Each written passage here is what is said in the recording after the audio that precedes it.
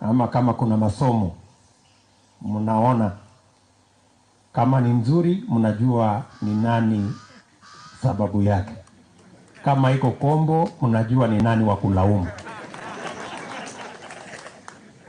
But I want to say both Salome and Professor Mnavu did a good job, and that is why we stand tall today. Na nataka niseme asante sana kwa familia ya Profesa Mama Salome. Wakati anasafiri tunamuenzi.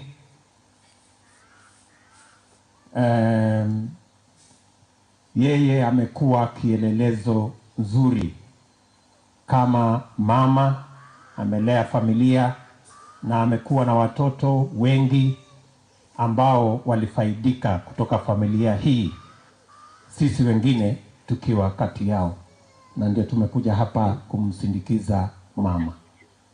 Asanteni sana watu wa sehemu hii kwa sababu ya ushirika na urafiki wenu.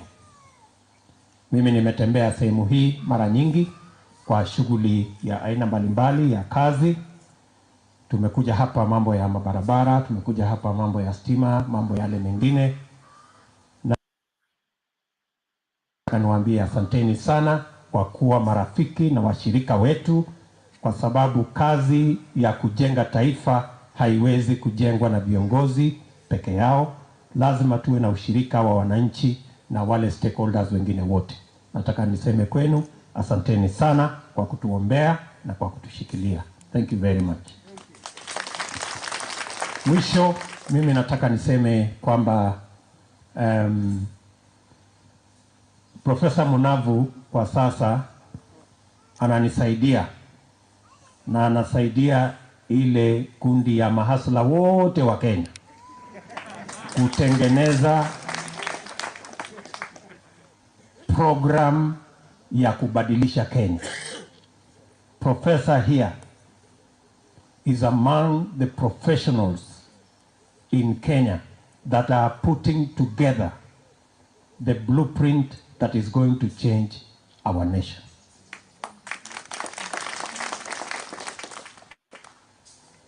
Kiamba hapa Bwana Mudhama anaunda gari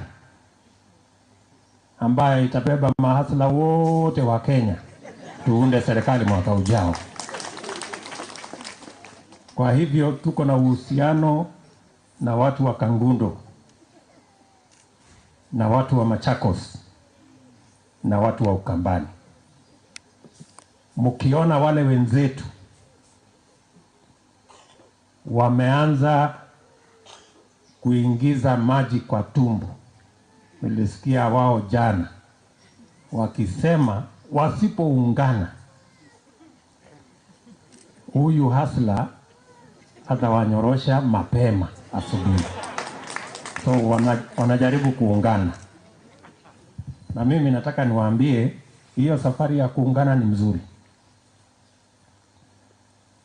Na wakati wanapoungana, sisi tunaunda chama ambayo itabeba wananchi wote wa Kenya.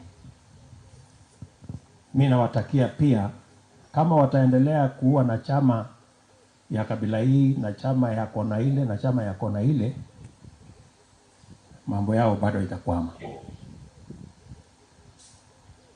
So I am giving them free advice, kwa sababu wanasema wanaungana na wako na chama karibu 100. Kwanza waanzishe chama zao, waunganishe kama hii yetu tunaunganisha, ndio tupate kushindana. Tunataka tuwashinde wakiwa pamoja, tunataka tuwashinde wakiwa hapa na pale. Jambo la pili, mimi nataka niwaambie vile vile, nilisikia wakisema jana ati wanataka kuungana ndio washinde Ruto. Mimi nataka niwaambie watafute sera ya mipango ya maendeleo wauze kwa wananchi. Kuungana kushinda mtu haiwezi kusaidia mtu yeyote. Waungane, watafute kwanza sera. They must first have an agenda for Kenya. You cannot just meet or unite merely because you want to defeat somebody. Na msipomshinda, what will happen? Na hamuna agenda. Mimi nataka niwaambie, as a hustler movement, we have an agenda for the transformation of our nation, and that is why we are changing our economic model so that it is no longer trickle down where a few people, leaders and a few people benefit, but an agenda that makes sure every ordinary citizen in Kenya either has a job or an enterprise.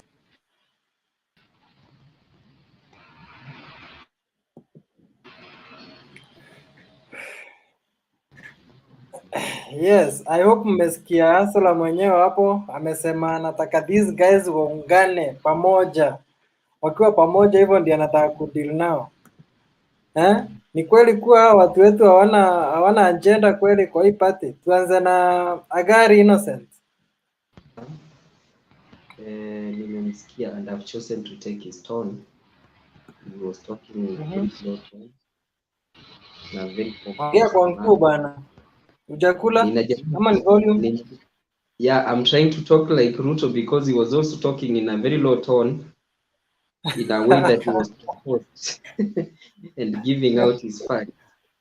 Let me say the guy is now politically correct, because standing up when the nation is having issues, na amechukua huo mkondo, because now mwenye amekuwa kwenye opposition is now protecting the government of the day. I think Ruto is scoring highly, and the type of response he unleashed is worthy, in fact, I have to say. And yesterday Raila messed himself, because whatever he said, in a way, in English we say don't use emotions to resolve issues. So he was using emotions and left reasons behind. And maybe a rejoinder press that he did today, at least kuzungumzia about the president coming out and giving the reasons to why the 6 judges were not appointed. I think that was a consolation of what he has done yesterday as a damage.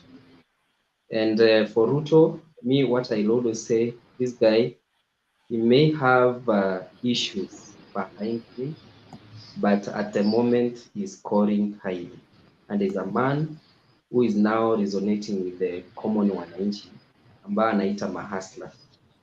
We wish him the best. Okay, Savia Moses. Moses uko hapo? Okay, Kizito. Yeah, good evening to you all. Yeah, I can only say that before I even comment, I would like to say, David Hallo is the only person who I know today is very happy, because when he hear Ruto talk, he will always be happy. Even if Ruto say today we are going to steal KICC, we will always support him. Me, to my point of view, we have to know, Kenya, we are becoming very, we don't want to talk, we try to talk reality, but it's not the reality. Because, for example, you hear somebody like Ruto is talking, somebody here is coming, a very young man, young man like Innocent is coming to tell us that Ruto talked something good. But Raila yesterday, he talked categorically clearly and asked, how can, even Uhuru said it before, somebody who has been smeared with dirt, you want to clean him. How can you clean him before himself going to the shower and taking shower? Let him come out. We don't deny Ruto is a good man. He's a human being like me. Even me, I'm corrupt, because I always pay money to police when I want to pass. Maybe I don't have my driving license. I give the money. But why doesn't he come out and say, you said I stole money from Kimwarer?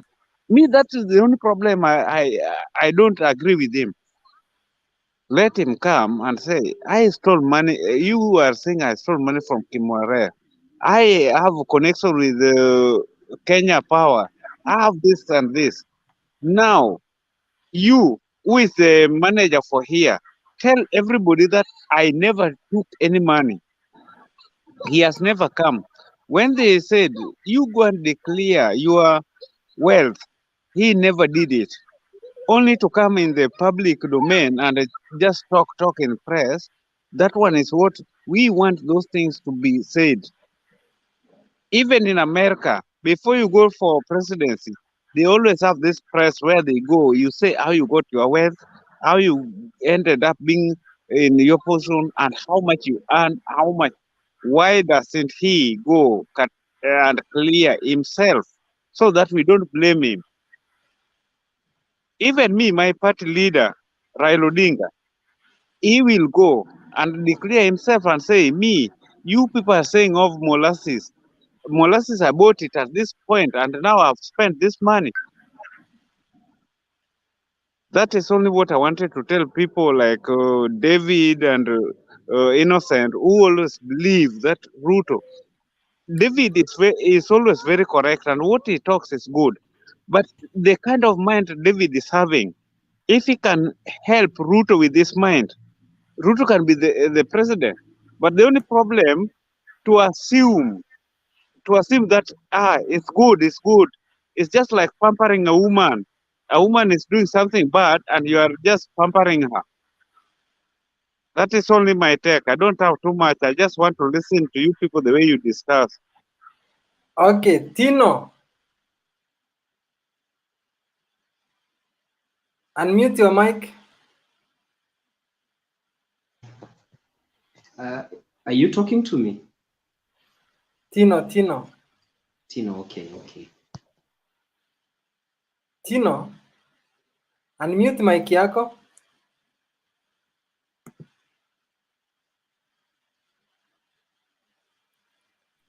Unmute your mic, bro. Yes. Can you hear me? Yes. Well, I wanted to say Ruto is a good man. Ruto, I can say he has the favors, all kind of favors. But what is messing Ruto is kila mahali iko na dosari.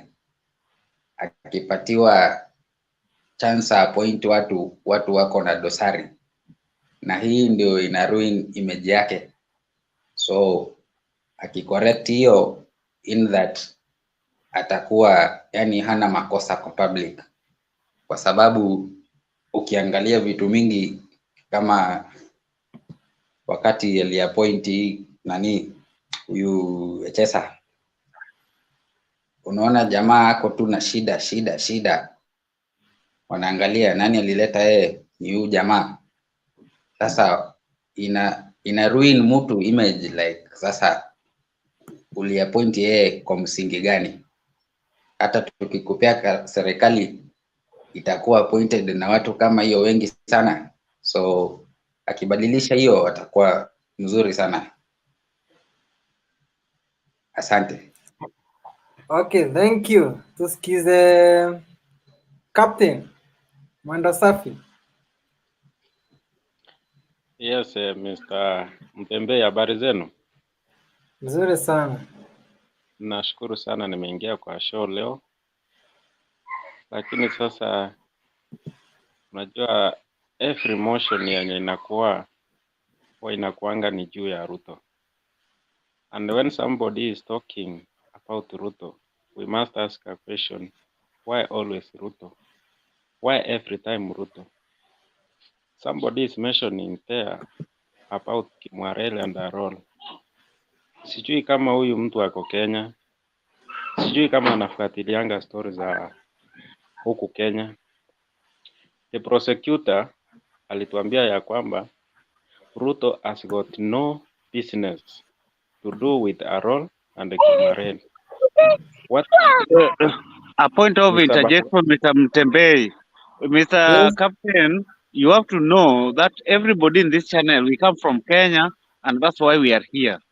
And this is, we don't want to talk of hearsay, talk of something when you know very well that when we are talking, we are Kenyans, and we know. That's why we are saying, just like Timo said before, how can you be somebody that everywhere you go, anything you touch, it's only you are being smeared, smeared. Are you the only person in the whole world?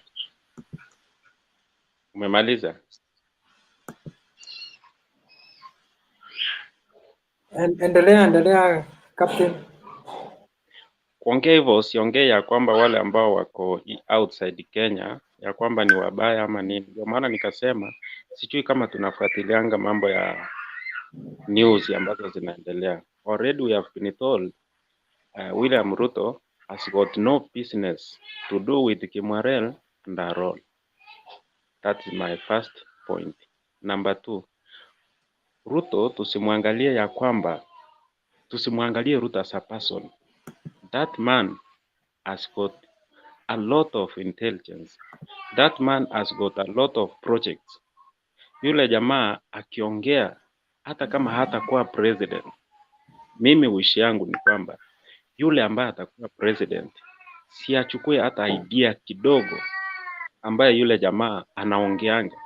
When somebody is talking about bottom up system, hiyo ni kitu ambao kinamguza mwananchi. Bottom up ingekuwa kwenye hiyo PPI, for me ningekuwa mtu wa kwanza kuipigia debe, lakini kwa saa hii sioni haja gani ya kupigia PPI debe. Ruto of course amekuwa na dosari nyingi ya kwamba every time when somebody is talking Ruto lazima akwe. Any scandal ambayo inakuwa kwa public, any project, lazima Ruto atafutwa ndani. But the question is William Ruto above the law? William Ruto is not above the law. He can be taken to court, he can be charged, he can be told a mess. But nobody has got any evidence. So kila mtu anaogopa kumchukua kotini kwa sababu no tangible evidence. It is all about rumors. Hata day mulisikia kisa ambacho kilifanyika ofisi ya deputy president. It was all about, it was a plan for William Samoei Ruto, but evidence was not there. Somebody also has mentioned about the auditing. He is telling us William Ruto lazima afanyiwe auditing ndio akuwe cleared aingie kwenye system ya kuwa president. Ask yourself, William Ruto is not going to be the first president of Kenya. The rest ambao wamekuwa president, hakuna mtu hata mmoja ambaye amewahi declare wealth. Hakuna mtu ambaye hata mmoja amewahi sukumwa akatangaza kitu yenye ako nacho. Lakini here we are forcing, we are telling William Ruto to declare his wealth. The other day the president told us tunaanza na yeye tufanye lifestyle auditing, then we go to the second. No, we are waiting for the president afanyiwe lifestyle auditing, then tukuja number 2. So William Ruto is waiting the boss afanyiwe lifestyle auditing, tukuja number 2, then tuteremke. Why are we complaining about William Ruto? This is the man on the ground. Amewaambia already wanaume washikane mikono, wang'ang'ane, then tuone the best 2022. Here we are. Tuombe Mungu. Thank you Mtembei. Okay, David. Yes, Mtembei. Yes bro, Ruto amesema anataka Raila Kalonzo ungane pamoja wachape mara moja tu pap. Yeah, nimesikia umeweka hapo. Let me say, how are you guys? Yeah, good. Yeah, I'm also good. Before I comment on what you guys are discussing, I want to pass my sincere thank you to Mtembei. The past program you held was so important. So important in my opinion. And we learned a lot. You know, even if we are here, we can't understand the entire America. America has 50 states, and also kuna wazee walikuja huku kitambo wamejua mambo, so we are learning from them. I will be linking with the last speaker, Bob, about the scholarships, because as I indicated in the forum, I have so many people, friends and relatives, who are really looking upon me to assist. And I must say thank you so much for that forum. Secondly, coming to today's discussion, I want to say that Kizito, I support Ruto, not vehemently, but I have my own points, which might be different to your points. And everybody is entitled to his opinion. And I'm also open-minded. I have my reasons. If you can ask me why I support Ruto, I have a few of my reasons, which when I look at other contestants, I don't find them in them, or somebody might have overlived his usefulness. I still want to say that if Ruto can emulate what Kibaki did, Kibaki changed the lives of very many people, and I see the element in that of Kibaki in Ruto. Apart from our current president, he has an undoing. He is too much of a tribal leader. I'm sorry to say that, and he's more of a joker because he's leading a country and he thinks that is a family business. Really, we can't move like that. To Agwambo, I've supported Agwambo for some time, but Agwambo sometimes makes hasty decisions which don't yield much to his presidential bid. He's a statesman, I respect him, but I need to tell him one day that Agwambo, you need to also work from the background. Sio lazima ukuwe president. You have done a much to the country. When you are being fronted that you be the president so that everything can be okay, sometimes we doubt that. So I want to say that Ruto is prepared. Ruto has supporters. Ruto has his people. The same way the other party has their people. Raila and Kalonzo meeting is not new. You all know. We have been following this. You are old enough. You are of age to know. There's a time Raila and Kalonzo combined forces, but unfortunately, my friend Kalonzo could not even attract a crowd of pupils from primary school. He was following Raila from behind all the time. His crowd was not enough to garner enough support. But Ruto did a lot of work. Let not Raila come wish Ruto away. Ruto did a lot of work for Raila to be president in 2008, save for the fact that it was taken away. That one everybody knows anyway. What I'm sure as David in 2007, Raila won elections. But for whatever reason, it wasn't handed over to him. Those others I may not know. Maraga said what he said, but Kalonzo did not bring much on board. So I will agree with my party leader, the deputy president, that Kalonzo is non-consequential as far as politics is concerned as at now. Kalonzo is a beneficiary of what we call an accident. You know, let Kibaki and Raila differ, Kalonzo apite katikati. You know, such stories. Kalonzo cannot do much. I wish my deputy, my leader, Ruto well. Some have said he has so many scandals. That one we want to say that any leader must be open-minded. If a question has been asked, it should be an opportunity for a leader to come out and explain the situation rather than being defensive. I remember one time when he was accused of maize scandal to Southern Sudan and it was brought to parliament, it gave him an opportunity to explain himself. We want the deputy president to come out and explain the so-called dragon of Kimwarel and I don't know what, so that everybody can know. But if someone accuses you falsely or says the truth, then you keep with it, it becomes a problem. Just come out, say, okay, this thing is like this. If it's wrong, let's rectify this way. If it's not, put it in the right perspective. And that's the Kenya we want. Kenyans, we are so many hustlers, and we want the leaders to make Kenya safe and good for everybody. Thank you, Mtembei.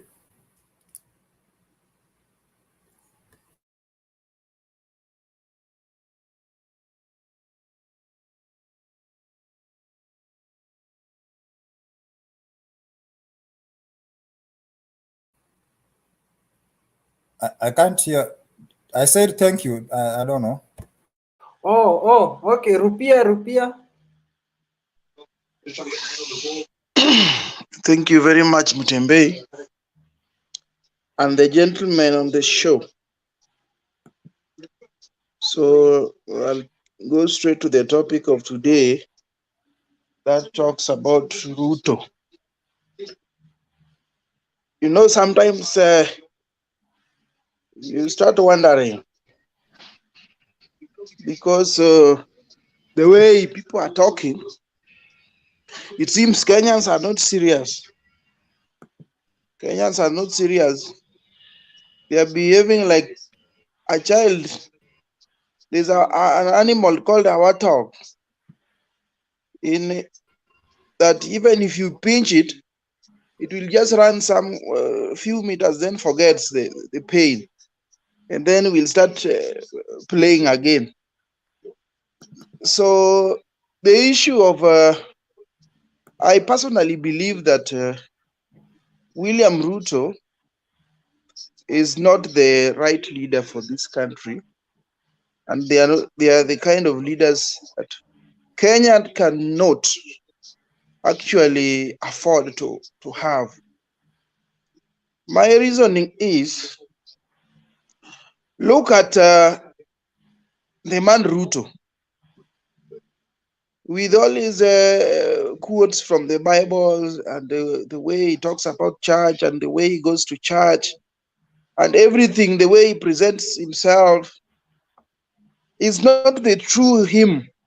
Is not the actual person that we see on TV. But for those of us who understand things deeply, you can see that all these quotes from the verses of the Bible are just meant to canvas or to cover some bad behaviors. And Kenyans don't learn from past experiences. Look at the Jubilee government. Ruto was a part and parcel of this government from its inception in 2013 up to now. And this is the time that is coming up with a bottom-up approach. And this is the time that is talking about the hustlers. And in 2013, we had them very well that they were going to create employment for our youths. And they were going to grow this economy by double digits. But in the end, what happened?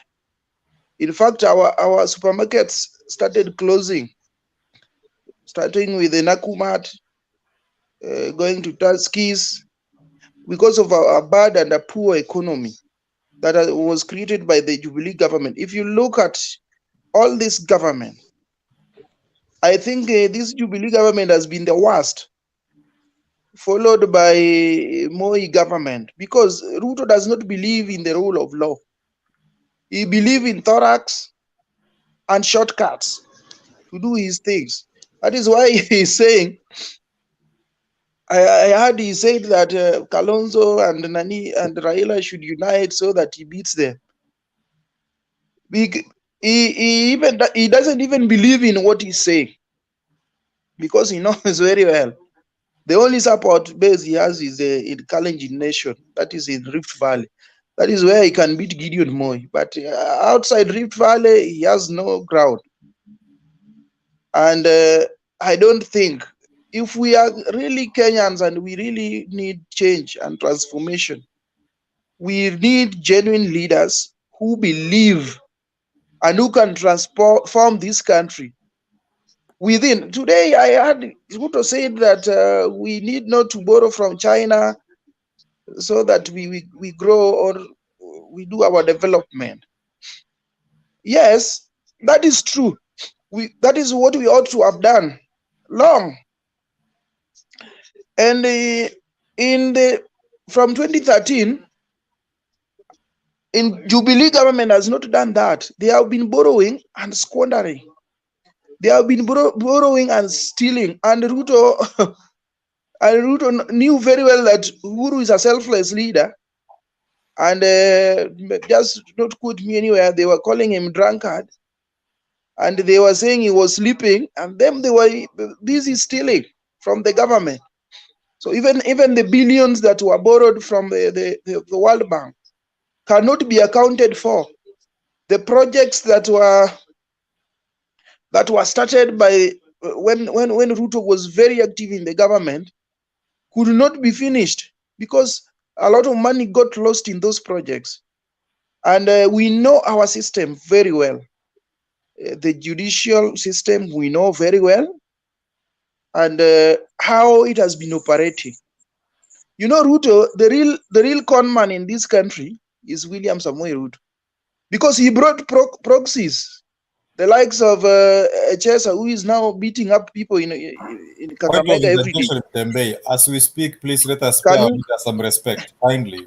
Because you are really evoking emotions. You are throwing words carelessly, Rupia. We can't allow that. It's not careless because Ruto is on record calling Raila Mganga, and that is politics. So just bear with me. Let me finish. Okay. We have Rashid Echesa, who is beating up people, and that guy, that was a minister. I had this William Ruto who brought him. He didn't even go to school, and he was a minister. So that is the Kenya for us. And then look at the projects of the ones you were mentioning, even the Arar Kimerer. Money was squandered and taken out of those projects to go and contribute to ghost to churches, and even to give buses which did not exist, ghost buses to schools.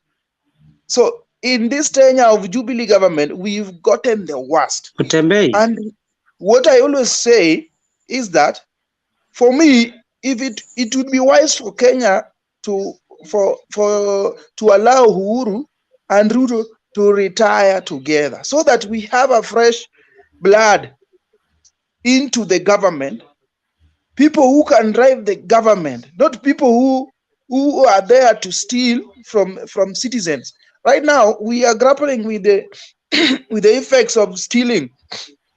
Taxes are going high because we borrow. We cannot do development. We borrow. Some people in the government steal, and then somebody comes here and tell us now, why has he not been arrested? He has been using proxies. People who are in court like Linturi and Rigathi Gachagua. Those are his men that he has been using to squander money, and he doesn't do it directly. So that is why I'm saying he's a con man, because in all these things, as you quote Ruto's problems, remember also to quote Cyprian Nyawiti.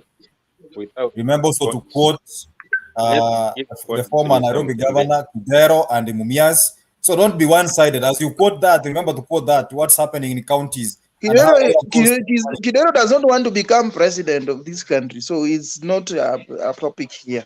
So what we are trying to do, Mr. Rupia, listen. Wait, Mr. Rupia. When somebody steals, hata kama ni nani, so long as yuko kwa government, anafaa kulinda mali ya wananchi. Mention somebody like Obado. Mention somebody like Kidero. Don't tell us that Ruto is a thief. And without even mentioning in Homa Bay County. Mention those people too, if you are genuine. It's a painful experience. Don't for 20 years. At the same time, tell us what happened in Kibera for 20 years. It's a painful experience, but you cannot use that to cover what I'm going to say. I will just say what I'm going to say. Then you will also come up with that, because these people are that. At the end of the day, there's no clean politician in this country. But we cannot hide our head in the sand and say, you guys, nyamazeni amalize tuende kwa next. You had Tegesi, your time.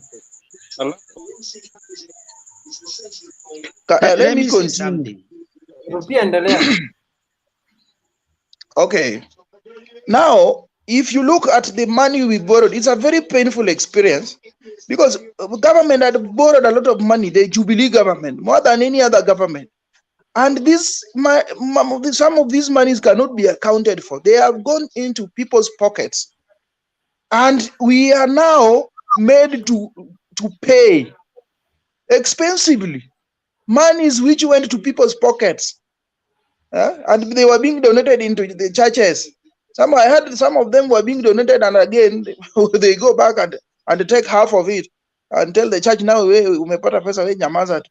So that is the kind of the government that we've had from 2013 up to around 2018. Then after handshake, you've seen things changing because right now we have an accountable government. The moment Ruto was just removed from the projects, you can now see real projects are going on in this country. Some of them which were started long time ago, way back. I even have one here that was started when I was still doing my internship, and now is almost 6 years.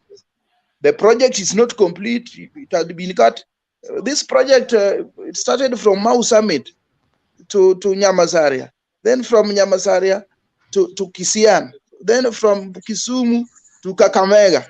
And the contractors were just being intimidated.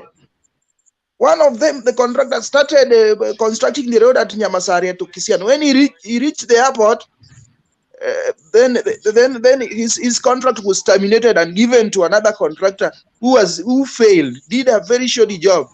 And again, that contractor came to the Mamboleo side, this road that is not complete. Again, he withdrew from the site, citing reasons that we could not even listen to. So those are the kind of leaders we've had from 2013 up to now.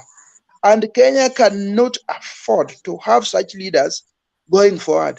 Then we want to tell us now Ruto has come with a wheelbarrow and bottom up economy. Where was he from 2013 when he had all the powers? He Let me had ask all you, the powers, commissioning projects everywhere. And then now we want to tell us this is just a sheep. This is just a hyena that has conversed himself in he's coming, he's masquerading as a sheep. Then after he gets to the state house, then he will remove the nini, and you will see the real hyena.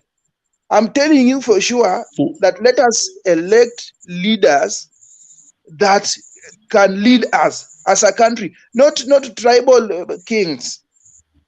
That look at how deeply Kenya is into tribe. Even David cannot see that Ruto has really, the Jubilee government has really performed bad. And Uhuru Kenyatta and William Ruto are actually responsible. So they are supposed to go home together. That is the story. Mutembei, Okay. let Yes. me ask something. Yes. Rupia is telling us that when the handshake occurred, the stealing stopped. Did the Kemsa happen? When did the Kemsa scandal happen? And there's a time when Ruto himself was sidelined. He is telling us that we should elect the leaders. Can he be clean enough? Because what I have heard him say is that Ruto is a hyena. What Raila echoed the other day in the barrio of Kalembe Ndile, is he telling us that Raila now is the best man we can elect? Let him be clean and let him not beat around the bush. Because when we talk about Ruto, our brother said very clearly that during when he is saying that it is Ruto who is stealing, the DPP told us that there was nowhere Ruto was indicated in stealing Kimwerer and Aror. At the same time, he is telling us that it is the money that was used and given to the churches. Seriously? is let's have something which you can be able to substantiate. Don't beat around the bush. Don't speak hearsay and the rumors. Let us talk something that we can be able to substantiate, which you can be able to say it is correct. Because I think our brother Rupia, let's be honest. If any leader is a thief, let us not say that Ruto. Our brothers Ekon and said that Kideru, Obando, the other guy from from Tharaka County, we have a governor who has been indicated having stolen a lot of money. Let's not talk about things that we cannot be able to substantiate. At the same time, he is saying that it is Ruto who has been stealing. Has Ruto been the president? You want an answer from me? Just substantiate. What do I you think, want me to substantiate? okay, Tembe, yes, I think we need to have a super clean discussion here. You know, my friend there, Rupia is Rupia is trying to be to give us the street rumors. Let us be realistic. Let us not bring things that we hear from the streets or people who have not read these news and reports to know what's taking place. You know, we have facts. We have facts which have been tabled before the media and all the houses. Number one, currently, Ruto has no criminal record. He has no criminal record. He And cannot if have. you think, no, it's my turn. Just cool. We gave you humble time. Relax. Now let us answer you. Let us give you facts. Now we're here to discuss facts. Number one, Ruto has no criminal record. Because if he could be having a criminal record, then he will not be liable to be in office at the moment. That's number one. Number two, if you think that Ruto has a criminal record, wait and see if his name is going to miss in the ballot, because it's a requirement. For one, if you want to be a president, as a presidential candidate, you need not to have any criminal record. So take this one to the bank that he has no criminal record. Number two, Ruto has never lost. You must know that one. He has never lost. He has never lost to what? Just cool.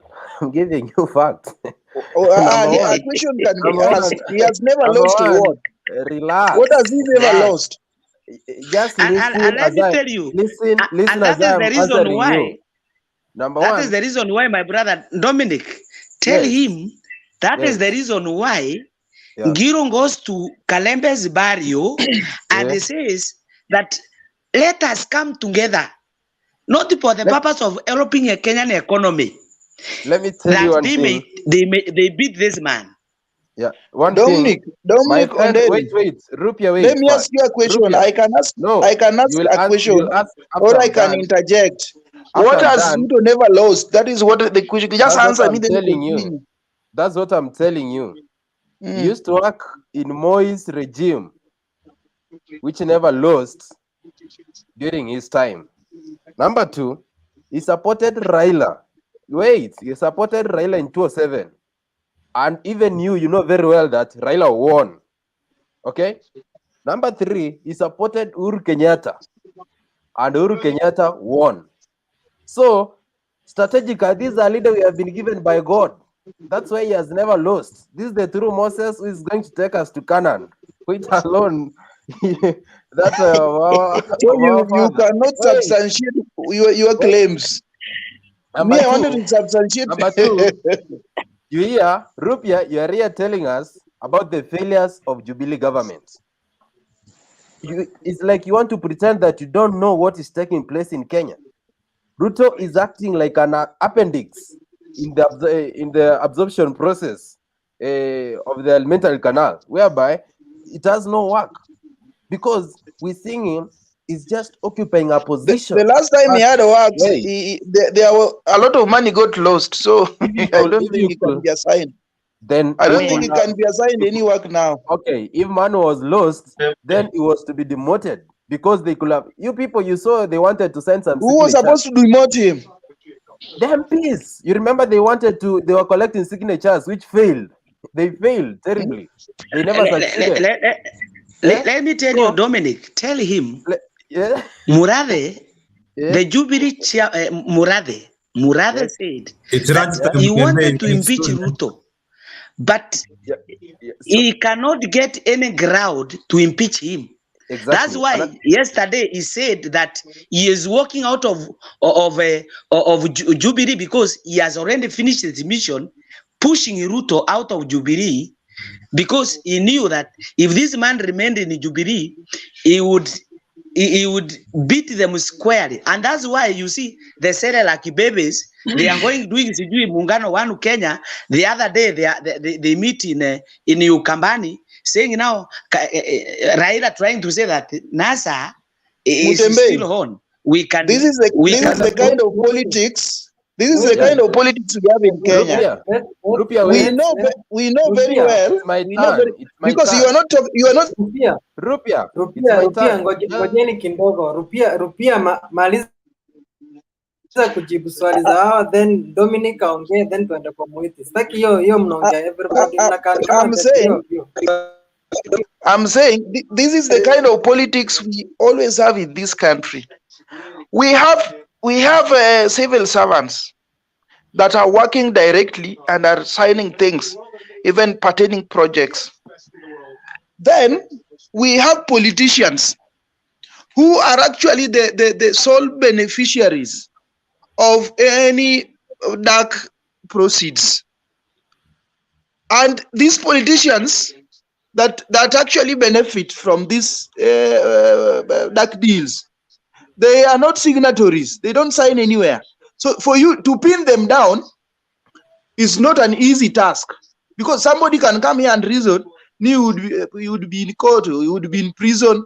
Have you ever seen any president or any deputy president impeached in this country? You've never seen that. So don't tell me that he should be in court. He should be where we know very well that if it's a civil servant who is not a senior civil servant, he will be in court and he will be imprisoned.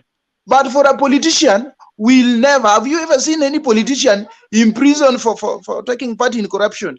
And we know very well that so many things in Jubilee government cannot be explained, starting with Aror and Kimwerer Dam, where the monies went cannot be explained. And you are Ruto came to media here to say that only 7 billion got lost.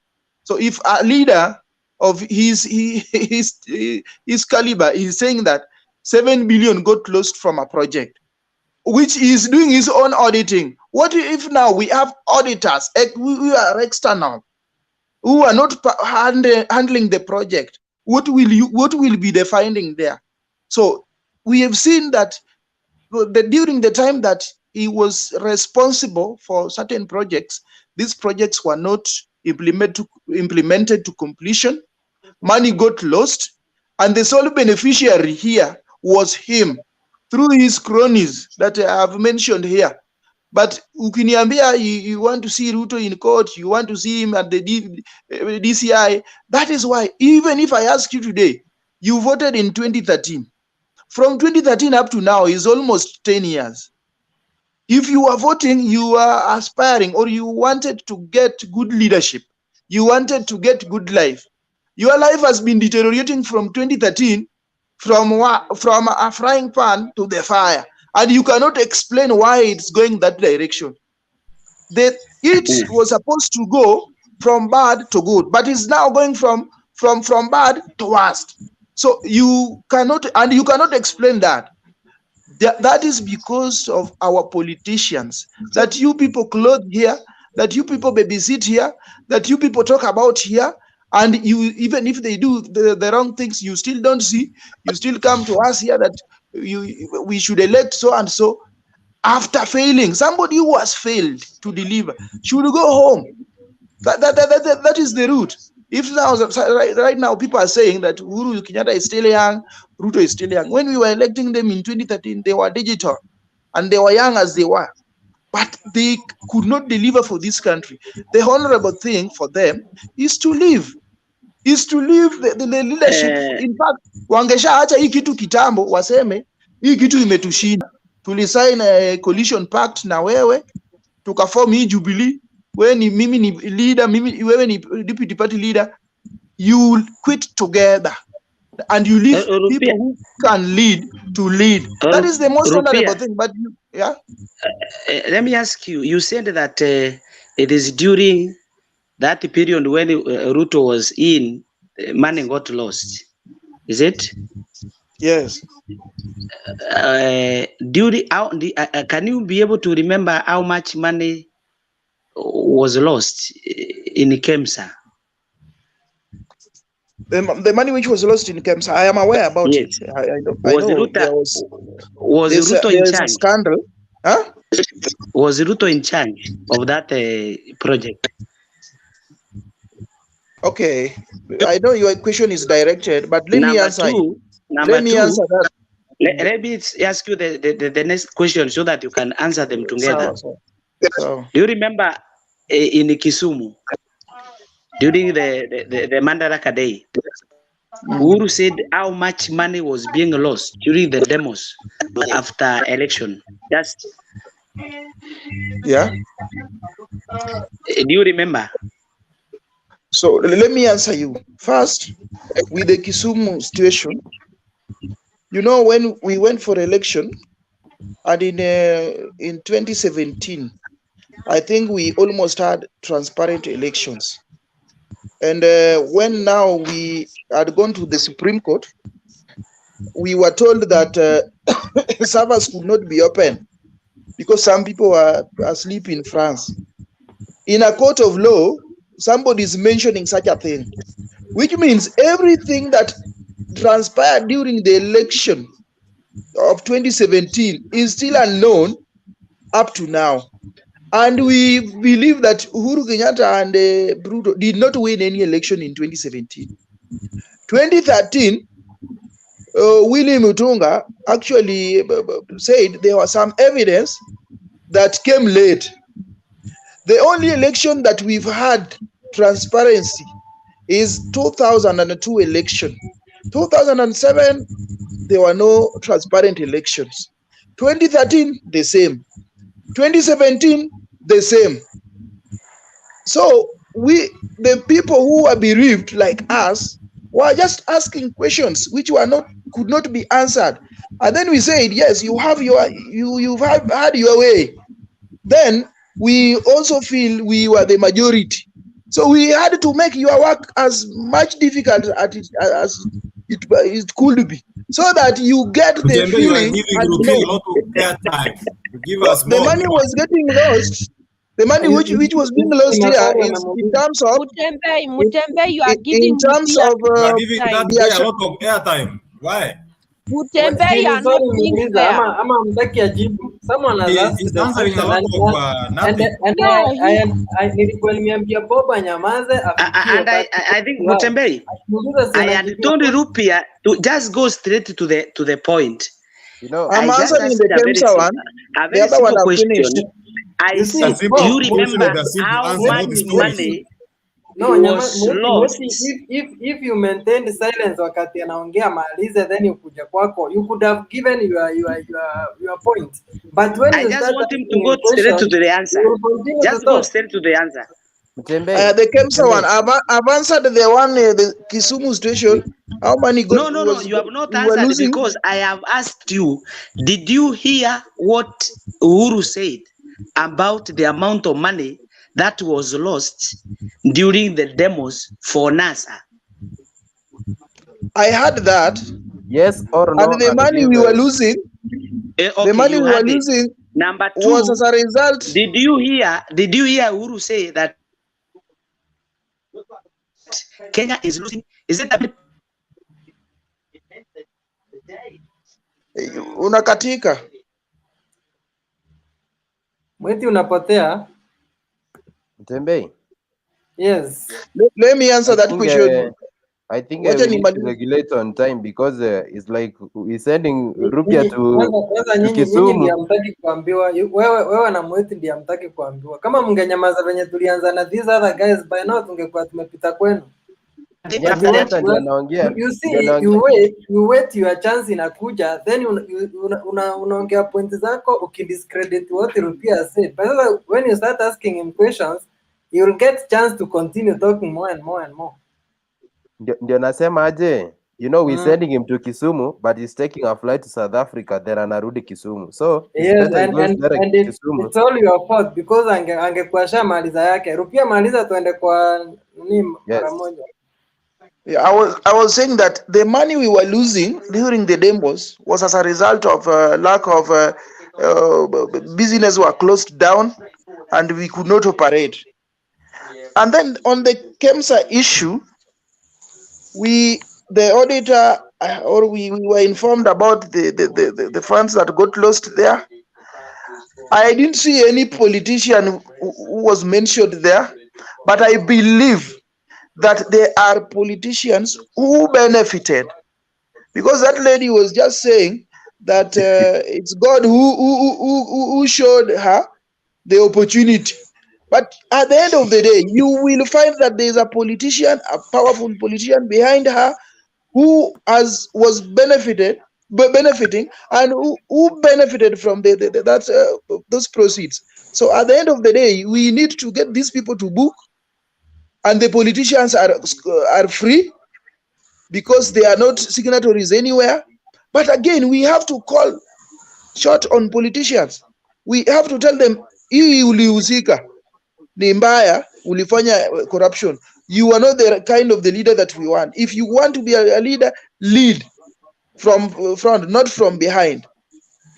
I think I rest my case there. Okay. Dominic, ulikuwa umemaliza yako? Hata ndio nilikuwa naanza. So okay.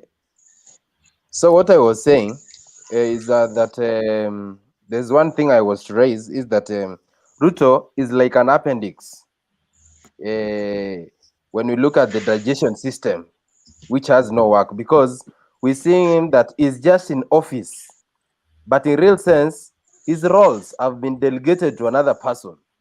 So he's not performing end role. So that's why we're seeing that Ruto somehow is restful, because his roles have been delegated to other people, which is not good, and that's an abuse of our constitution.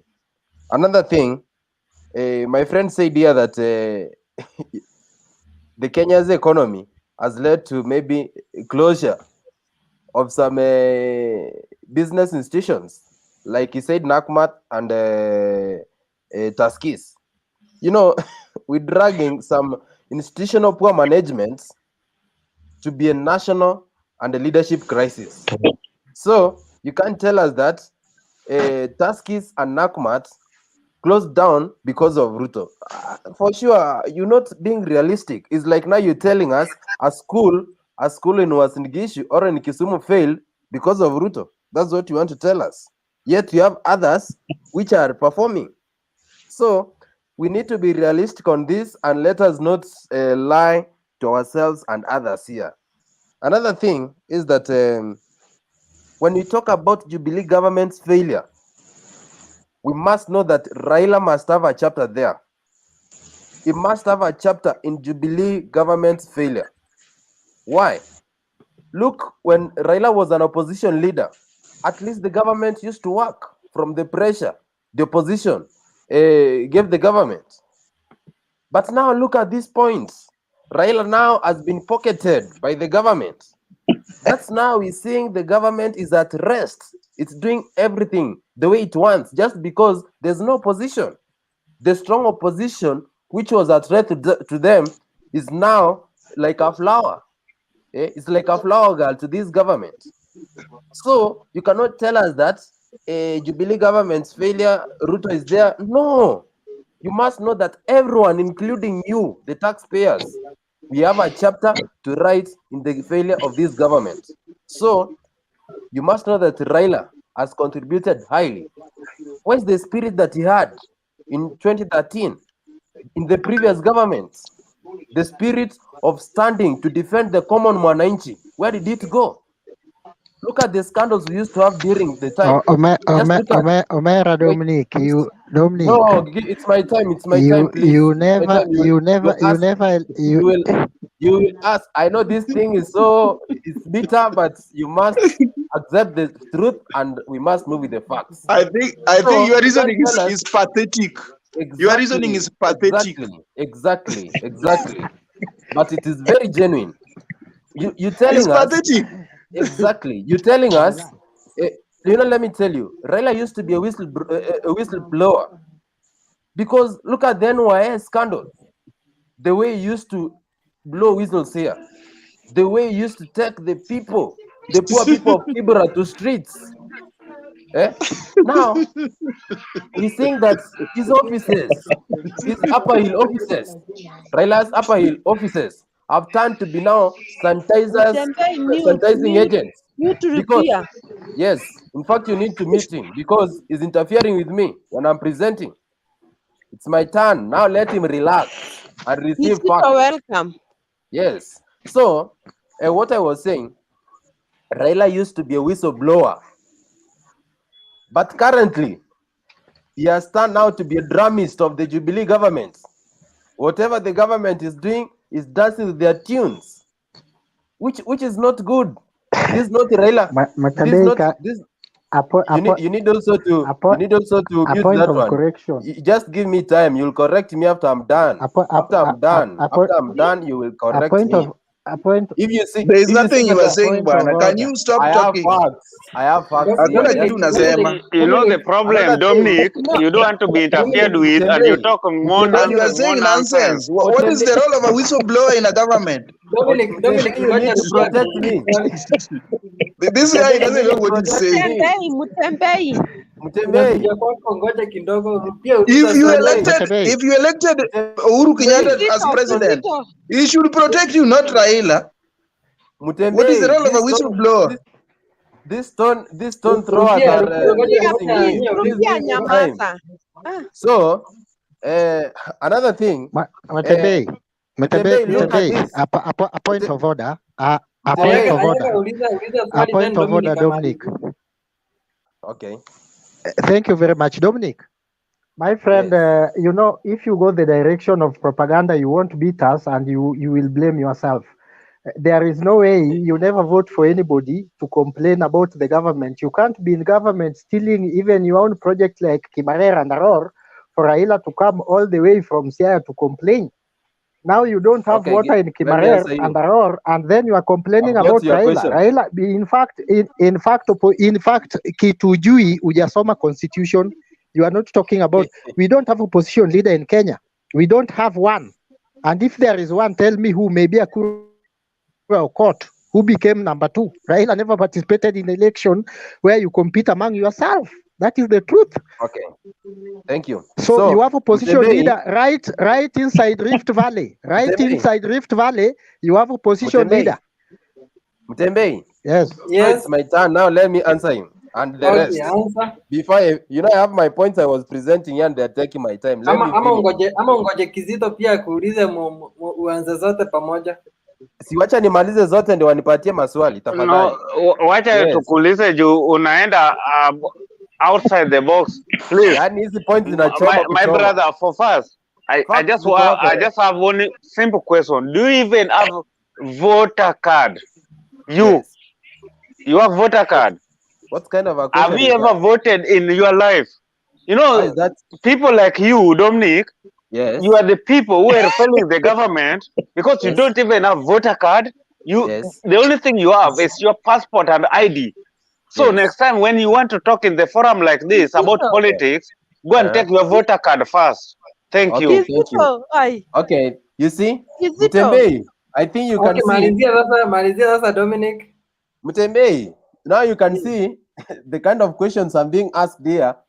You can think that they are relevant. How does owning a voter card be relevant to this discussion? Anyway, let's Because continue. you don't know the reason of voter card. That's why it's not relevant to you. Let me Voter tell you card now. is your life. That voter card is your life. Look at, Mtebe, there are so many people. If you Okay. cannot even vote and you come and tell people how to lead, you don't know even how to vote. You never voted. It seems that you work at IBC and you have done some cross check and you saw that I never voted. That's what I can confirm from you. Anyway, let's continue. So, look at the case of Waiguru. She was in the NYS scandal. But you saw her, she visited Raila at the Upper Hill offices. And I wanted to ask you a question. And after there, the case just submerged. It just get lost. Like, we not told everything about NYS. Yet, Raila was the person who was behind, who brought these things in the limelight when he used to be an opposition leader back then. So I have a question for this guy. I have a question for you, Dominic. I have a question. Surely. The question is, why do you vote? What is the reason why you vote? The reason why you go to a polling station and vote so and so. Can you answer that? Okay, Rupia, it seems that you want me to give me some knowledge about voting. Number one, you must know that we have something we call national integration. Under the national integration, this is where we have the roles of a Kenyan citizen, whereby we have economical roles, political roles, and social roles. And under political roles, we have voting as one of the political roles, whereby you must be legible and you must stand to choose a leader who is going to present you and present the views. That is not the question. Wait, that's what I'm giving you. I've asked you, why do you vote? Why do you go to a polling station to vote? Then what am I answering? That's what I'm giving you. You must know that you can't change ODM supporters. They are stubborn. They want to hear what is appealing to their ears. Rigid. That's why they're not even listening. Look at the Rupia. He can't even listen to what we're explaining. He wants to entertain us. I mean, we don't have the pressure of that type. That's why, even you, David, can you come and take your brother, because he's now confused. It's getting confused. You don't know even what to answer. Let me tell you. David, come and take your brother. At least you can talk. Why do you listening is part of the conversation.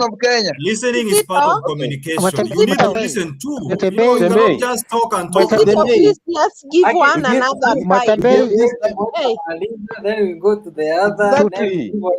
We give these people a lot of time to present. To answer propaganda, and they will not like it. So if the propaganda is the way to go, I've asked a simple question. Why do you go to a polling station to vote? No, Rupia. You must Who is this lady talking here? Can you show your face? Mutembei, let me tell you, one answer that Rupia needs is that he needs me to confirm that I go to the polling station to vote for Raila. That's the answer he wants. That's not the answer, my friend. Let us. But you have not had the question. Why do you vote? Even if you vote for Raila, why do you vote for Raila? That is the question I'm asking. We need a responsible Ledidi, the only problem, we are not talking out of nothing. We are just asking him questions, and instead of answering us, is talking something, is just adding on top of what he has said. We ask him, like Rupia asked one question. You people are rigid to listen. Just cool. But we cannot listen to nonsense. Talk something which has facts. We are here not to waste time you are for you to nonsense talk because if you cannot answer simple questions, and we don't understand anything. Let somebody, David, you are behind the backstage. Come and talk something that sense. Then we can argue. But somebody who doesn't even have anything to argue. I've always not given respect to be very I had my time. Until that time again, I'll talk. Order. What you can see here. What you can see here. Acha Dominic amalize. Exactly. Hata kama ni propaganda, because nimesikia hapo kwa Waiguru. If you remember where Ruto ndiye alikampeni ya Waiguru vizuri sana. So sijui how come that you blame Raila. No, I'm saying this. You know, what I'm saying is that Raila was the person who was behind the blowing of the whistle of the NYS scandal. But now, after he submerged into the government, we That see was not that... Ruto. Let them be reminded too. So you find out that Raila is now cooling down. He's not talking anything about the NYS scandal, which he used to talk about. So we're losing some confidence. We're losing some sense of integrity in this man. So that's why I'm saying that we must stand to see clear things from him. Another thing is that Ruto is a businessman. That one is well known. Ruto's businesses are making a lot of profits. The reason being is a good manager. Is known by who? He's a You good don't manager. even know what the business is doing. You don't know. You've good heard manager. that is selling kuku. You've heard that is selling kuku. He's Do a you good know how manager. many people sell kuku? I have Look 1,000 at his... kukus. You, man, my don't friend, talk what you don't know. just You know, cool down. I know what I'm talking. It's like, if you know everything, then we could even mute this conversation and you take over and tell us whatever you think that is right. If we are talking nonsense, just give me time. I talk my nonsense. You're coming to give us your facts. So my point is that Ruto has been observed to be a good manager. That's why his businesses are moving on. That's the why same the way man he has been is observed to be growing. a good manager. That's It's why the same the way he has man... been That's observed why the to man be is thinking taking to be a money good from merchant. Aror He's a and business Kimwere merchant. Dam and So some from there, people's plots of land. The same way. Why are you only talking of the good side? Talk also the bad side where they I've stole not money from finished. Kimwere. I've not Talk finished. also of that side also. You Don't know, talk only on good side. I'm not Thank done you. with my conversation for you to make a conclusion that I've not said about his negative sides. You know, you must listen. You must listen. Have some patience. Just sit down. Now, what the are way we you sit listening there. to? What are you are putting Listen on to... specs and you don't reason like somebody who's putting on specs. You see the In fact, mentality you we have. are not The mentality you listening have. to nothing. You see your There's nothing you are mentality. saying Mutembei, that You makes see your sense. mentality. Your mentality is that anybody who can we expects is right. That's your can we mentality. come You on? see, you know, you're not somebody who we can have to argue with. Ngoja Yeah. kidogo Mtembei, can we get somebody who can talk sense? We Mutembei, want people these who argue people, with they sense want you here. to We break don't want their people law. who just come with things that they Mutembei, think and they tell us here. Mutembei, it's my time. Yes. Another thing is that what I can accord Raila is that he's a good historian. He's a good storyteller. That's why during the national holidays, the national days, celebrations, he will come as to give histories. But in real sense, even these of his supporters, there's nothing, there's no contribution they can achieve from him. That one, it is well known. They cannot tell us that we will remember Raila for this and this and this. He was an MP for Kibra, but the Kibra residents, there's nothing they can tell us, not even the roads, not even the sanitization. 20 years, reminded them, 20 years. Were you there in Kibera? Were you there in Kibera? Don't talk of something that you don't know. Were you a member of Kibera? Have you ever stayed in Kibera? You know, you don't talk of something you don't know. 20 years or 30 years, but they were satisfied with him. That's why they were electing him each and every time. Nobody has ever defeated him in Kibera. Why? Because they like him. If you like him, they know why he's responsible, he's I'm not capable. with you. Just give me my time. It's my time. Dominic, Mtembei, we have to give people 3 minutes, 3 minutes, not that you give everybody 2 hours. You talk only. Give even this person who is having Murse, the other side. Bernard is there, Yaga, all everybody, David is there. Give people at that time.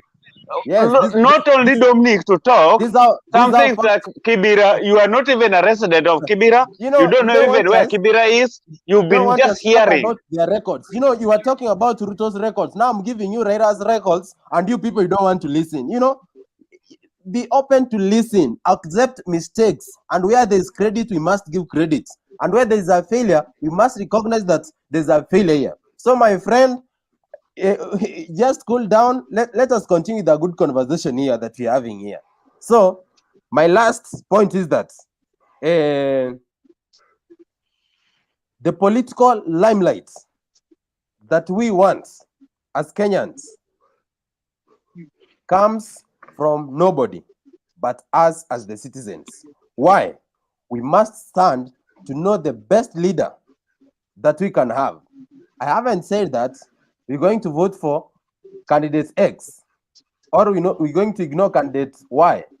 But the fact remains that if we people can change our mentality, if we can change our mentality to know the reasons why we should vote, the reasons why we should not have somebody who is leading us, whichever the side is taking us, but we just behind him as lost sheep, is that we must change our mentality for us to understand the best leader that can change this country. It's like among the leaders we're having in the country currently, there's nobody who can stand to sustain and give us whatever this country wants. There's nobody who can lead this country to come out of the third world economic class countries, because we people is like we following somebody because it comes from a given region, because somebody is against a given leader, because somebody has a lot of money, because somebody is a given ethnic community's kingpin leader. So we must stand, even if it's you, my friend Kizito. If you know that your record is clean, you can come out and stand. And if the people of Kenya are going to change their mentality, then we must stand to choose you as a leader. My brother Dominic, me, okay? I don't have any time to go and waste my money, because I know in Kenyan politics it's about buying you to come and vote for me. I will not give you my money. I will not give you your money. By the time I give even 1,000 shillings, I will take that 1,000 shillings I give you, and the rest 5 years, I have to calculate with that 5,000. I have to get that profit. That is the mentality you have. I'm going to give you 1,000 one day, and all the days I get it back. Thank you. Kizito, thank you very much. I think Matambai ametoka kidogo. Bernard will pick us from there. And before Bernard aongee, wacha niongee kidogo tu, alafu nitaachia Bernard. Bernard ndiye atakuwa sasa kama moderator. Mimi before hata nijoin nilikuwa nawasikiza kule background kwa Facebook, and I'm always happy that as much as these Tanga people like Dominic, they Tanga people like Dominic, as much as they try to convince us all, they will come to a point where he conclude by saying nobody in Kenya cannot take us from this place to this place, even include this Ruto, which the guy is advocating for. So he told us nobody can bring our economy from third world to sijui whatever. He said nobody, unless he was not listening to himself. And I thank you for that. Even you are just advocating for a headless goat that is going nowhere.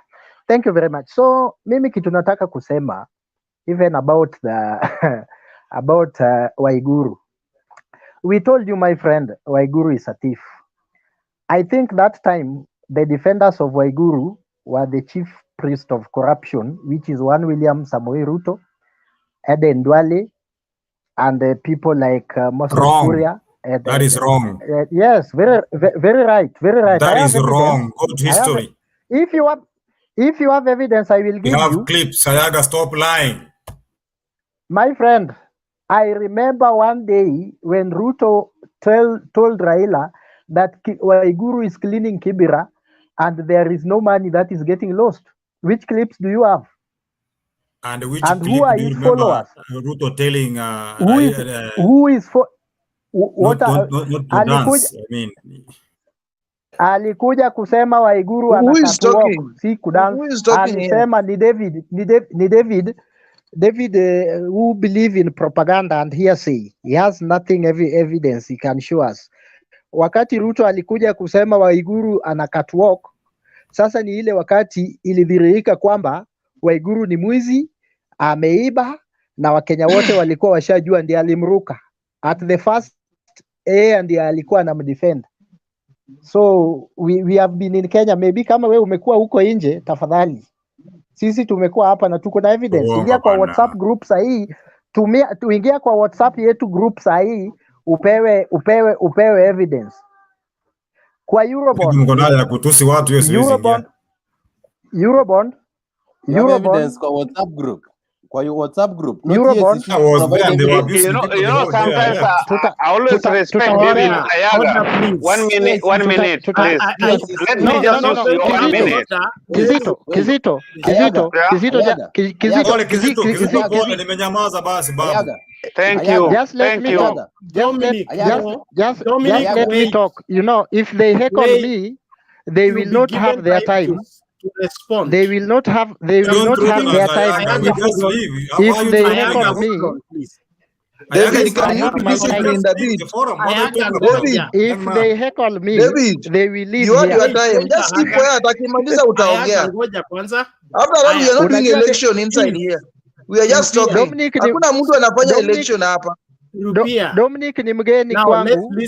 David ananijua. So if you heckle me, I think you will not get your time. Yes, that's why I'm requesting Ayaga. Let's have some order, okay?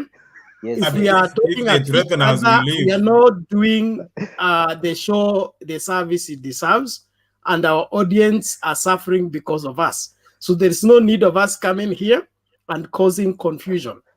Please, if you are not, it's not your turn, mute your mic and wait. If somebody says something that agitates you, note it down. You will have time to respond. Let's have decorum so that we contribute to the welfare of this country. Thank you. Ayaga, you are 1 minute. Malaysia. Yeah, not 1 minute, my brother. These guys talk like 30 minutes when I was quiet. Bernard, you won't be fair to me, please. Give me like 3 minutes. 3 minutes. 3 minutes final. Thank you very much. Thank you very much. Today, I just want to talk about corruption. And I want to put the corruption in its perspective place. The people who are known for corruption and the defenders of corruption. If we go to now, I've done with the NYS. We want Kirinyaga people. That Waiguru is a bad lady. You should not vote him. They vote him to punish Raila, and the same Mungus coming to ask Raila again. Now we want your MPs, your senators like Orengo, to support us to impeach. We cannot do that. You bake your cake, you eat it. Come to Eurobond. The defender of Eurobond number 1 was one William Samoei Arap Ruto, and you can see the side. You can see the side of the people who are defending Eurobond. Ndwale side, Kithure Kindiki, Murkomen, Susan Kiika, Moses Kuria, Ndindi Nyoro, they are in Takatanga. Those are the face of corruption in this country. Everybody knows, even if you ask a child, a class 2 child in Turkana, they will tell you those are the corrupt people in this Kenya. Yeah, nobody, we can talk about them. Come kuja kwa hii scandal ya Kimarer and Aror, our deputy president telling us only 7 billion got lost. And now we are the same mouth is telling us that Kenya is going to waste 14 million in BBI. My friend, for the Kenyans who don't know how to work these figures out, 1 billion has 1,000 million. 1 billion has 1,000 million. So it is 1,000 times 7. It means 1,000 million times 7 is what we are talking about. A guy comfortably in a suit, sober, and he told us he used not Akunywi Pombe, is very sober, telling us that 7 billion. We need only that 1 billion to sort all these problems we are talking about here. We have a highway inajengwa hapa kutoka JKIA mpaka Westlands, only 65 billion. Hatujamaliza hata bilioni mingi, only 65. Huyu jamaa amefanya corruption na ni mwizi. Twende kwa KPLC, Kenya Power and Kenya Pipeline. Who are the heads? His people. And when those people are being sacked and being taken to jail, they weaponize. They are telling now, it is our community, as if all Kalenjins. People are suffering in Kalenjins are just stealing cows. They don't even know about stealing. Now you go spread rumors to those people at our few people stole money in Nairobi, and now they are being removed from the office, so that now it is the community. Look at the head of judiciary, treasury. I mean, what happens there when Rotich was there? It rotten to the core. We are where we are because of Rotich. We are talking about all these debts because of Rotich. They defended the debts. I don't know why they are not comfortable about them, because they have stolen those money they have in their pocket, and they are now telling us, so what, we should not borrow because for them they have money. My friend, country cannot work like that. And as I conclude, one man, and I'm telling Kenyans, there is only one man that I'm sure will not be president in this country, going by his economic tricks from 1992, when they collude with Jirongo to print fake money. They and call that money punch. The pesa we call punch. They call it Jirongo that time, producing fake money to please Moi, to dupe old Moi, to rape our economy. From that time up to now, we will not allow that Ayaga, guy before to you be president. conclude, He will never be a president. Ayaga, before you conclude, I wanted to. I also want to exit, but I wanted to say that I've now learned that Kalenjins are the most corrupt people in this country. No, Don't tell me. you're now being irrational. Not Kalenjin. Not And let me tell you one thing. No, that's not good. It's okay. No, that's not good at all. Rupiah, Rupiah, not Kalenjin. you have no Rupiah, These are not my channel, brother. We cannot accept such things. It's not. So you will remove that. You will remove that from me if I've said it. No. Yes, You just go. This is have said it, and you have to withdraw. This is not good. It is just withdraw. Who is saying? Who is saying I have to withdraw? You cannot conclude that way, my friend. No. Who is saying? Because I donate you my time. Please. I donate you my time. Rupiah. Rupiah, you are wrong. You are wrong. So I need to withdraw. But that one is not good. See, you watching me withdraw. Let's move on, please. How will I withdraw when you are making noise? The corrupt people. Huh? No. Can I withdraw? Allow me to withdraw and leave them. Yeah, now if you are quiet like that, I wanted your attention because I want to talk and leave. I withdraw the statement. Let me tell you, Sisi ni Wakenya wote. Sisi ni Wakenya wote. Mr. Bernard. And what I want to say, my friend, can you just keep quiet? You will have your time to talk. You will have your time to talk. Then we proceed. No, we won't allow you. So you allowing? You won't allow me. Can you mute? Okay, Rupiah, finish your statement. You say you are leaving. Mimi nataka kusema hivi. Hii Kenya ni yetu wote. And we need to move to the next level. Kenya, we have the potential to move and the potential to produce and the potential to be where we want to be. And you, as an individual, you must be the change you would want to see in this country.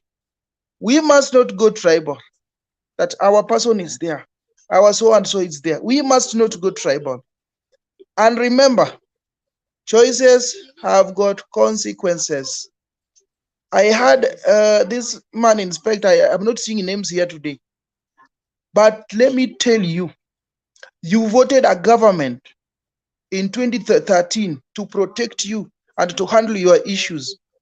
Now you come and tell us that now the government you voted for is now not defending you, and the person who is supposed to defend you is the person you did not vote for, who you call the opposition leader. That is wrong. If that is the mentality and that is the reason why you vote, you must scrutinize yourself.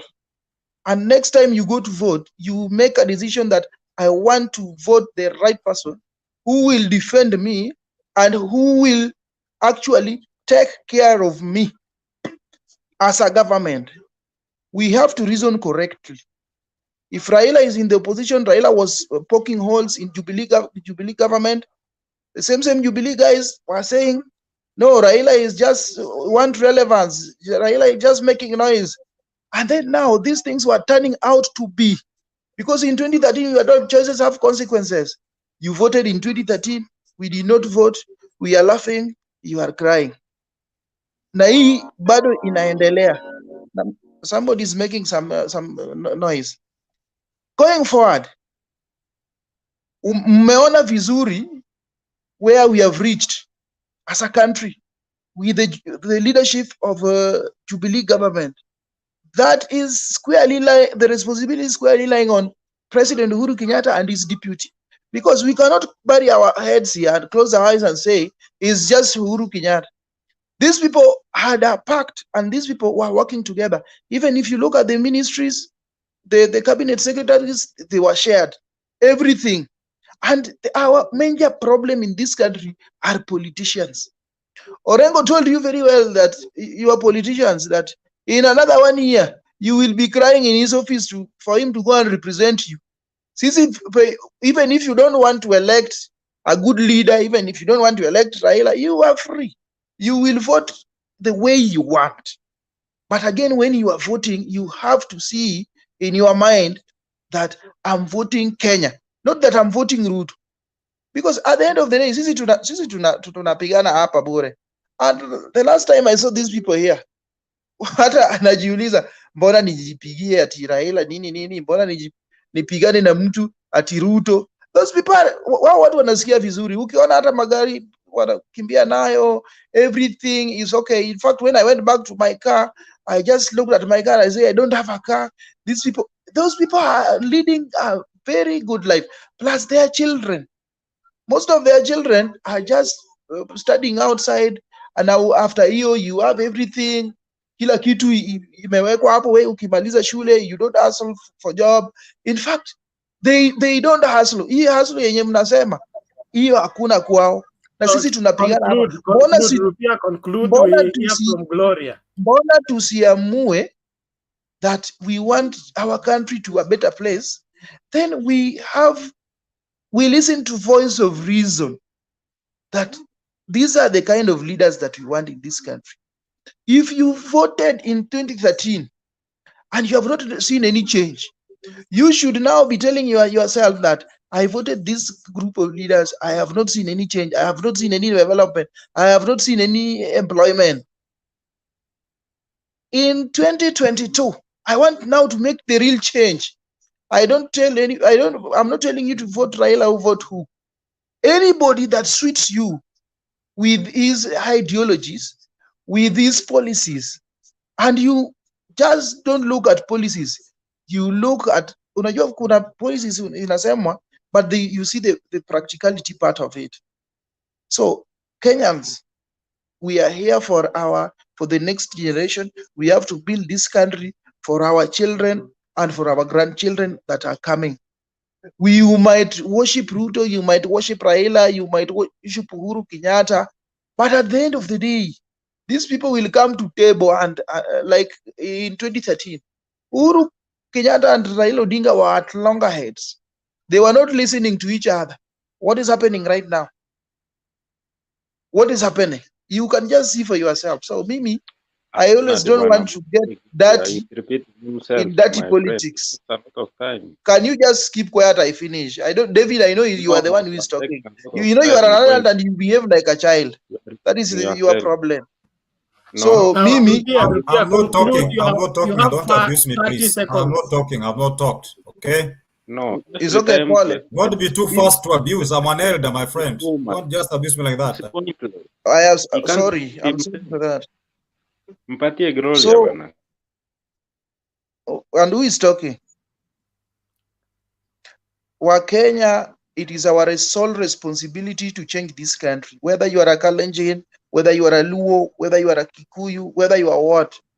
Na hii story ya kukua kwa tribal, at if you come here mnatusiana sijui mnasemana nini, haitatusaidia. Tujenge nchi yetu. Hii Kenya inaendelezwa na wazalendo, patriots. Okay. Thank you, Rupia. We appreciate your input and your contribution. We're going to hear from Gloria. Then after Gloria, we'll have Gary, then Captain. Let's do that in that order, please. And how many minutes, Bwana Chair? Give them time. By permission, not by imposition or overturning the leadership. Sawa. Gloria, them time. Some talk too long.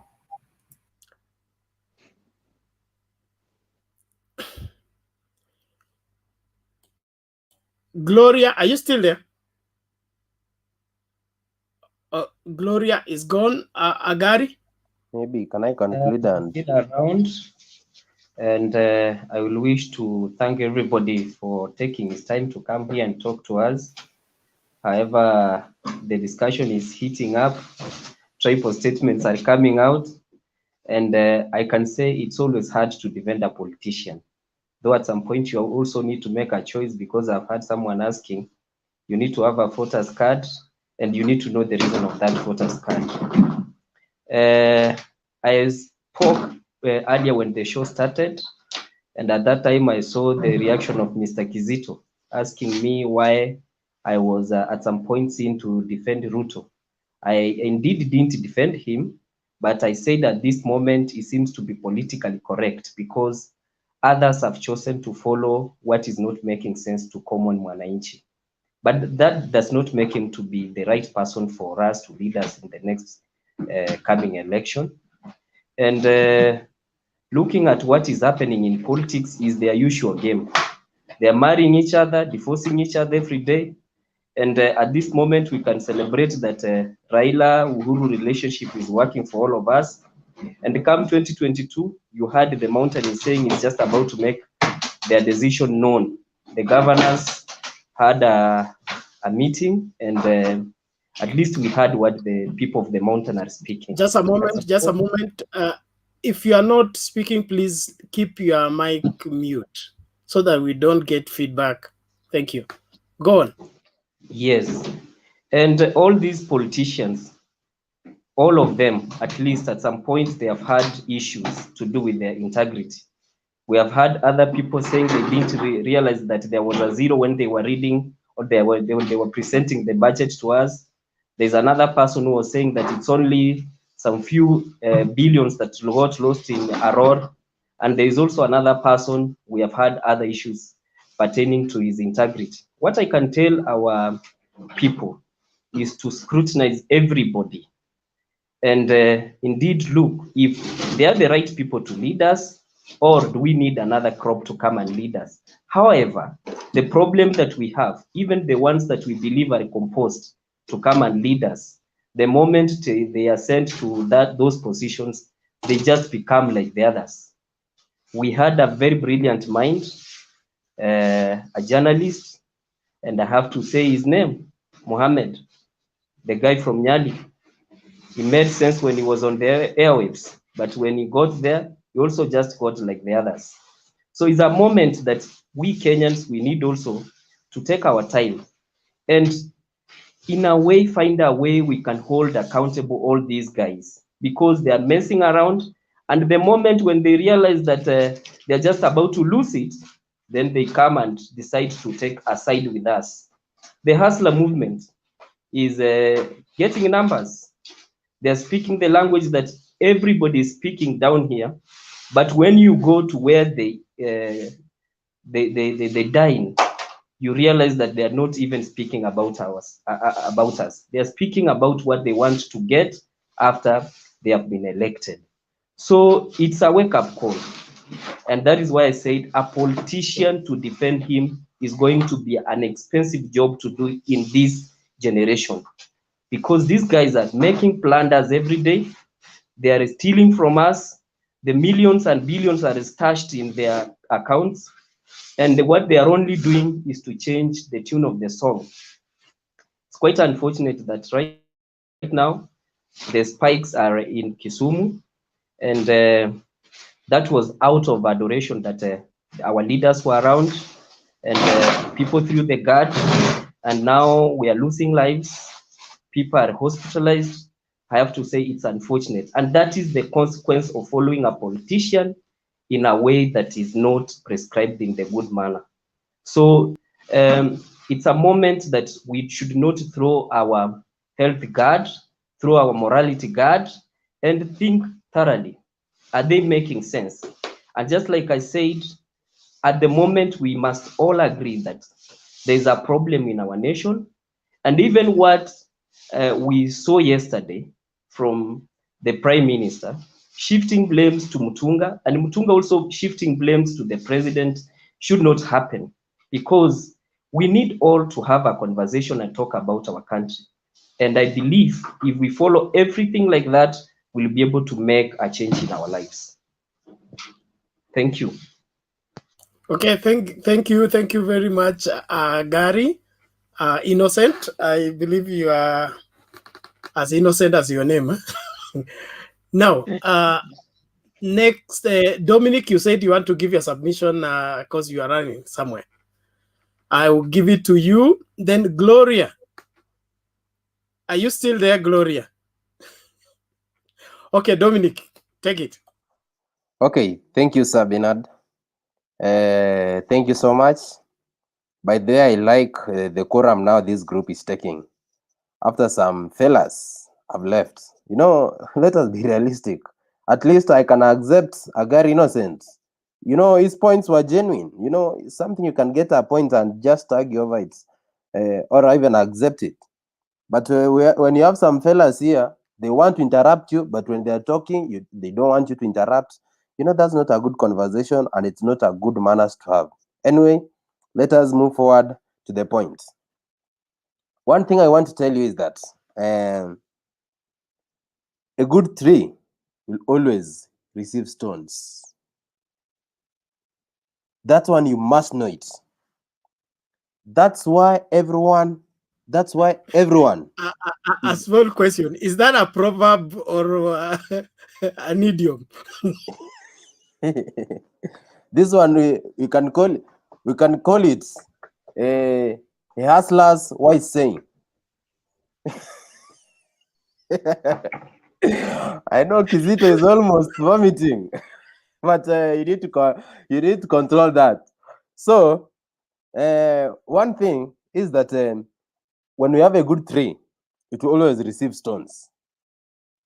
That's why what I mean is that you cannot find people throwing stones at a eucalyptus tree. Okay? But you'll find people throwing stones at a mango tree, at an orange tree, so that the fruits can fall down, they eat. So that's one thing. I'm taking Ruto to be a fruit tree. So that's why everyone is just throwing stones anyhowly. But we also say, when you have so many enemies against you, one, the Lord you serve will never let you down. Another thing is that, you know, this man has taken the roots, the hearts of the people. These are leaders that you are seeing that we have never seen ever before. Look at these people who have been campaigning in this country. Nobody has ever stood with the common mwananchi. This is a new narrative. This is a new regime. This is a new strategy. So why are you complaining against somebody's new strategy? This is his own strategy. Come with your own strategy. Can you bring us a dynasty's narrative, hustlers? If you feel that people should not be hustlers, then come with the dynasty hustler movement. Tell us now this is a dynasty movement. Now let us follow it because we want to be rich. If that's the case, you know, don't use somebody's strategy to stone it against him or to nail it against him. No. Otherwise, you need to get the point behind that. We need to understand it. What does it mean? It's not a must that you need to be a hustler or you need to be poor for you to be called an hustler. No. So long as you are a hardworking person, you are eligible to be an hustler. So that's why I'm sparing some discomfort, but anyway, let me just continue. Yes, Kela Pachesa here says leaves are also stoned. So it's not just the good trees, even the bad ones receive stones. Yeah, so what I'm concluding is that my friend here, Ruto, said that why are we complaining against the leaders we voted in? I want to ask you one question. From your village, let's say you are a milkman from your village. Then you have gone to participate in an athletic race whereby you become last or you don't win in that race. You know, you will come back to the village. And when you come back to the village, it doesn't mean that you're going to stop being a milkman. It doesn't mean that you're not going to be the person you used to be. So that's what I meant when I said that Raila Point is of losing. interjection, No. please, Mr. Bernard. Bernard, Please. do you know what we said? Bernard, Okay. you know what Dominic, you agreed? just hold on, Dominic. I'll give you a minute to continue. Gizito, Sema. You know, there's a say that when you see a man putting on specs, that means the man can see far. But if you see a man putting specs and it's not even seeing anything, that means the man is blind. You know, when you see somebody like Dominic, you are just talking like somebody who is even, you are even a man from Uganda who can only support Museveni because Museveni has been in power. Who can support Museveni because Museveni has so many cows.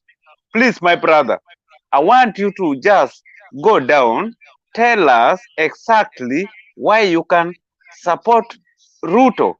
Don't talk about these things that you've heard. Don't talk about all the things you've been hearing. Tell us exactly. Don't convince us that, you know, this man has been like this. This man has say, according to you, why do you support him? And don't remember any stone being thrown to you, which means there's something you've done bad. You cannot, nobody, why is it that they don't throw stone to Bernard, to David, to anybody? They are throwing to him. They're throwing at him. Please, you know, Okay. all Thank the... you, Kizito. You have made your point. I think Dominic has got it. Just hold your on. point now. Dominic, go on. Okay. My good friend Kizito, we need to understand this. Ruto has become a good tree. Why? First of all, you know, even your child there, when your child passes, you can confirm that the teachers are doing some good work. No, now, Dominic, Dominic, yes, there's something I'm telling you. There's something I'm. When did Ruto become a good tree? You should explain for us. Yeah, because all the things, people are talking only bad things. They don't talk good things. Yes, talk about bad things that they always people convince us. Kizito, no. Hold on, you will have your time to give your submission. Bernard, come on. You're saying Ruto has become a good tree. When did this happen? Because if he has become a good tree, he must have been a different tree before. Tell us the transition. Okay, let me tell you why Ruto is becoming a good tree. Number one, is somebody who is ready to stand with the common mwananchi. That's why the people now have seen that this is the person to move on with. This is a person who has confirmed that he is going to be with us. This is a person that somebody can feel from his heart. Okay? So, number one, that's why people are taking that whatever he's doing or is leading is good. Number two, we can see we want to consider his loyalty. Why? Look at the last, during the 2013, the merge between URP and TNA. The man became loyal. So he's showing that we can confirm that he has loyalty. That's why we as the team hustlers, the common mwananchis, we can confirm that whatever he's telling us, he's going to implement it. So number one, this is somebody who is loyal. So that's why we consider him as a good tree. Then the reason why we don't consider Raila as a good tree is that He has been a leader. He has been promising people things, but he has never done it. Even the people of Kibra, I was saying here, can confirm that there's no record. The man left there. Anyway, that one aside, the people will decide and everything is going to move on well.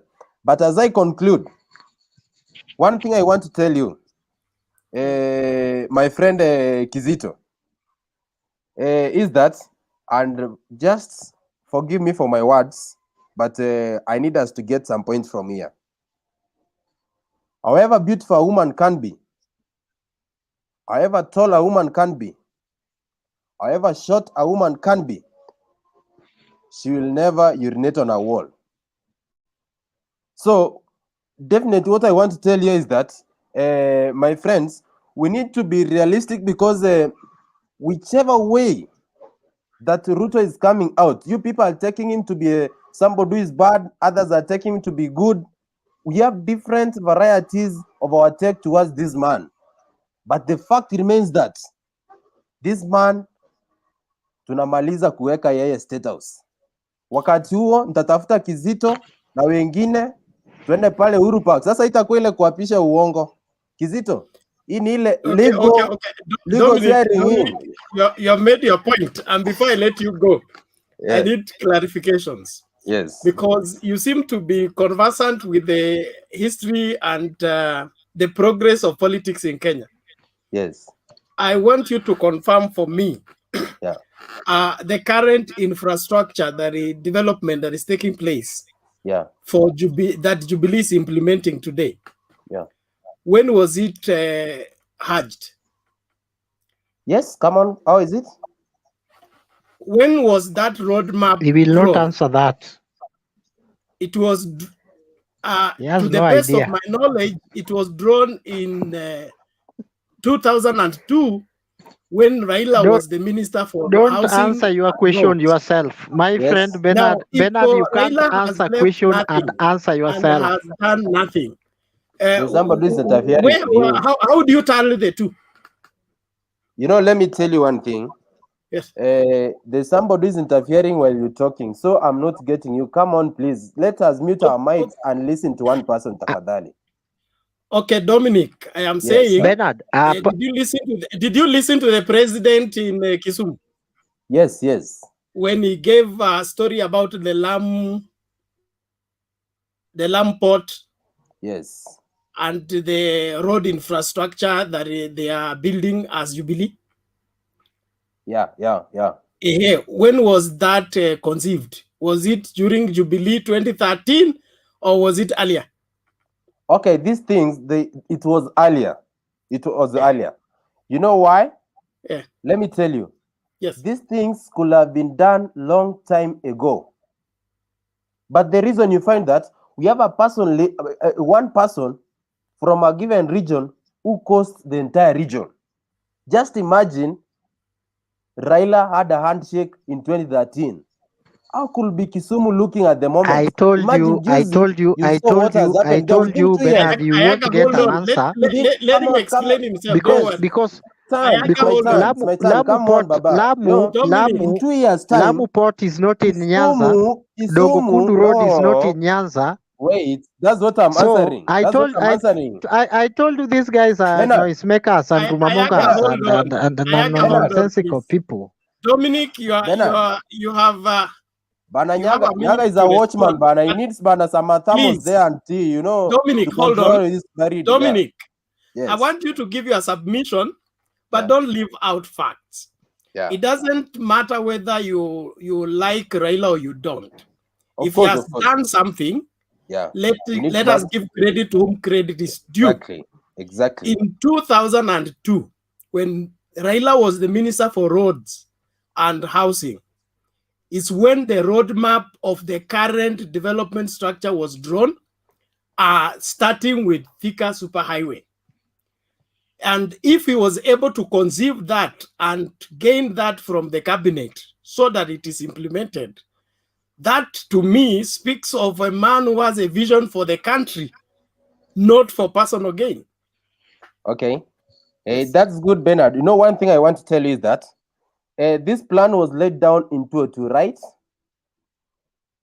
My question is, how many governments have we had up to date since 2002? Why is it that it was planned in 2002, but it is being implemented in the 2017 government?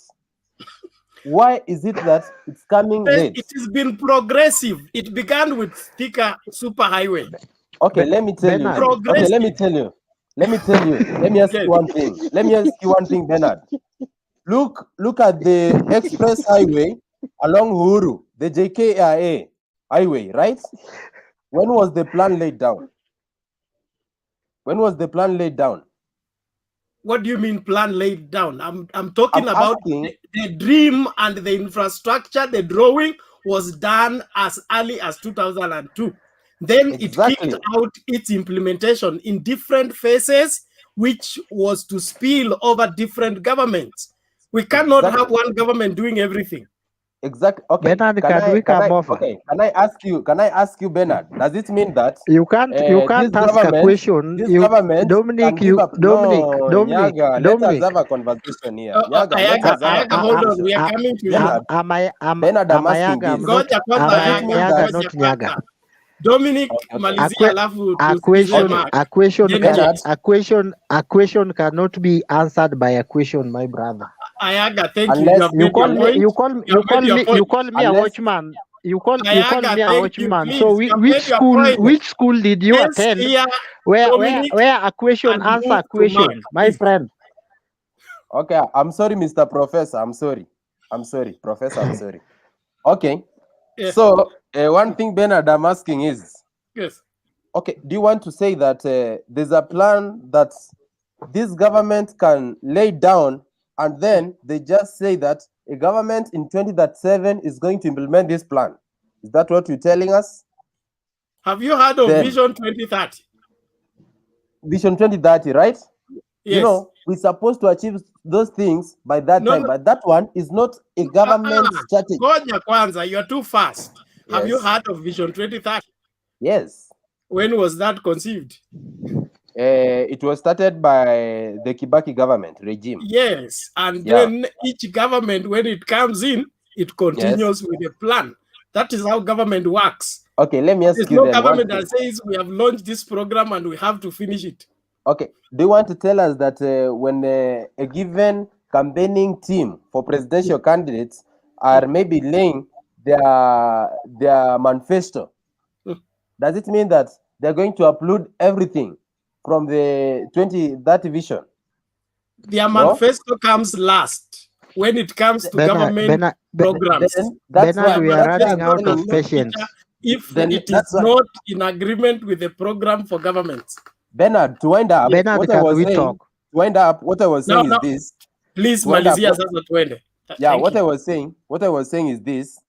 You find out that even this express highway we're having here along Mombasa Road, connecting from Uhuru Highway for the JKIA, this is a plan which just came recently, and we're seeing that it is being implemented in a quick manner, and soon it is going to be launched. And that's what we can encourage each and every government to have.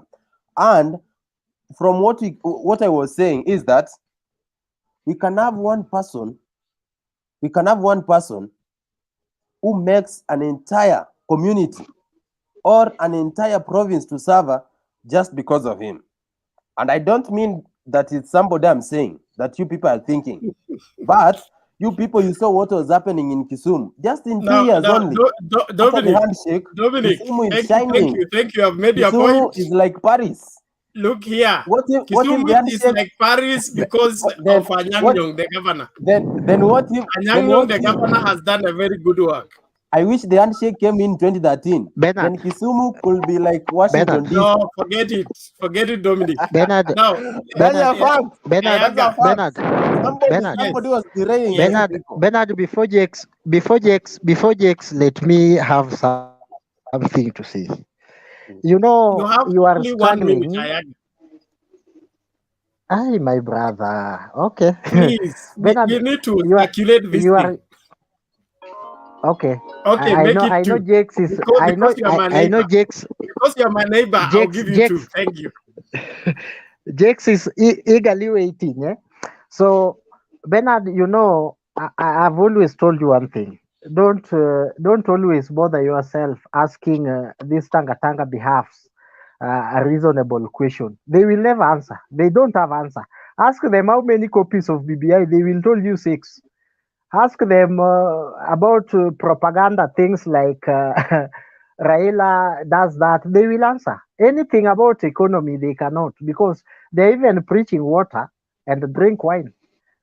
If I'm a watchman, I think those are watchmen. Those watchmen are the common mwananchi they are advocating about for. If they actually underrate the same watchmen at the same time, so I don't know who Mama Mbogas and watchmans, I don't know the difference, because you can just clearly hear these people. Just ask They have them. manners Don't and you go don't have into manners. no. Don't Dominic, go don't into details. speak until you're given Don't, permission don't, to. don't, Ayaga make you. yeah. Yeah, don't go into details asking them about president's speech. He never listen to anything, because I think you ask even about Lamu port, he will just tell you because somebody can make one region. We know where you are talking about. Atinyaza is suffering about you somebody. Thank you very much. Thank you very much. But the question you are asked is very simple. Like Lamu port, Lapset in Lamu, like Dongokundu Road. You never answer that.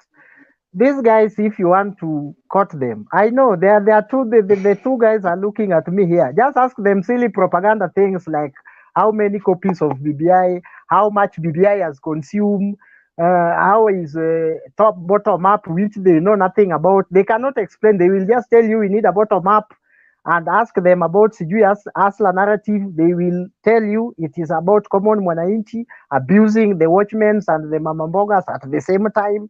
So that's why always mimi huwa nawapelekanga tu na hiyo rada yao, because I know there are people who are rudderless, they are clueless, they are sijui whatless. If you take these guys to a corner, ask Dominic simple question about economy. Dominic, tell me, how is down bottom up going to work? He will not answer. He will not. He know nothing about that. Thank you very much. Let me allow Jakes to talk. Okay, thank you. Now, if you are not speaking, please keep your mic mute. Okay. Jakes, are you ready, or we go to David first?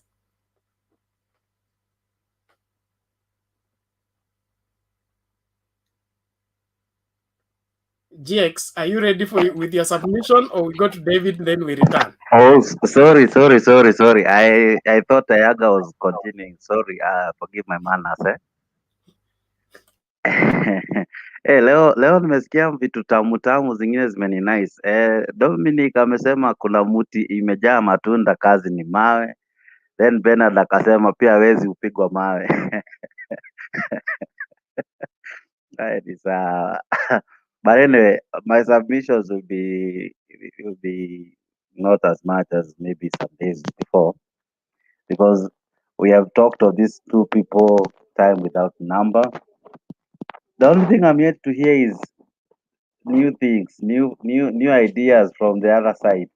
I said I of course support William Ruto, and the best I hear of late is, oh, in 2013 we won, in 2007 we won, oh, elections have always been rigged. I only hear history lectures from the other wing. I don't hear policies. I don't hear new ideas. You are here busy crucifying Dominic, telling him to tell us how good Ruto has become. Yet I've not heard you tell us how good Raila has become over the days. In any case, he's repeating the same mistake. Bernard, don't interject. You're the moderator. Don't interject. So in any case, it is the same mistake. It's the same person who has fell more than twice, more than 20 times. But he is repeating the same mistakes. In fact, wameunda 4K club ya majuzi ya kuungana, kushindana, kusaidia, kuangusha hasla. Lakini by the end of the day, hata wakiunda 4K club, they are not bringing new people. They are not bringing new ideas. It is we, the same voters who voted last time, that will vote. In any case, the numbers will increase. It will be a resounding defeat this time round, that no one will be able to console their tears. No one will be able to console their defeat, This time round, they'll not go to Kenyans and tell them, oh, our elections were stolen. Kenyans are awoke, if that is English. Kenyans have realized we would rather vote for someone who comes with an idea, who speaks our language, who speaks our tune, who is in tandem with what we are suffering on, and can, even if give us a wheelbarrow, if that is what you want me to say, I would rather use it to make a piece of ugali than wait for someone who will tell me, oh, you see, I brought you a constitution. I say I brought you second, third, 47th liberation, whatever number of liberations. I don't live in a liberation. I live at the moment. I live to enjoy the things that affect me as a common mwananchi.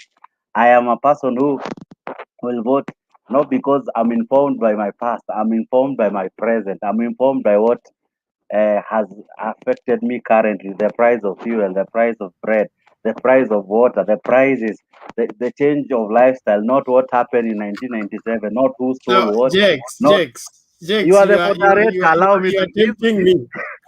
You are a very sober debater on this platform. Please just forget the other thing you met along the way to the studio and give us facts. Okay? Relax, please. Just give us facts. Stop all this. You are killing this time. I just wanted to make Ayaga come back to the conversation. But anyway, honestly, No. we I'm we are you sick know and me, tired as my brother. Kenyans. I'm always here with you. You know, hapa kwa Tangatanga ni wewe tu na Samilong. You are the only guys wakiulizwa swali huwa mnajibu. Wao wengine tu ni kelele tu. Mimi nawajua wewe na Samilong, hata mkiwa kwa Tangatanga I know William is safe. Lakini hawa wengine hapana. You know, it is Carry only on, people from Jakes, please, it is and be only within people time. from it's okay, Bernard. I'll try to be so. You see, Bernard, timu ya pande yenyu huwa mnatutusi, alafu saa zile tunajaribu ku raise our voice, mnaanza kujifanya patriotic, philosophical, mnatoa so many jargons, trying to show us how patriotic you are. Yet we know two wrongs don't make a right. Huwezi nitusi alafu when I want to defend myself, you want to play nationalistic card, Wakenya tupendane, tuungane. Who told you it takes one person to unite the nation? It takes all of us. So basically, ladies and gentlemen, let me tell you for free, it is you and me who will make the next government, whether in opposition, whether in the government of the day. But by the end of the day, wewe kama Mkenya, whatever policies that these people will come up with, it have to affect. Fabian, asante. I hope you are loving my music. As I said, me, I don't mind comments. I was taught by Mtiambai not to be reading such. Anyway, to my submissions tonight, I came prepared to tell you that Bernard, you will tell us of the old age, You and Ayaga will be giving us submissions. You'll go back to history. Tell us of Kuruma. Tell us of Mandela moment. I want to see a new person. I want to have a new identity in the name of so and so. Let's not. I even heard him say that he's creating a Magufuli moment. We don't need to copy paste someone. We need a real person. We need an original. And that's why I said the other day, the reason as to why Flan is the hustler guy, the chicken seller, is attracting so many issues is because he has created a topic out of what he's doing. He has created a statement, whether you agree with it or not, but that is what he has done. He has brought himself, he has presented his ideas, he has presented what he can do. He's giving us the desires of his heart. So basically, I would wish to hear what your candidate or what your party leader, Mr. Ayaga, in the name of Gideon Moi, will do. Apart from voting yes, Mr. Speaker, I want to hear him say, this is what I would do different from what my father did when he was in Kanu. This is what I would want to do different from what he was able to do. If he will bring back Mazeo Anyayo, maybe that might be another idea he might bring.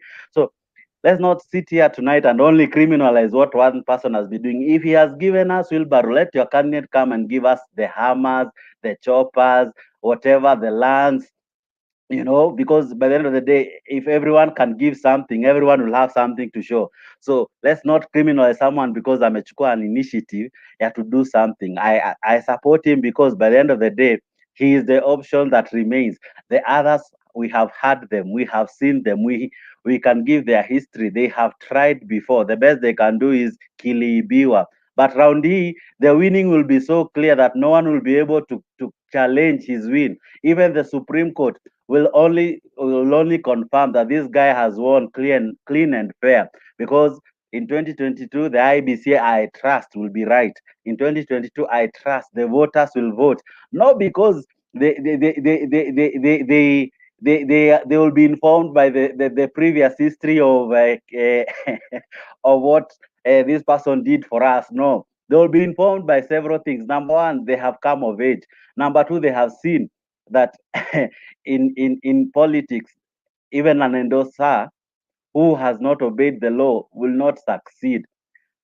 So let me tell you for free, for the So, last several years, are as you I are you finish, are then you are let you me come in. prophesying or you are declaring? You know, kazi za Alta Bernard nilikuachia.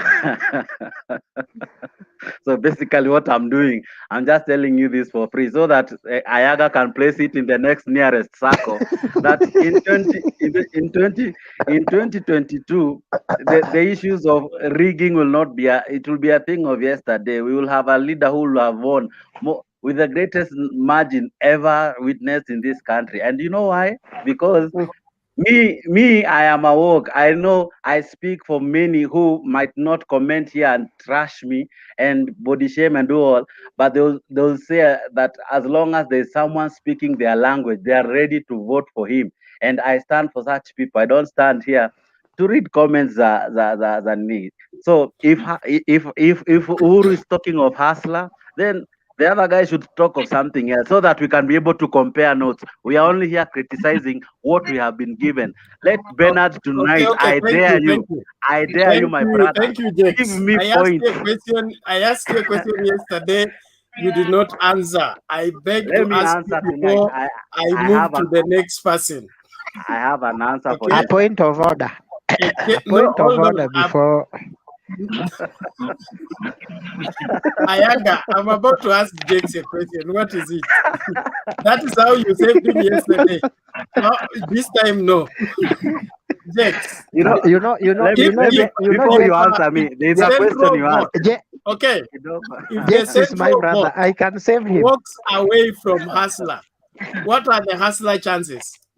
My friend, there is nothing like walking away or walking in. Let me tell you for free. We will vote not because he is a central person, a Rift Valley person, a Nyanza person. Voters will vote because that is the candidate. We are not going to the ballot to vote for someone because he comes from my region. That is the problem. Please just answer the question. I have. You know Listen that to the my central answer. vote is usually a block, okay? If Same it to walks away, what is the hustler strategy of winning this election? I'm going to answer you with a very simple answer. Voting as a bloc has not made anyone a president. Nyanza has always voted as a bloc. Have it made anyone a president? It's not about the blockage of a vote. It is how one makes the 50+1. The constitution does not speak of blocks. It speaks of 50+1. If my candidate wins in 24 counties, if my candidate is able to acquire 50+1, I don't care if Central gives him 40-20. The issue is if he crosses the 50+1 mark, it will not be recorded that Central voted as a bloc. It will be recorded that he has won. And you still insist that the IBC is going to be okay in 2022 and give anybody 50+1. It doesn't matter Bernard, how, as long as he has 50+1. Bernard, Is that what you are advocating for? Bernard, unapeleka Jakes kwa kona sana. My friend, I am at the center of the issue. Listen and listen clearly. Okay. Thank you, Jake. Please let's move on. Let me finish with this one point. One last thing. There's something you asked. I don't know if it's Dominic that when was the blueprint written? Blah blah blah. Let me tell you. When Ayaga tonight will dream of having a dream car, and tomorrow morning he wakes up and he has not bought his dream car, and me I go work hard and buy the same car that Ayaga dreamt, does it mean that Ayaga is more better than me who has worked and gotten the car? Because at the end of the day, we don't want dreamers. We want people who can deliver. So don't tell us of the dreams they had in 2017, in 2002. Those were just layouts. So what we are looking for is someone who will deliver. Full stop. You know, Jex, you are a very sober man. I don't know what happened to you while you are coming. But listen carefully. We are not talking about we are talking about a drawn-out plan of development that is funded by the government, or the government has to source for its development. I'll tell you this for free. Even why will are you twisting things? This Tanga thing is really high on you. I told you don't address me as Tanga. Address me as a voter. I'll not that vote. Is what my vote will you not have be already written Tanga. My vote. And my the more vote you talk, the more you look like it. Let me tell you for free. Jukes, so the more you talk, Bernard. Jukes, up a minute, please, sir. You know, when the referee is playing the game. Please. Okay. Thank you. Ayaga, hold on. Let's hear from David first. Ayaga, hold your point. David, no, come in. I have just a point of order too. Just a point of order. No. Ayaga ngoja kwanza. You are my neighbor here. We will organize ourselves. Thank you, Bwana Chair, for the chance, and it's good I've seen you for the last 2 weeks. How are you? I want to give my submission that if today I'm asked to vote William Samoei Ruto, what reasons do I have to vote? I have quite a number, but I will highlight a few. And I won't be ashamed to say I'm a Tanga guy, so I'm not ashamed if you call me Tanga. I'm just fine with that. This man, William Samoei Ruto, number one, why I like him, when he decides to support you, he does it with his heart. He did it when we were voting Raila Odinga, and we won the election. But Kivuitu and other people, you know them, the former Minister for Security and Martha Karua, they decided that you cannot be given that win. We saw Ruto fighting to the nail. He supported Raila Odinga vehemently. So if he supported others, then he can also be supported. He supported the current president. I remember they were even wearing same ties, anaitwa mzee, because he convinced people, he brought votes. My point is, he supported others, and it is not wrong to be supported. But when it turns out the people he supported, they are now criminalizing him, trying to paint him in a very bad picture. It's not fair. It isn't fair. And it will go in the books of history that betrayal at its best was exercised on one William Samoei Ruto. Number two, I like William Samoei Ruto because one thing he did as an individual that benefited me when I was in the field is the idea he brought and implemented. Those who can read, or those who are able to read can go and read the technical education aspect in Kenya. He supported that thing properly. In terms of policy, there were to be a technical training institute in every constituency. That was to address the people who could not manage to go to university to have skills so that they can employ themselves. And a lot of money was pumped, institutions were built, and they were expanded. That is technical education, which every country that is growing needs, and Kenya is part of that country. Japan did it and succeeded very well. Even these developed countries, we have very few learned people, so to say. Not like in Kenya, everybody wants to have PhD and those big academic papers when they cannot translate a few things here. People are relying mostly on middle-level skilled jobs. That's what drives the economy. And if that idea could be pushed, supported further as it were, we could move the masses from poverty to prosperity. He further went ahead and supported the idea of Higher Education Loans Board to trickle down to guys who are going to mid-level colleges. Initially, during our time, Higher Education Loans Board was issuing loans to JAB students only, Joint Admission Board students. But we were able to get this one go beyond the JAB. I think JAB was finally changed into, I don't know, COOPS, something like that. So today, as we speak, guys in technical education can get help. Guys in Kenya medical training colleges can get help. Guys who are doing parallel, even masters, they can go for Higher Education Loans Board and empower themselves. Courtesy of William Samoei Ruto. Thirdly, on number 4, I want to also mention the idea of double entry to universities. We are addressing the people, the lower person we are addressing.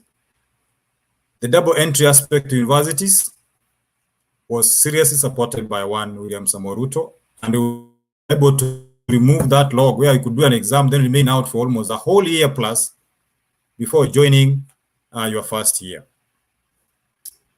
Talk about electricity. I'm a beneficiary of what we used to call last mile. When we applied fast electricity, we used to pay around 38,000, which is very difficult to raise in Kenya.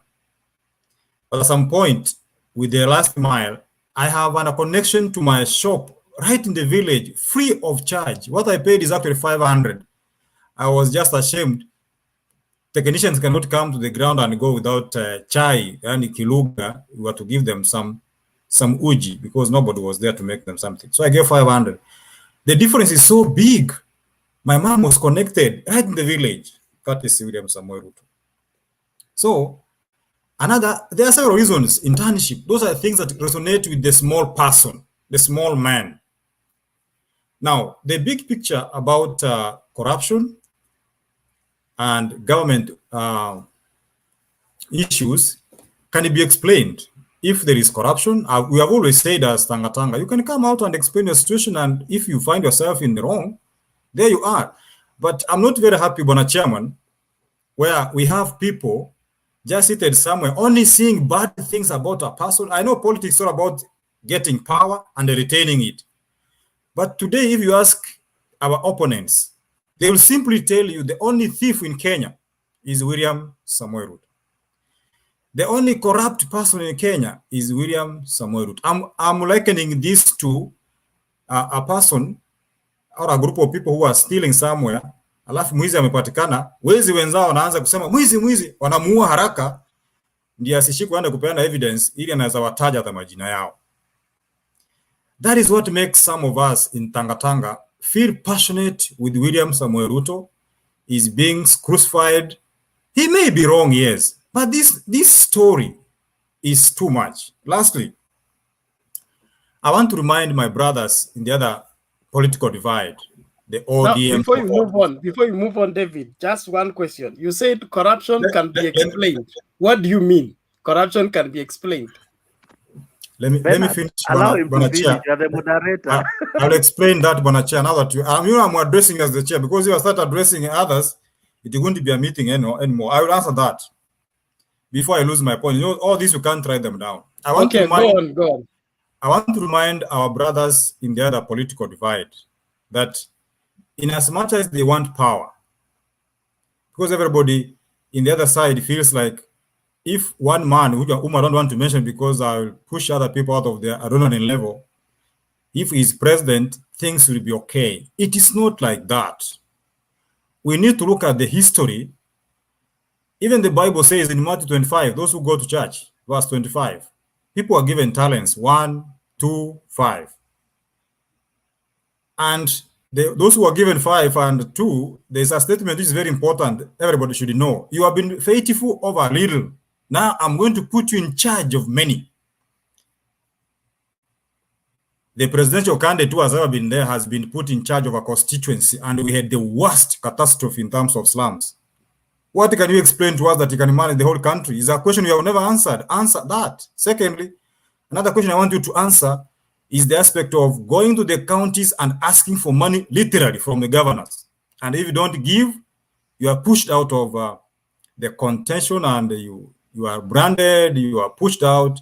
Even look at the people who contest in some region. They must be either friends, they must either be relatives.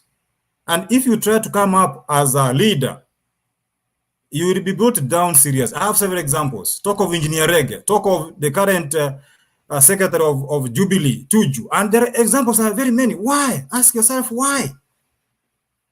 And then we can have a proper discussion. So you can ask me the question. Thank you for those many remarks. Okay, thank you, David. My question was, you said corruption can be explained. You mean corruption allegations against somebody can be explained? Yeah, we know we have corruption allegations, as you have asked the chair. I can stand there and say, when a chair, you are a thief. One, I must substantiate. I must also bring you to the court of law where a due process can be followed. And then if I'm proved guilty, then I carry the burden. But going to the streets, everybody shouting, even the thieves we know that they have stolen, they are in a grouping shouting loudest kwamba kila mtu anajua Ruto ni mwizi. Yani inamaanisha nobody ever is a thief. That one really strains us so much as supporters of Tangatanga and supporters of William Samoei. Ayaga, go on. Bernard, thank you very much.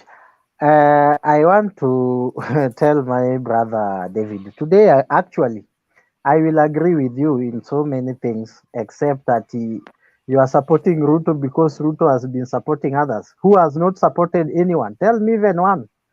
Even Kalonzo has supported Raila. Raila has supported Kibaki. Kibaki supported somebody. That's one. That if you are going that direction, I think you will get confused.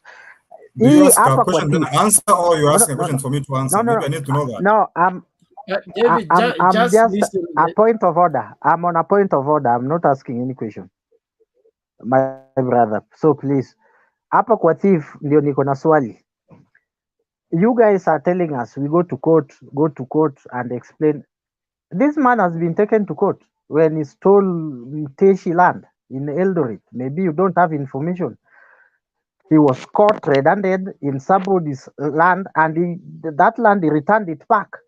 And he himself, he went to an international TV station, BBC, and he accepted. I think BBC or CNN, between Point of those information. two. Yeah, and he accepted. No, don't inform me. Point of information. Don't inform me. Just one moment. Don't inform me. Even Moi yesterday lost a land at the beach. So what is your point? You know where Moi is. Yeah, so if you want to talk about point him, of information on what? If you are giving information, give information either to negate the point or to support the point, my not friend, to give us new evidence. You cannot take a dead person to court because he is not there to defend himself. So, and if you have that, you know where Moi is.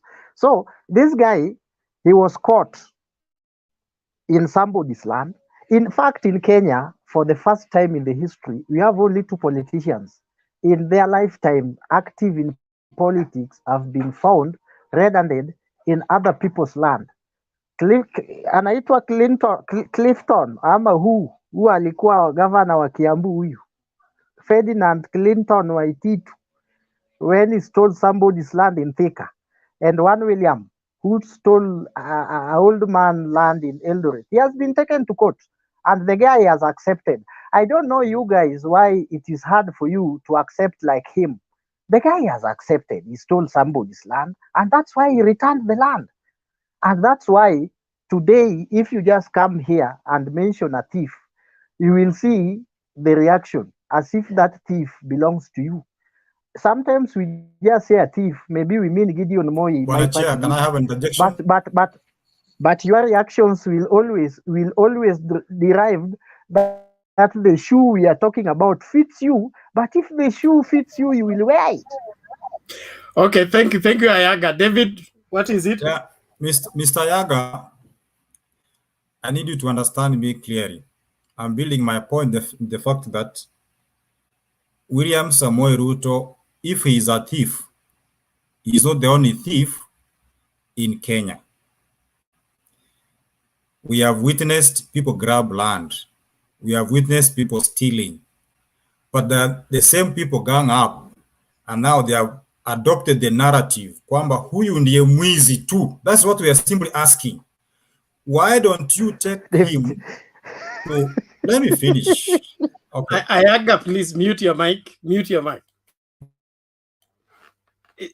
David, Yes. on your same analysis, eh? Yes.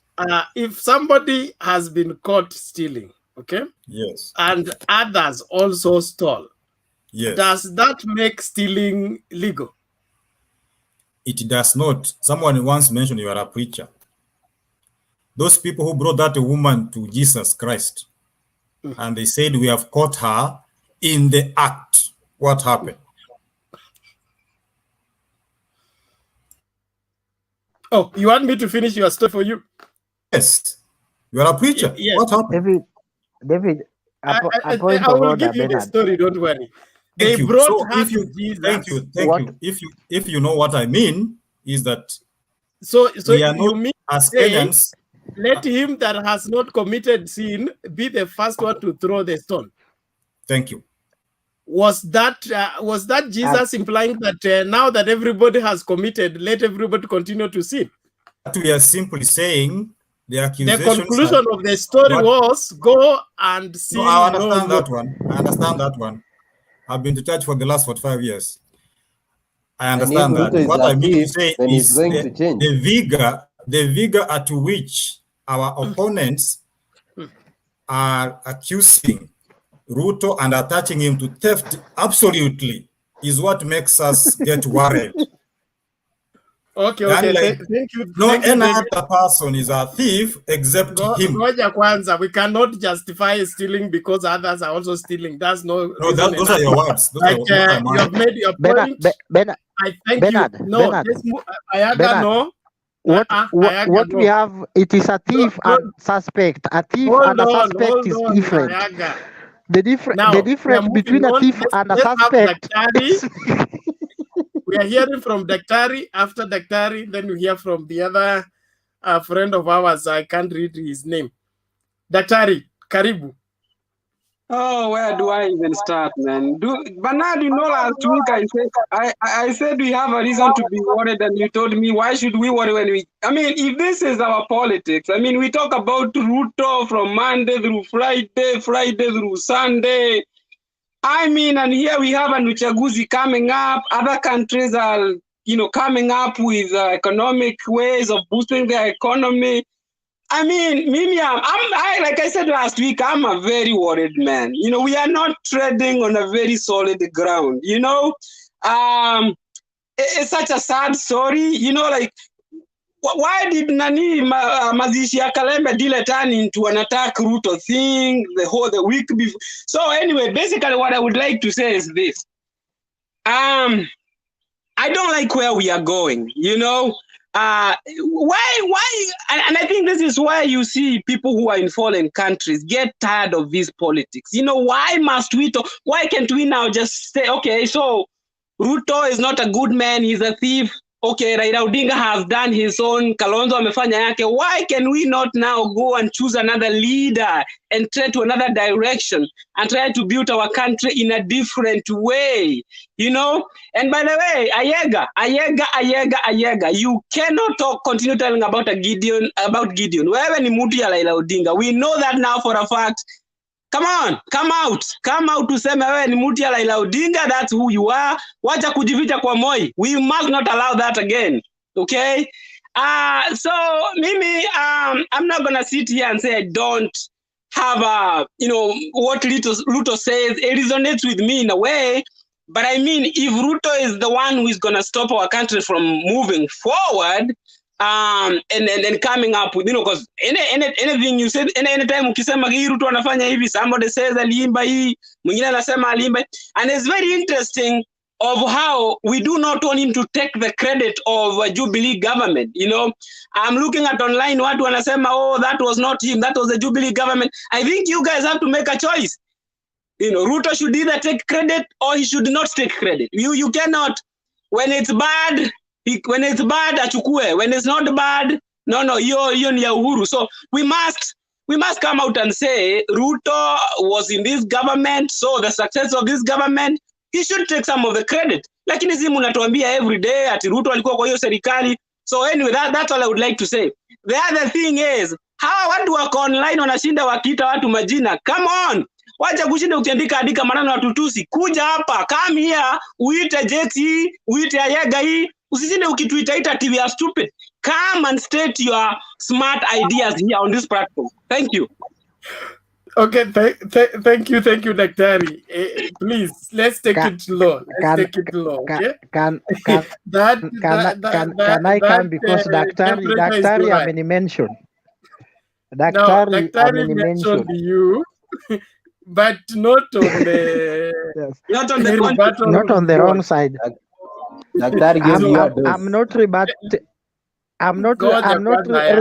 a Daktari. Ngoja, wacha tusikilize huyu rafiki yetu kwanza, alafu tutakuja kwako. Kwanza wewe ndio next. So subiri hapo hapo. Carry on, sir. His name.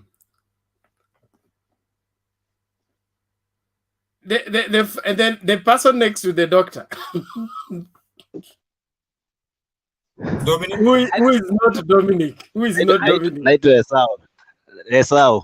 Oh, thank you. I continue. Ndugu yako Yakobo amekuwa hapa kaenda. Sawa. So nimesikia mtu amesema ati he'll vote for Ruto because ati walikuwa na vata imoja na Ruto na Uhuru, and right now ati amekuwa sasa ndio sasa ati anatusiwa anaambiwa mambo.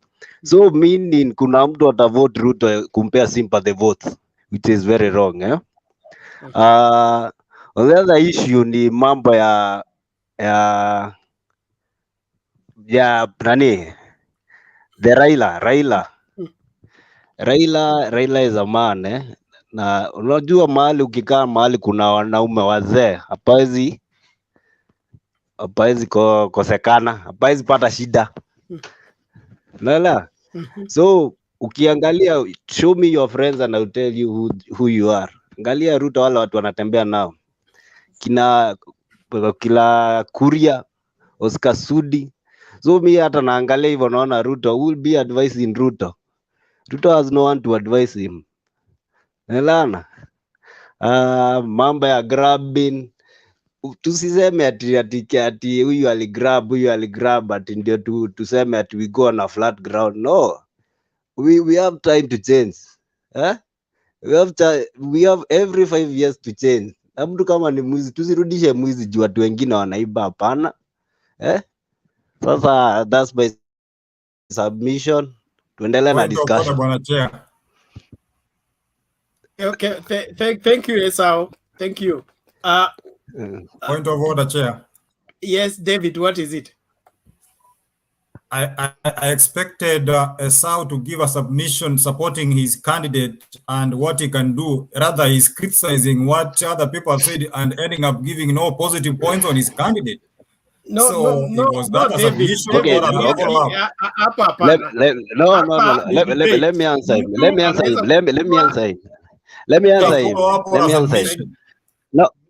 No, let me answer him. For now, I don't have a candidate because people are campaigning. You have time to choose a candidate. But for me, Ruto is a no up to now. Okay. I also have a point of order. Hey, ordering what? Okay, so, Dominic.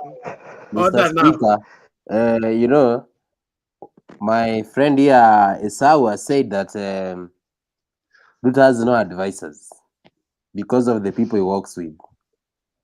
And I think he needs to know that under the presidency, we have the official advisors to the presidency.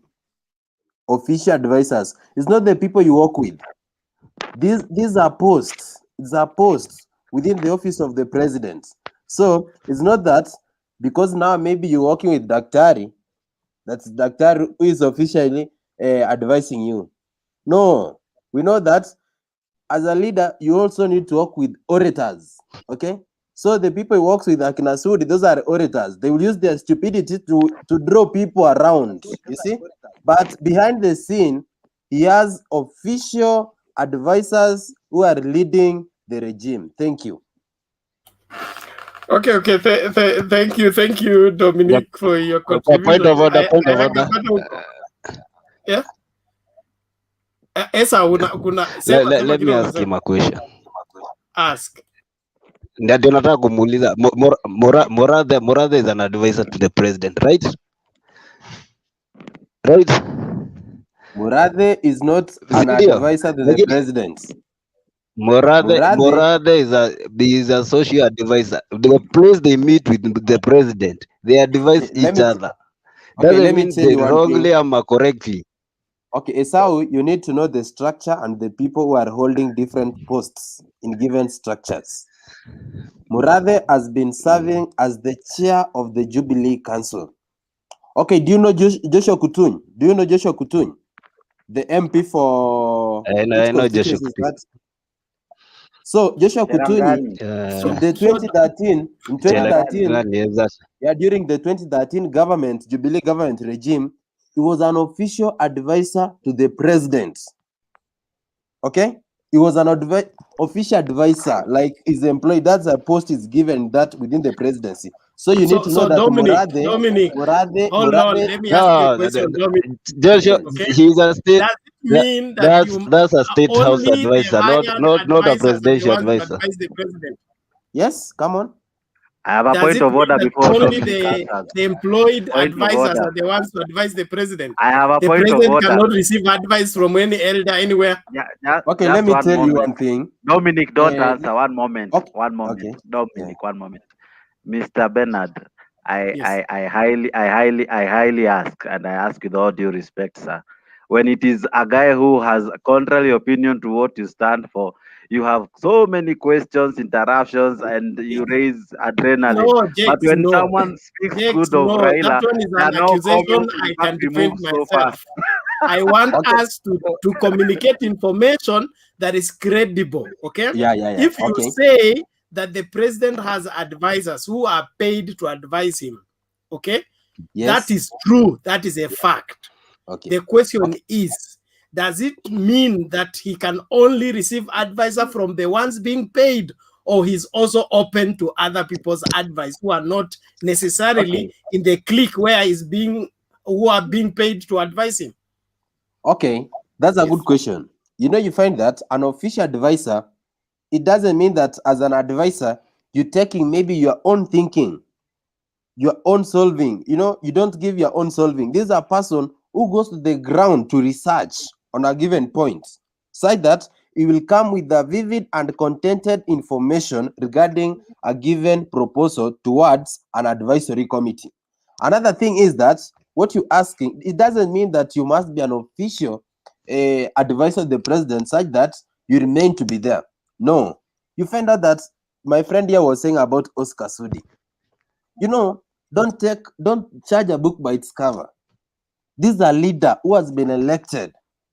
This is a leader who is leading people in his constituency. It means that there's a place where he's leading, meaning he can make a good advisor. So you're just looking at the negative side of this person. So it's like you want us, maybe you can say that, do you think that because Raila is working with Junet Mohammed, so Junet Mohammed cannot make to be a good advisor? No, that's not the route that we should take. Is that somebody who has been elected? You know, we say, tell me your friends and I'll tell you your characters. That's what my friends means. Okay, that's what you're taking. But in real sense, you need to draw some lines here and give us vivid information. Thank you. Okay, thank you, Dominic. Thank you, Dominic. Esau, you have any response before we move on? I was just gonna say. Let me tell you one thing. I will tell him one thing. Dr. will have you after Esau. Esau, continue. Yes, okay. Let me tell him. Okay, you have stated very well. Show me your friend and I will show you your characters. This guy Ruto works with Oscar Sudi, works with Osoro, works with Moses Kuria, works with Dede Nyoro.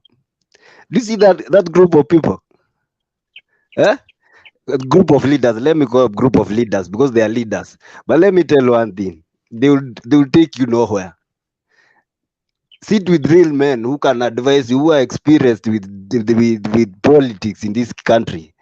They will show you the way. But the likes of Oscar Sudi, they will just campaign to win the of Capsaret. Then they are done with you. That's it. Thank you. Okay. I didn't mean that. I didn't say No, that. Dominic, Look at. ngoja kwanza. Yeah, I'm answering him. He's saying that I took it like, I said what you are taking is that tell me your friend and I will tell you your character. Show me your friend, I will tell you your character. That's what you meant, you as a Sau. But I was diverting your concentration that that's not the way to take things. Okay? You can have a friend. It doesn't mean that when Oscar Sudi maybe is bad, Kipchumba Murkomen is what also bad. No, you find that you have a variety of friends. Maybe let's say you have a friend who is positive minded, and then you have a negative minded friend. So does it mean that somebody is going to relate to you, saying maybe you are a friend to somebody X. X is positively minded, so he will take you as a good person. And again, you find that you have a friend who is maybe Y, who is negative minded. And again, you said that about you were talking about sympathy votes. You should know that in 2013, Uhuru Ruto, in fact, majority of the votes they garnered, they came out of sympathy. These people had been cornered to the ICC. So we should never ignore sympathy.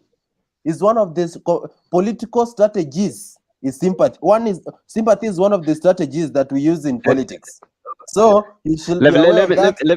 You should accept sympathy. Okay. Bernard, these people will just exchange. They will exchange words here like for 30 minutes. Ngoja na hapo. Esa umaliza alafu for the sympathy votes, eh? Yes. Exactly. For the sympathy votes, you never use two strategies consecutive for two elections. Ruto right now is using the same strategy they use for the sympathy votes. That is very wrong. He goes to churches, gives 1 million. He tells them how he's been harassed by the government, which is very wrong. Eh? How wrong is that? How wrong is it? How wrong is it? It's wrong politically because he's going to fail. Bernard. Okay. Bernard, Thank you. let us talk. Daktari alikuwa na kitu ya kusema kabla ya Yaga. Anyway, all I was just gonna say was that if we are to talk about advisors, I think the last example we should take is about Uhuru. I mean, look at where the country is, So that cannot be an example of. I would rather Sudi or Mokomen or somebody else, because the current advisor that we have, the country is with the dogs right now. So we cannot use the Uhuru mafia. And by the way, let's not talk about Murathe and say Murathe is not advising Uhuru. I mean, we have seen what Murathe says come to happen time and time again. So Murathe is an advisor to Uhuru Kenyatta. Thank you. Okay. Thank you. But Daktari, if I let you go, Daktari, that somebody is advised, okay, doesn't mean he has to take the advice. After the advice, everybody has a right to make their decision. So I can guide you to do this, then you choose to do otherwise. Does that mean that my advice, I'm the one misleading you? We judge by the output of the advice, right? So what we see on the back end is why we are saying that the advice likely came from a bad place. So we're looking at the output, and that's why Murathe comes and anasema hii, tunaona Uhuru. Murathe comes over the weekend, says this and this is going to happen. Then on Tuesday it happens. It hurts the country. That's all I'm saying. Okay, thank you. Ayaga, let's go. 1 minute before Ayaga tafadhali. Okay, sir. Go ahead.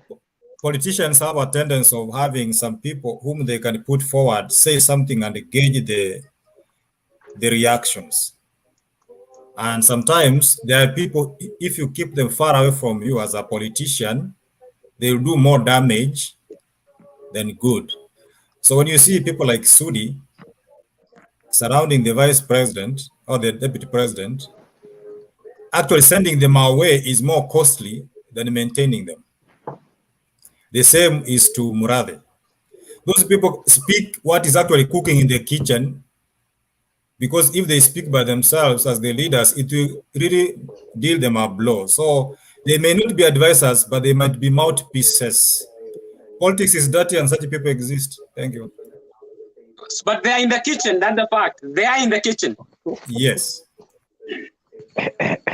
Okay. Thank you for letting us know they are in the kitchen, so we should suspect the food coming from the kitchen. Ayaga, go on. Yeah, thank you very That much. is sarcastic, though. I want to tell my brother Dominic, if you choose the line of Proverbs and says, you have to live with it. You cannot give us a proverb that a good tree is the one that receives so many stones. And if you are told, show me your friends, and I tell you who you are disagreeing. A proverb is a proverb, and all proverbs must be interpreted in their perspective and correctly. If and finally, I want to. Daktari we talk about William Ruto and not Gideon Moi. I'm in Kanu, and kuna jamaa ameweka microphone on. Tafadhali, nasikia kelele. Okay, thank you very much. Aya, asante. I left ODM in 2013, in 2017, when they took David Ndii as advisor, economic advisor of Raila Odinga. That's the day I quit. And I'm not still joining soon. I will join later. I always just defend these other politicians on my own volition, not because I belong to their party. I always defend William when people attacked him. And but William is hard to defend, though I always sometimes try to defend him. And I also defend Mudavadi sometimes, though he talk of economics without answers. And I also sometimes defend Kalonzo Musyoka, though he has no stand. He's a man who will tell you this. Tomorrow he will tell you NASA is dead. And the other day he will tell you, oh, we will revive NASA. So he's a guy who has no stand. But I do defend him.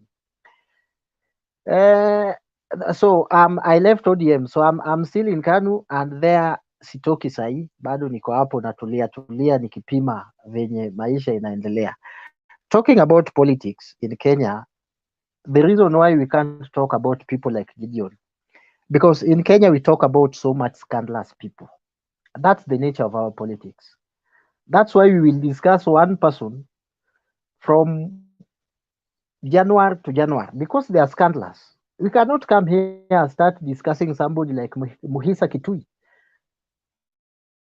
If you hear Muhisa, the guy maybe had some basics in economics more than Mudavadi, but nobody, or Mudavadi or William, but nobody is talking about him, because we wait first involve himself in a corruption, maybe like KEMSA, or in a political scandal, so that we discuss. We have somebody like Kivutha Kibwana. Nobody is talking about Kivutha Kibwana. The reason being, and number one, the guy is doing much in Makueni. Nobody will talk about him. Reason being, in Kenya, we talk about scandalous politicians. There is a time when Sonko was the topic. Then there comes a time when Babayao, Uyu Clifford or Ferdinand Waititu, a man with several names like myself, yeah, it was our topic. So the Kenyan nature of politics is to discuss scandalous. The reason why some of us are saying today that Raila is losing ground, because he's not much talked about, because Raila, 10 years out of power, you see, you involve yourself in less scandal. You know, there are so many scandals that you are avoiding when you are outside the government. So I don't think we have reasons to talk about him. And because political is perception, so many people will tell you now Raila is losing ground because the newspapers, the newspapers and the political commentaries, we don't talk about them. Yeah, Raila has still his ground. He has that one, I'm sure. Though we are his opponent, you know the reason why we as Kanu, we are very wise. You know when Uhuru Kenyatta and Muradi duped to the likes of Ruto, Kalembe Ndile, may his soul rest in peace, Balala, to fold their parties to join one vehicle that they know it will sink in the near future. Gideon stand with Kanu and he say, no, I will support you, but I will not fold it. Look at like PDR, they now changed the branded the UDA. They stand their ground. I think these people are still regretting up to date why actually they folded those political parties. If only we could have URP. I don't think these political shambles and shenanigans that are going on in these countries hawangekweko, kwa sababu party kama umekataa kufanya na kazi sisi, the same way LDP budged out of NAC Kenya. Yes, we form government together under coalition, but we can walk out. But the reason why you can see the frustrated Tanga people, because they are cornered. If you quit by election, they are not sure with those by election. Some of them will lose. In fact, majority of them in central Kenya will lose those by elections. So they are just in a political double-tete, a kind of a situation.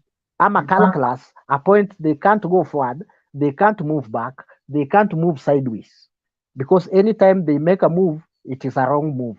That's why you can see people like William, they will just complain within the system because the political arrangement does not even allow them in the first place to walk out.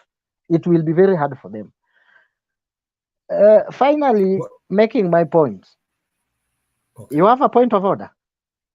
I have a point of order. Finally, let us embrace this politics of ideas. I always love it when sometimes like late hours, you know, ile ya early hours wale wanaingianga mapema kinarupia wanachafua maji hapo mbele, na sisi pia tunapandisha mori watoke mapema ndio to reason. Let us start having like ideas. Yeah, let us have ideas where we can reason together. We don't have a political ideology in Kenya. That I can tell you to the bank. Because William will tell you today with his UDA, now it is wheelbarrow or wheelbarrownomics and bottom up kind of ideology. Come 2027, he will have dropped that party to another party and he will be preaching another thing, maybe seeking a re-election. And you know, those in government, the re-election always don't favor them. So you will form another big alliance and drop the UDA and even form something like Jubilee, like what Uhuru Kenyatta did. And then they preach another song. We don't have consistency in our politics. No consistency. Where we can say, that's why I went to Kanu. Because Kanu, at least if you read the ideology, they're just the same. Even if we had bad guys before we were born, like Biwott, like Kamoto, like Kiika Kimanis of this world, like Chris Murugaru, we have those bad people, yes, but as for now, as we speak, we don't have bad people.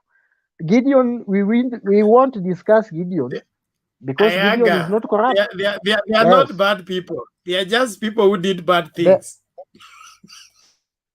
But a person who is doing a bad thing is bad. So you cannot remove a good person cannot do a bad thing, my friend.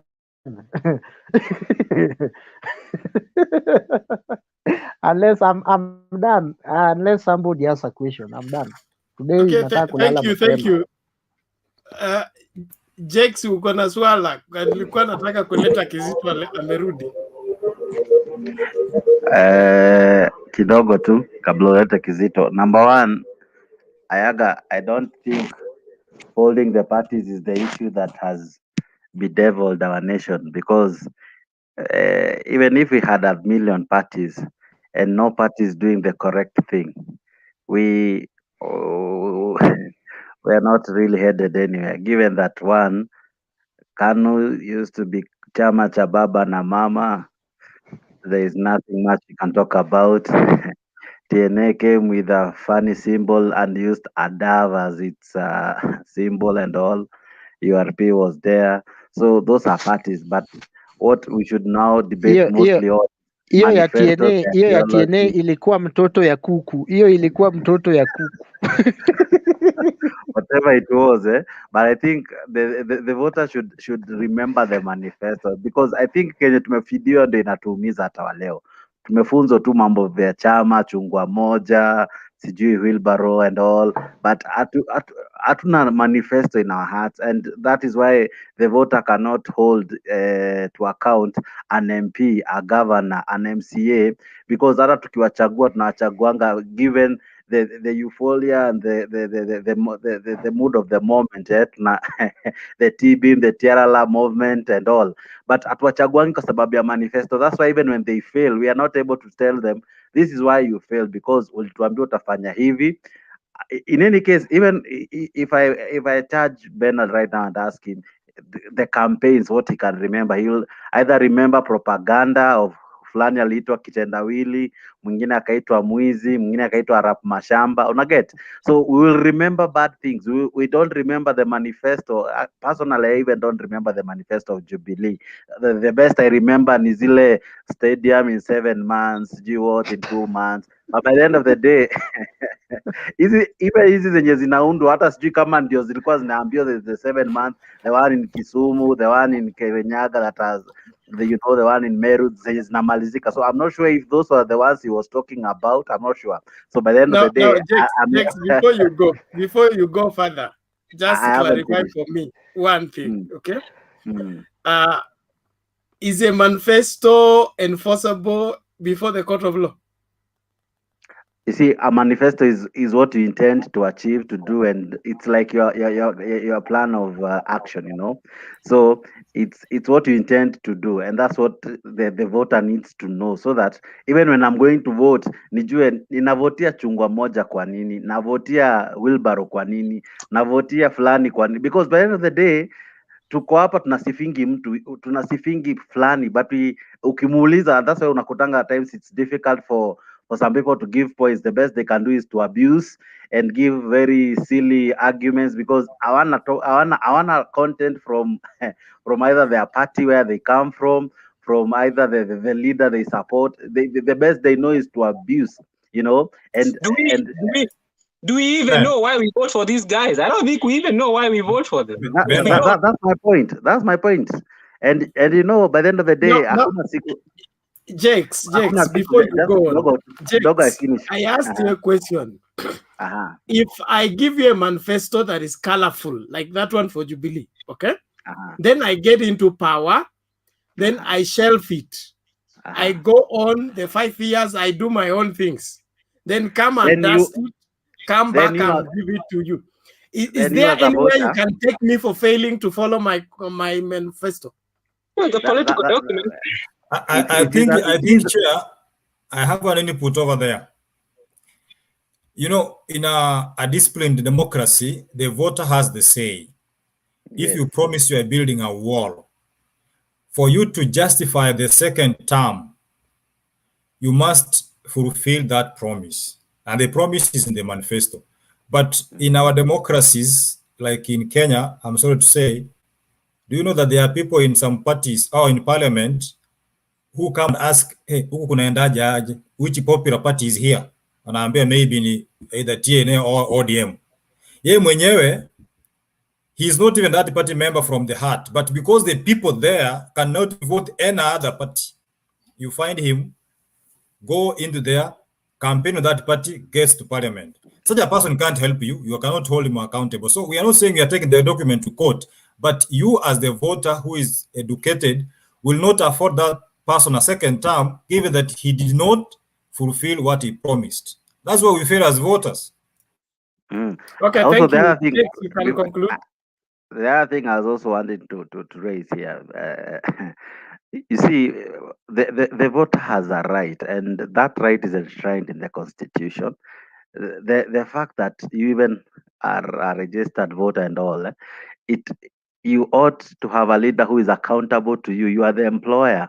They should answer to you. But unfortunately, we who employ, we put people in office who are questionable. We put hooligans, we put thieves, criminals.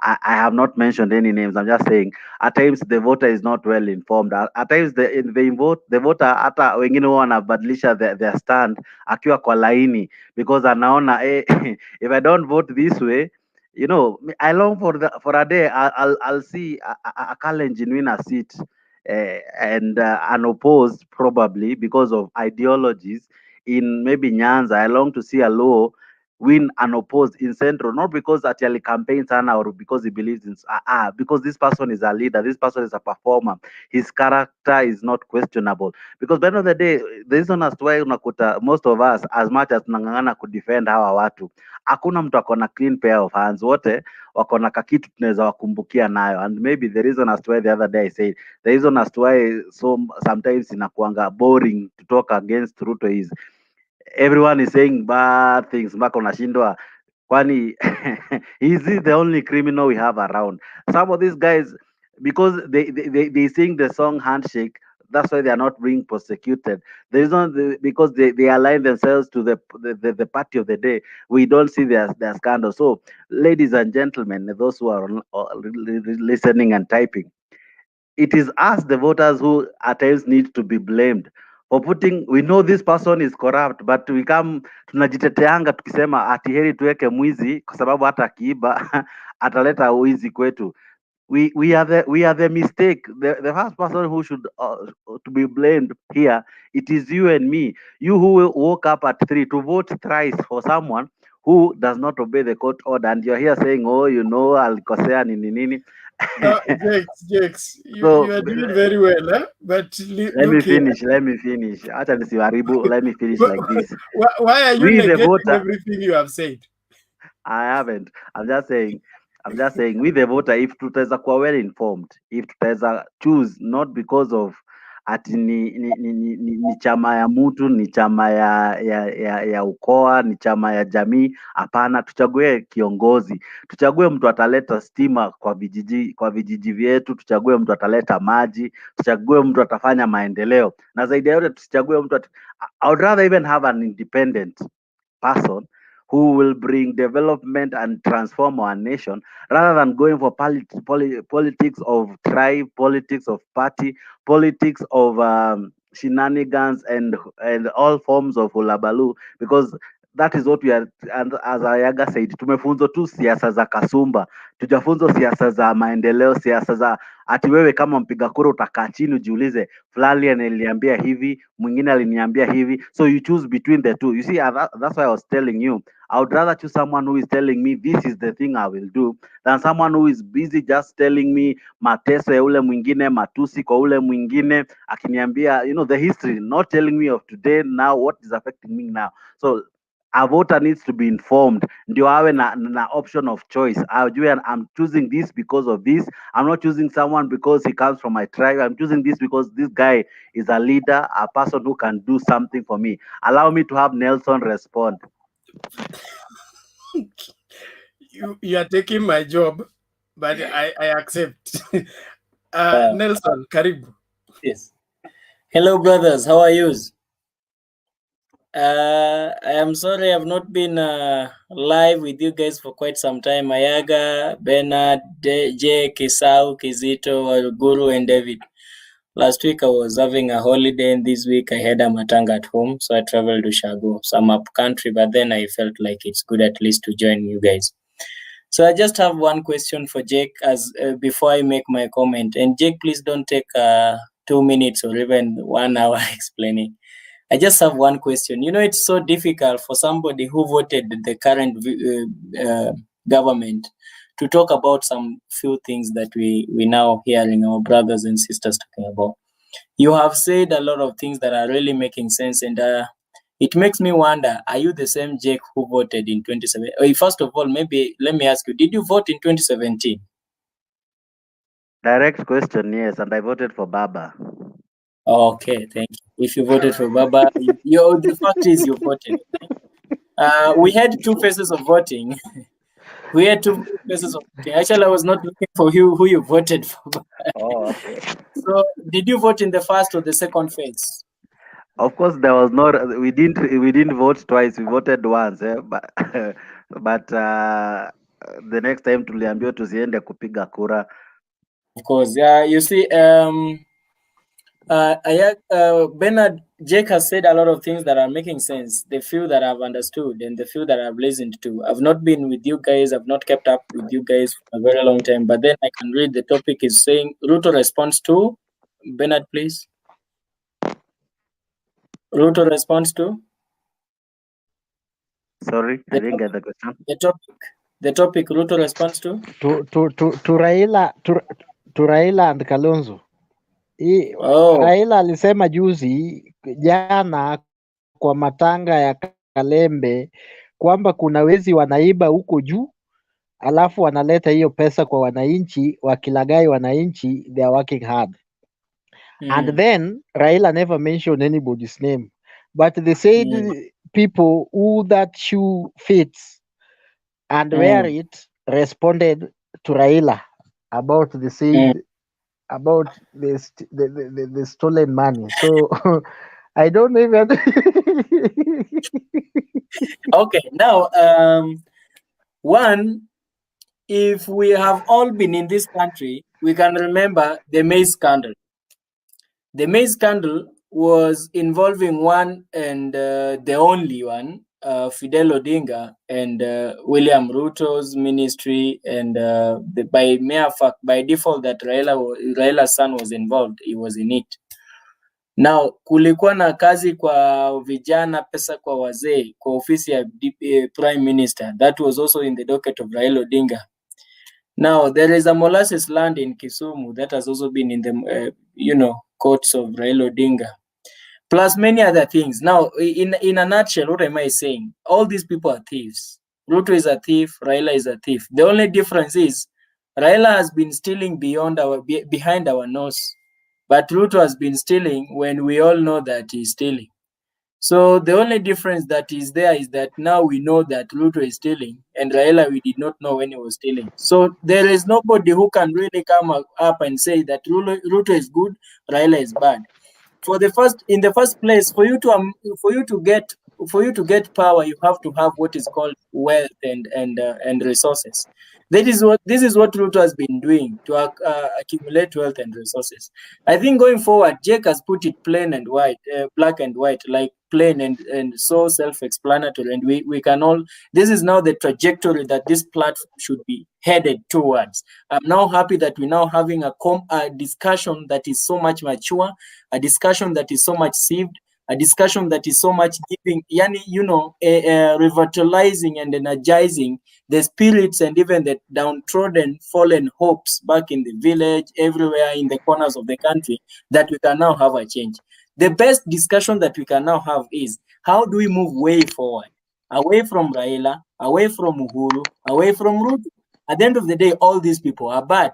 The only thing that they're good in, or they're good at, is telling us how Ruto is bad, not telling us how he is bad.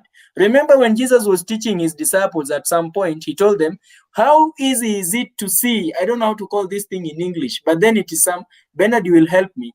In Kitabu, we call it feel much. How easy is it to see something on the eyes of your neighbor than seeing the one on your eyes? Okay, and then he also talked beatitudes when he was talking about faith. You have a little faith that cannot even move through this plant from this place to the other place. Now, I think the most important thing we should do is to remove our faith and our hope and our future on the current politicians, and transfer them to people with our future, people with our visions, people with our missions, and people we can relate with. People who understand us best. Who are these people? These people is Ayaga. These people is Esau. These people is Bernard. These people is me, Jake. Jakes and me, Nelson. And I think the trajectory we have taken is one of the best. Thank you. Thank you, Nelson. Kizito. Kizito, are you here? Kizito amechiu bana. Kizito is counting the cost. Kizito is not Kizito is not with us. I'm very much there. Nelson, before you Wait, Nelson, Yes, we must have respect. sorry. You are not staying with me. You don't know. Nelson, we must have respect. Nelson, mute your mic. You are not Mute staying your with mic, me. Nelson. You don't know.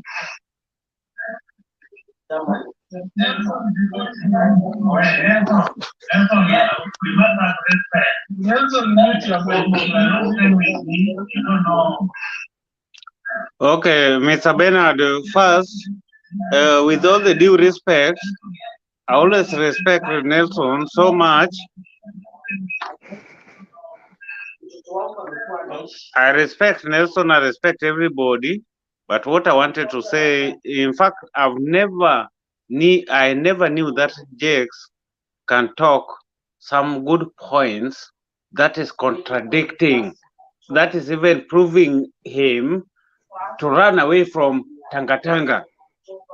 In fact, today, the way he has talked, if I was him, I could have run very fast as my legs could carry me. Because the way he was talking is trying to tell you the truth. The only problem we have with these Tanga people, it's not that they are not good.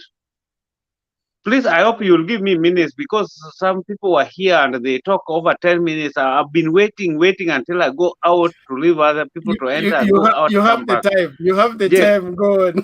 You talk today. The things you are talking is what Kenyans are failing to understand.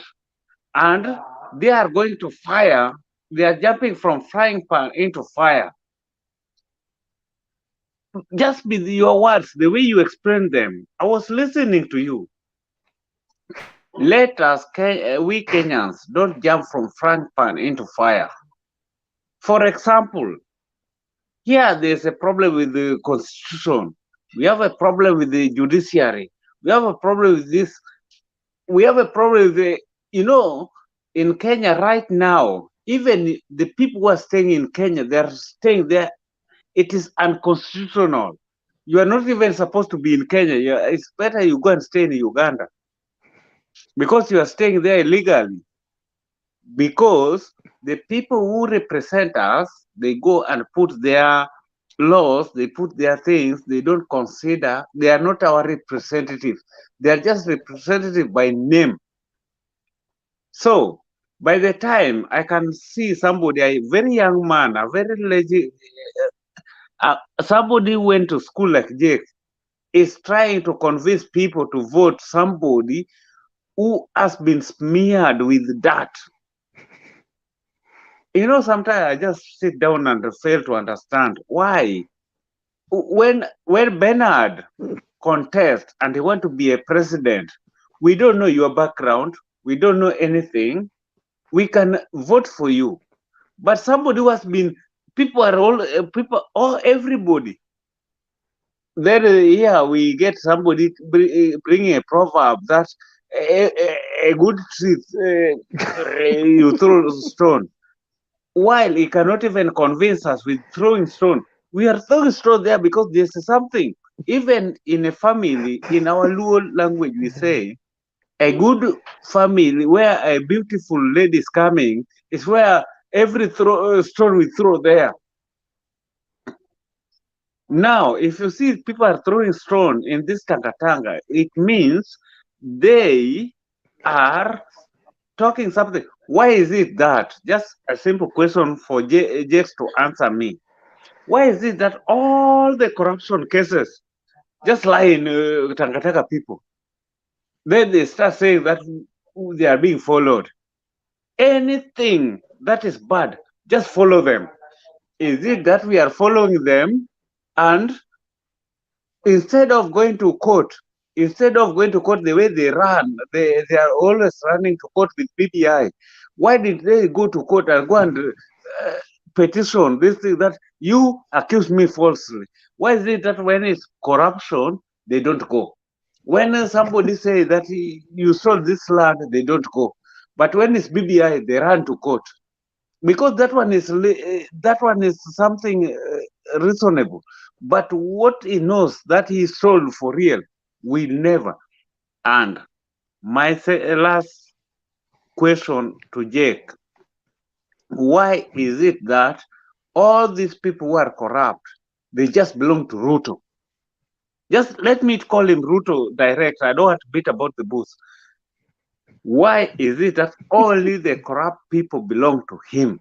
Why is it that they don't belong to anybody? Direct. I don't want to beat about the bush. If you can answer me, well and good.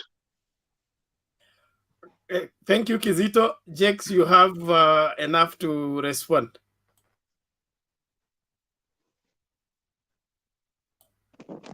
You know, I think we have enough institutions to carry investigations and to, one, prove, either vindicate or criminate someone because of an illegality or a crime offense.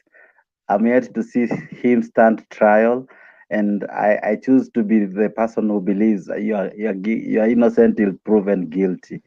And by the end of the day, the state can also instigate an issue or can plan something or can say something to tarnish a name, and we might not be able to really say that that is true or not because we don't have facts. Until we have facts on the table, until we are able to say Flani did this and we are able to verify it, I think that most of these answers that you're asking me, I think they lie in the courts, they lie with the DPP, they lie with the investigative bodies to fully either acquit someone or show us that this person truly alipoitwa mwizi, alikuwa ameiba. Because you know, smearing someone's name is very easy. I can now say Kizito is a murderer, and if I say it loud enough, maybe someone will start believing it, and eventually people may start tagging Kizito using some names. So basically, at times, some of these things, until they are proven in a court of law, and because by the end of the day, it is justice that says you are innocent until you are proven guilty. All you can mention here are propagandas that we have had, shenanigans that we have been sold to, but Because by the end of the day, like it is justice that says you are facts. innocent. Because I had someone talk of Hold on, Kizito. those are not Mute facts. your mic, please. Everybody mute your mic. Shenanigans that you have been told to, but because by the end of the day, like it is justice that says you are innocent. Kizito, your mic is on. So just like someone said, sijui kuna morases, mwingine akaongelelea shamba. I would love ile Yaga alikuwa anasema oh, fulani alienda hadi BBC na alienda kotini na akalose case and it was proven that truly that land did not belong to him. That's the conversation I can have. Lakini sijui Kimwarel na nini vitu bado hata koti hazijamalizana. Why should I be in public court here defending or defaming someone saying oh fulani aliiba? Yet hata wenye wako kotini bado hawajaprove, so who am I? Even don't have evidence. Ni vitu nilisikia. So until they are proven guilty, I rest my case.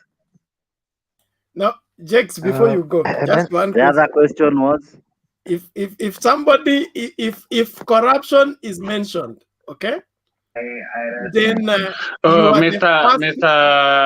Mr. Jakes.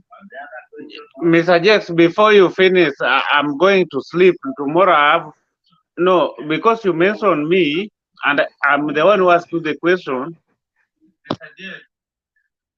It's me who asked you the question. What I want to tell you is this: normally, in real life, when you see somebody, people are saying this woman is bad. Don't assume that that woman is not bad and you go for it. Once you've had 1, 2, 3 people complaining, anakula fair, kimbia, run for your life. That's the same way. Ukisikia mtu anamenshoniwa everywhere, run for your life. But to convince Kenyans that now these people, they are just been saying, do you know what deputy president is in Kenya? Do you know when they arrest him today, what it will bring in Kenya? Mtu wetu ameshikwa. Do you think they are stupid? The advisors are stupid? They will not do it. But for him, as the deputy president, he could have gone in front of, like last time Kalonzo Musyoka went to DPP and say, I'm here. Tell me what people are saying about Yatta land. I'm here. I will explain everything. Why is it that he has never taken, he has time to go and make, in Kagundo to go and make a rambe, in central Kenya to go and make a rambe, and he doesn't have time to go to DPP office as a deputy president to clarify himself. My brother, let us not vote because we just convince people that bottom up. What is bottom up? When you were telling people you started selling kuku. If Ruto is genuine and from selling kuku, let each and every Kenya, the 50 million people, they be given kuku to go and sell. Okay, Thank you. Thank you, Kizito. Can I Now, respond? I don't think, Jack, you want to respond? Yes, I want to respond. Okay, Kizito, thank you for your contribution. Jax, you have a minute to respond. I refuse to engage in politics. Someone sold chickens and now is a BP and all, and is now selling bottom-up approach. Let me ask him for free. Everyone has what we call a starting point, the first step you took in life. Maybe his was to sell a chicken. I don't know what Bernard you do for a living, but is where you started. If that is what he chose to start with, or that's what informed his past, and that was the first steps he took. I refuse to judge him today and say because he's now rich and all, because I was not there when he was selling chickens. The only time I'm here is when now he's a deputy president. So ask me and I relate to the time that is now. The other thing you said is his policies of bottom-up approach. And as I said the other day, I would love to talk about another approach. Let Musalia give us a different approach. Let Raila give us a different approach. Let whoever is also campaigning and wishing to be a president, so that we can compare notes. Here tonight, bastardizing somebody because he has given us an option, even if we don't resonate with it, but it is what we have at the moment. Me as a voter, I want to have leaders who will give me options so that when I go to vote, I am an informed voter and I know what I'm choosing from. Not because they are uniting. I even want to ask this from the topic today. They are saying Ruto reacts to what Raila said yesterday. But let me even remind you what Gilu said. Gilu said that if they don't unite, the chicken seller will definitely win the next general election. Now I ask myself this question bluntly. Kwani mbona huyu mtu mmoja watu wote waungane kinyume na yeye? In any case, does it mean he's that powerful? Does it mean he controls a massive region base that for anyone to win against one person, everybody else must unite? I think that is, it really speaks volumes, and that's why maybe we are losing it, even those who would wish to support Baba or not, because I would want them to unite, not because they want to fight someone. I want them to unite because of the betterment of our nation, because they have ideas, because they have learned from the past mistakes, because they have seen what corruption can do, because they have seen what the failures to follow the law can do. So if they can now come and tell us this is what we are going to sell, this is our blueprint, these are the ideas we want to sell to Kenyans. Last time we told you this, we have not yet achieved because of ABCD. But if you give us a chance, me as so and so, I will do ABCD, so that me as a voter, I will sit down and ask. Flani told me of bottom-up approach. The other one told me of top approach. Okay, Let me James. finish. And the other one told me now, of middle approach. on. Then as a voter, I make a choice. Ngoja, hapana. Subiri kwanza. I want to move on. Okay. We have had new people joining us who want to hear their voice and their contribution on the same. Nelson, hebu jitete. Kizito have left. Kizito has mentioned certain things, but I agree 100% with Jakes on most of the things that he's saying. But I tend to disagree with Jakes on certain things. Corruption is corruption, and this fallacy that Jakes is trying to sell here, that is not a court of law. It has not been proven by anyone. When this is the reason as to why mediocrity is continuing and being purported and being perpetrated in this country, whereby Raila comes out or any other person who has a valuable credible information comes out and says, guys, we have lost 2 billion in NYS. Oh, wewe Raila, wewe nini. And then Jakes comes, I have not confirmed. We are not aware. We are not sure. And then comes out, we have lost money in real sense. We have to, you can lie to some people some of the times, but you can't lie to all of the people all the times. We have to say enough is enough. When something is bad, Jakes, even if you're supporting somebody with all your body organs, just say this is wrong. And when something is good, just say this is good. But one thing that I really like, and it stands out with you today, is that you have content in your discussion and you're talking about real issues. Ruto coming up with something called bottom-up approach. I'm not pro Ruto, I'm not pro Raila, I'm pro reality. This is just a beginning of a conversation. He's saying, you know what, guys, we need to change this conversation. In as much as Ayaga will say, he does not have anything for the common mwananchi, he's lying, he did not start as an hustler. Okay, he's lying that he's an hustler, yet he's a guzzler, nini. Look, let me tell you, my brother, what Ruto wants you to do is to talk about his lies, is to talk about the bottom approach, is to talk about that will start a conversation. He has given you a topic. Let Musalia Mudavadi, the same way I said, let Musalia Mudavadi comes with a conversation, a topic to be discussed. Raila to come with a topic to be discussed, so that we deviate from the politics of Chamagani, the politics of Kabila Gani, to the politics of, is it a wheelbarrow? Is it a spade? Is it a panga? What is it that we're going to use? Because these tools are the tools that we normally use for development, for building, for whatever thing that moves and keeps us busy. I think that is the only point that I really wanted to add on. But the only bit that I wanted to correct Jakes, yes, supporting is good. But when supporting, don't be blind. Don't be blind to an extent that you're saying it, Kimwarer, on the what. When something is wrong, say, okay, my brothers, hapa tulitupa mbao.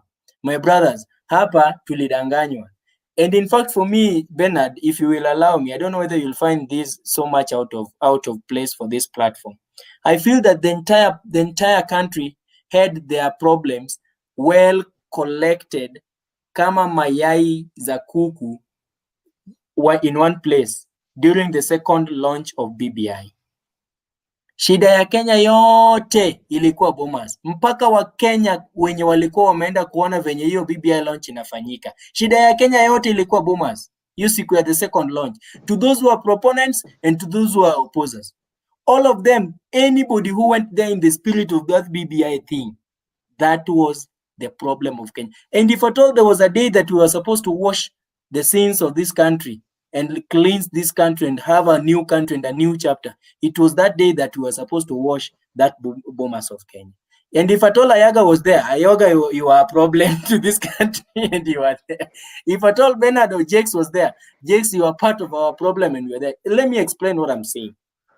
We have suffered so much and for so long in the hands of these people. All that they do is a business of hoodwinking, brainwashing, and using us as a tool. Bernard, I have never asked my neighbor which tribe he is when I'm going to buy nyanya. When it comes to voting, I want to know which tribe he is. I have never asked my neighbor, do I need a BBI for us to have peace in the estate? When it comes to during politics, I want to know which tribe he is. I have never asked my neighbor when I'm going to town which tribe he is so that I sit next to him. When it comes to politics, there it comes. Now, these politicians do business with us, and we should say enough is enough, okay? And now the reason as why I put the common wananchi wenye walienda kwa BBI second launch as part of the problem is this. These are the people who act as their validatory system. They are the support system of these people. Whether you went there to say no, all shout somebody, all say yes. The fact that people were there They now call this, I think these are the people being called Wakenya wamesema. Yet in real sense, Mkenya Bernard ako kwake. In real sense, Mkenya Nelson ako mahali. In real sense, Mkenya Yaga ako River Road. In real sense, Mkenya Tony ako mahali anatafutia watoto wake chakula. These are the busybody Kenyans who goes to these politicians to validate whatever thing they do. Shida ya Kenya yote ilikuwa BBI. God forbid, and may God forgive me, and I think you're going to punish me for this. But I think if at all there was a day that we were supposed to be bombed, ni hiyo siku bombers of Kenya. Na tungesahau shida ya Kenya yote. Wewe Nelson, wewe. Wacha kusamehe kwa bure. But I will, before we hear from Tony, and then the fighter, and then Mulumbu, I would want to bring this in the bottom-up ideology or bottom-up economics. Ruto has been at the top all this while. He has not told us what happened at the top. He has come back. It's like the proverb they say in Rift Valley, we sent you up the tree to bring us honey. And you now come down and say, there is no honey up there. Let us manufacture it down here. That to me sounds very suspect. Is it not diversionary tactic whereby you don't want us to discuss what is up there? You don't want us to ask what happened up there? And what did you do with the 8 years we put you up there? You now come and say you want to discuss Mama Mboga. Isn't that just diverting us from asking us really questions and beginning to bring us new agenda? I don't know what the rest of you think. Maybe before anybody answer you, Bernard, at the end of the day, a conversation has to start, whichever way it starts. And please don't take that in the other way around. At the end of the day, even if Ruto has been in 8 years, 12 years, 24 years, at the end of the day, a conversation has to start, notwithstanding how it starts and who starts it. This conversation needs to begin from somewhere, not from the conclusion. When you write a composition, you have a heading, then the introduction, then the body, and then the conclusion. You want to give us the conclusion, you don't want us to look at the heading, you don't want us to look at the introduction. Why? You have asked a question. Allow us to answer you, Bernard. You have asked us, he has been at the top, and why is it that now he wants to begin from a different approach? And I think if it's not Ayaga, it's you, for lack of my good memories. You said it is only a fool who does not change his mind, or it takes one person to decide, I'll refuse to do the same thing in the same way and expect to get different results. He has been saying for free that for too long, we have always started from the top. Two, he has said for far too long, this has been the model, because what he speaks about is an economic model. And if you go to the studies, you will see there are several types of economic model. That is what he's choosing to begin with. So, and as I've told you, and I wish you listen to Nelson, we need a debate. What we are doing, we're just criticizing one person. We need to listen to you telling us, this is what my candidate is saying. Whoever you support, we need to listen to Tony tell us, this is what my candidate stands for. So that when we will go to vote, we will choose between your candidate Bernard, between your candidate Nelson, and say, finally, having listened to all of them, these are the findings and these are the reasons as to why we choose to vote A, B, C, D. Because by the end of the day, it is what he has chosen to start with. He has said a lot, and you know, it is only a critic. It is only a critic. Let's it is only a time. It is Let not. me tell you, you are a preacher. You are a preacher. No. Yeah, we are redeeming time. Yeah, it is time for Tony. Yes, I just needed a straightforward answer. If it's not diversionary, I believe you. It's not. If it is diversionary, I still believe you. Let me tell you what Bernard, can I interject like 1 minute? When when someone listens to you, they choose to what to believe. If people have chosen to believe the wheelbarrow, that is what they have chosen. If they have chosen to listen to the bottom up approach, that is what they have chosen. Now we need another candidate to tell us this is what we No, want to tell Jakes, Kenyans. the question is straightforward. Jakes, I ask the posted question. I didn't that even hear the question. this is what the change from top to bottom, now bottom up, is a diversionary tactic for us not to ask questions about what happened previously. If it is not, it's okay. So because Then we want to hear let me from answer. Tony. Okay, let me answer. I answer it like this.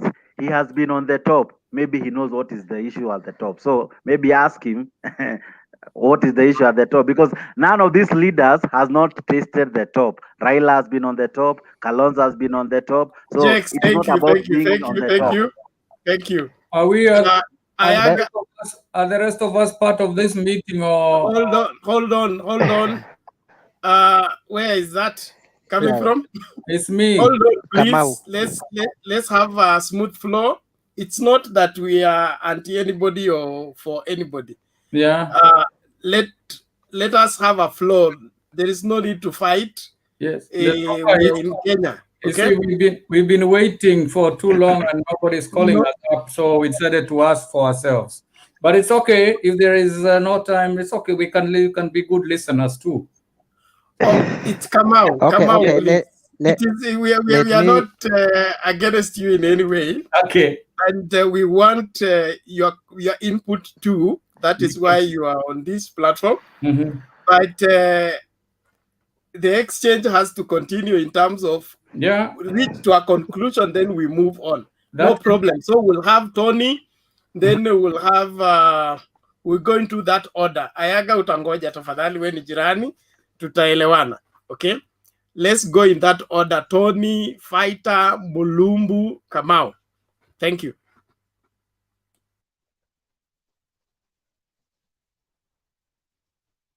Tony, unmute your mic, please.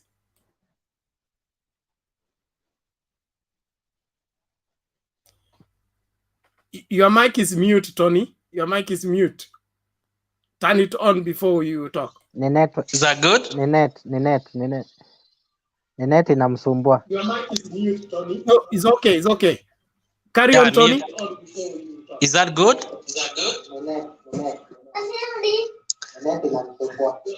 Okay, no, net is not. Sio shida. Endelea Tony, tunakusikia. Sio shida. Endelea, tunakusikia. Okay, sit there. So,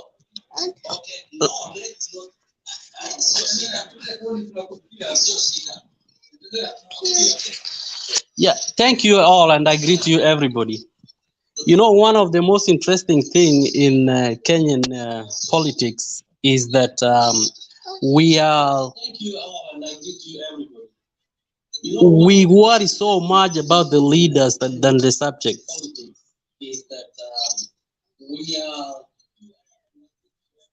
It's one of the most troubling things is the pro Ruto, the pro Raila, Kalonzo, Mudavadi, and the like.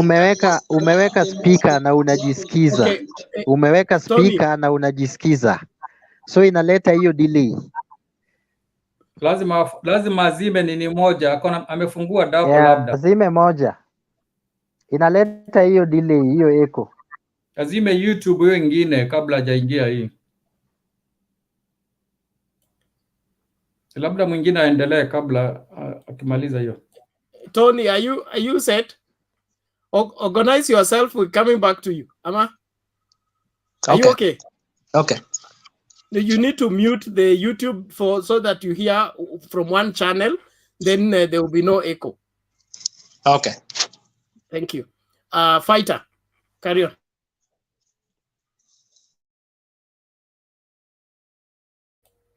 Unmute EM Fighter. All right. Thank you so much for giving me this opportunity, guys. I just want to say good evening to all of you. Anyway, I want to go straight to the point, and I just want to be very specific as in what I'm going to say. My dear friends, we have been blaming politicians for quite long enough, that they have been compromised. But in return, I am seeing now us being compromised, that we can just support things which we know is wrong to the point whereby we are arguing, and we truly know that this is very wrong, this is very wrong. We have to condemn it and stop arguing in the sake of trying to defend Ruto, trying to defend Raila or whoever it is. Yes, I'm a true supporter of Ruto, and some of us are true supporters of Raila. It's not the problem to do that. But we have to see what is this person maybe trying to do. Let us not criticize everything in a wrong way. Like my brothers have been saying here, we cannot go to every meeting if we have an agenda for this country, which is Kenya, and then we talk about one person who is Ruto. If you see Raila goes to anywhere, he talks about Ruto have stolen. But if you ask him as a leader who has all the platforms to even take the evidence to the law, to the DBB or this DIO, whoever it is, so that he can be prosecuted. There is nothing like that they are showing. They are just yapping over there in the bushes, saying he has stolen, he has buildings, he has what. What he has is not a problem. You know, when you become jealousy so much, wait, you are going to become a witch. This is how it comes. When you see a witch, he started to be jealous of what Bernard has, what he and NM has. At the end of the day, he goes to the witch doctors to bewitch someone. Let us not say, you know, nowadays we are talking about storing, when we talk about the stealing, people think that spoiling the name of Ruto, saying he is the one who is stealing. Even now, Ruto has not been in the government as in anything since 2018 up to this time. But things have been stolen from the government. He has been not having any access. But the KEMSA scandal happened. And we know who are behind the KEMSA scandal. But we don't want to talk about the truth. We just want to hide behind our fingers saying Ruto. Let me tell you, if there is a clean man in this country as we speak today, he must be Ruto. Because as I know, if Ruto had something against him which is clean out there, he could be in prison. But they have nothing. You can stop. You are speaking here. I didn't raise my hands. Just wait. Wait, Mr. Nelson, wait. No, you are talking. You are mentioning things that are very sensitive, Mr. Fighter, and we can't let you go like that. That is not the mention what I have. That's mine. Nelson, you are given time. Nelson, hold on. Nelson, hold on. Just note down. You will respond. You are given time. Let Fighter speak. If I am mentioning sensitive things, I am a responsible man. I am at 47 years today. I can stand and answer whatever I'm mentioning. I am simply saying we cannot be saying Ruto is a thief when you cannot substantiate, you cannot give us any evidence that he has stolen from you. So if you know he has stolen, go and report him. But if you are a national leader like Raila, and you go to a national platform where he goes everywhere and talks only about Ruto stealing and bringing back to the people. It's better is a thief who steals and gives to the people, according to me. So, and if you have the evidence, take him to court or take the evidence to the CID. Now, if I go back to the issue of the opposers, of like you were saying about the opposers and the supporters of PBI went to Bomas. In Bomas, there were no opposers of BBI. The only one person who was there, the opposer of BBI, was Ruto. And you could hear how he was echoed. But he managed to submit what he had. And whatever he said, all of us Kenyans who have the memories knows what he said. And that one has been taken care of. Let us not hide and try to blame, saying there is no leader in Kenya. So these are the ones who are there. Those bad ones whom you can see now, the Raila, the Ruto, the Mudavadi, the whoever, those are the ones who are going to be in the presidency in the coming general elections. So if you are saying we have nobody, so what should we do? Because there is no one who is going to come out of that. We are going to choose a better Nyana, who is somehow out of those bad people. Because there is no way, even today as we speak now, there is no way anyone can come out from anywhere, whether Mukisa, Kitui, or whoever, and they get votes in Kenya as this stands now. So what I'm saying is this: the other day we had a problem here. We were talking about the issue, the churches, and how they were supposed to be appointed. But the truth is out there, and we know. We just made a lot of noise here, but the truth is the president had no powers to do anything, and you can see from the highest office, even the Kome herself. So let us not try to defend the truth when we know, and I know very well, Mr. Ayaga, you know very well what you are defending is wrong. But you can stand on your knee, on your feet and say this is right. Why do we have to do that? Let us stand for the truth, and the truth will set us free. As Kenyans, we are the ones who suffer. After all, we put these people in the office, they don't do anything, then we keep on crying here. If I can ask you a question, Ruto and Raila, who has held a biggest office in this Kenya, in this country? Who has been in the biggest office in this country? What did Raila did when he was the prime minister? When he was the second in the command in the government, because they were sharing the government. Let me tell you, we must also appreciate Ruto. He is so patient. What the humiliation which he has undergone since 2018 up to now, and he still stands firm. Have we ever had him insulting Uhuru? But Raila was just humiliated once in Mombasa. There was no carpet. But what did he do? So let us not be like we don't see. We are Kenyans, and you guys, you are very brave.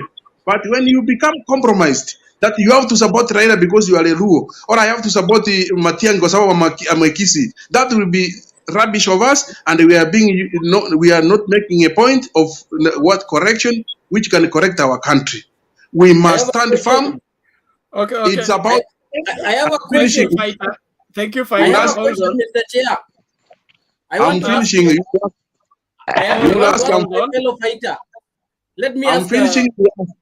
Can I ask a question before you finish? You answer just when you are finishing.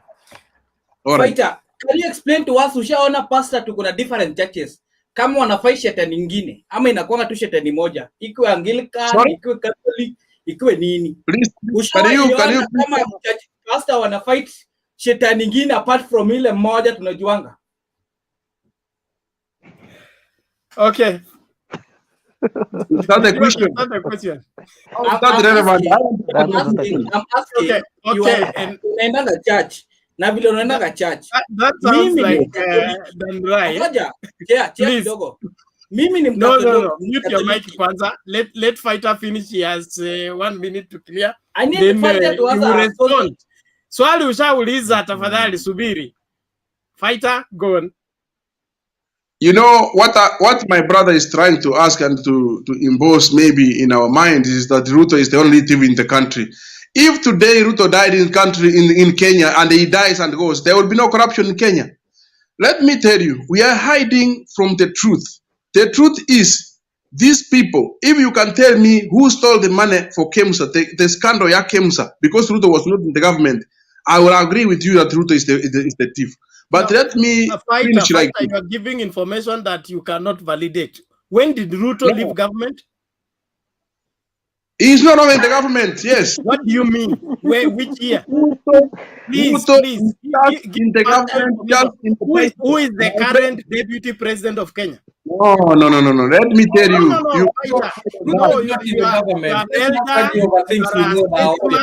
You cannot tell us, my friend. Mr. Bernard. Mr. Bernard, you cannot tell me what I know. I have eyes, I have ears, I have brains. I know what's happening in Kenya. We have a new deputy president in Kenya. Listen, David Brave means president. Thank you. Hold on.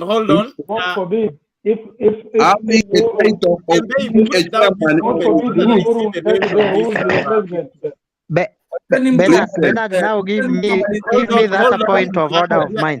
Hold on, everybody. Mute your mics. We are getting noise. Order. Okay.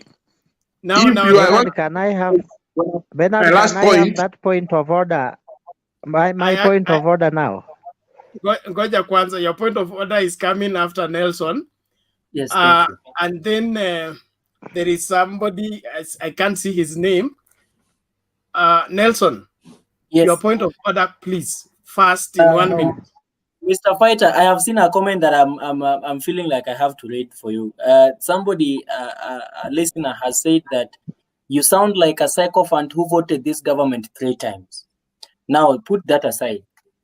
First, you lied when you said that in Bomas, the only opposer of BBI was William Ruto.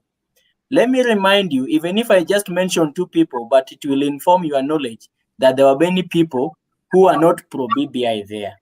There was Eden Duale, there was Murkomen, and in fact, let me remind you that Murkomen was not there. Don't lie to us. Murkomen was not there. The Okay, opposers Fighter. We know your name is Fighter. cannot lie. And you don't have to fight everything. Hold on. was there. Hold on. No. Thank you. The second. Wait for Nelson it's like to you are finish going to your waste your time response. arguing with this fighter. Let me go ahead. Now he is denying. Maybe he has a Murkomen, and then we also have another Murkomen. So let him be with his Murkomen. His Murkomen was not in BBI. Fighter, your Murkomen was not there. Ruto is not in government. A fallacy. The second in command in this country is His Excellency Dr. William Samoei Ruto. To you, you think that Ruto is not in the government, which is a very big mistake that you're making. There is nothing that happens in this country without Ruto's knowledge, because he's being briefed almost equally with the same way the president is being briefed by NIS. For your information, you said you know everything, but then now let me just help you in that. Then Raila yapping everywhere. This is a very sensitive comment when you want to make, and then you know that Raila is also another national leader who has followers everywhere. The term yapping sounds vulgar, disrespectful, and lack of respect for him and his status. And let me tell you that there is nobody who has been calling each other's name than Ruto and his camp. If at all there is anybody who practices politics with decorum and differentiates emotions from politics, I think it is Raila and the camp, Raila and Uhuru, than Ruto and the divide. And let us just speak facts when they are needed to be talked about.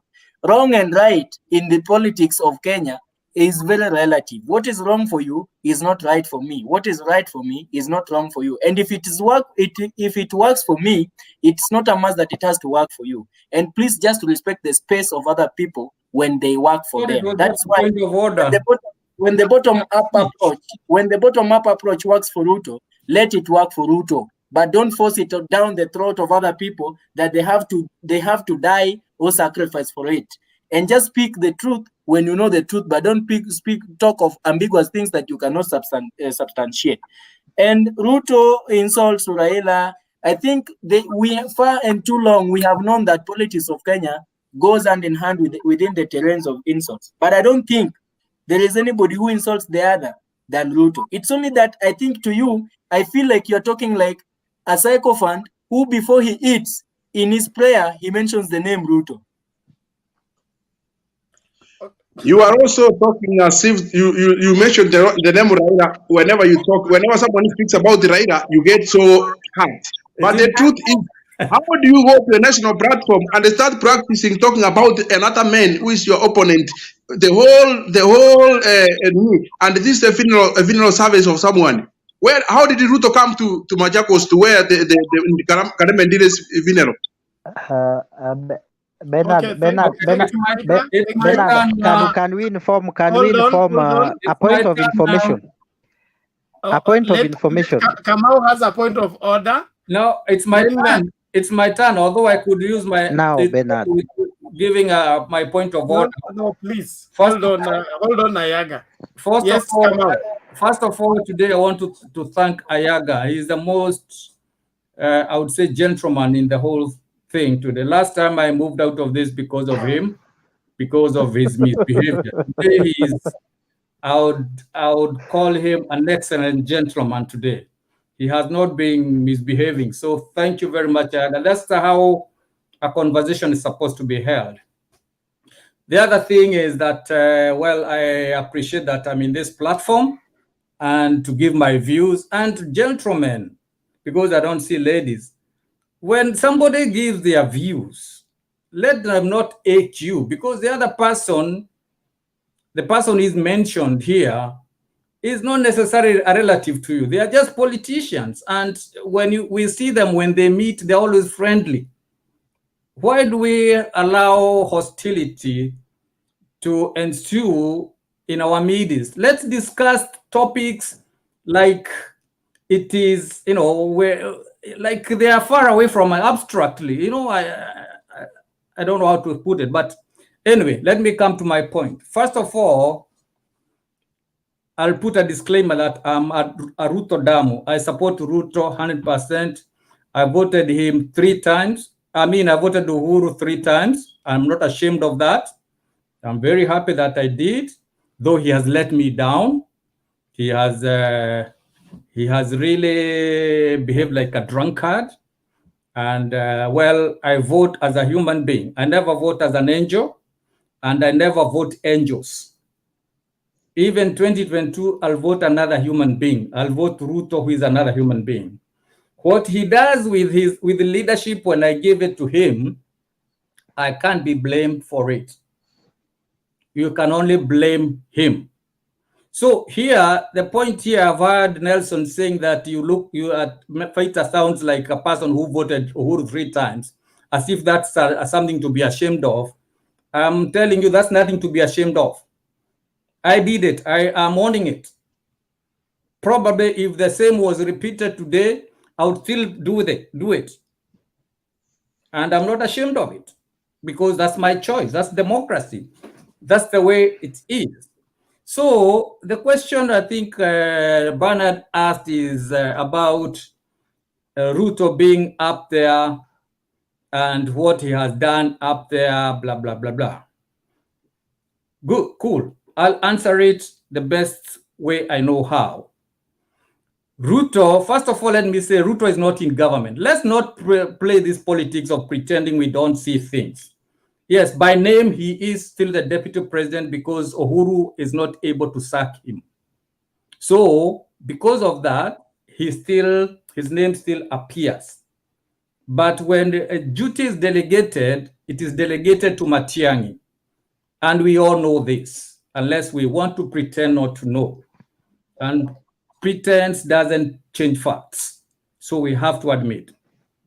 So when we say what Ruto that is at the top there and he's pretending to become bottom up, I think we are kind of displaying some type of ignorance, because when a government is elected, gentlemen, a government is elected with only one president.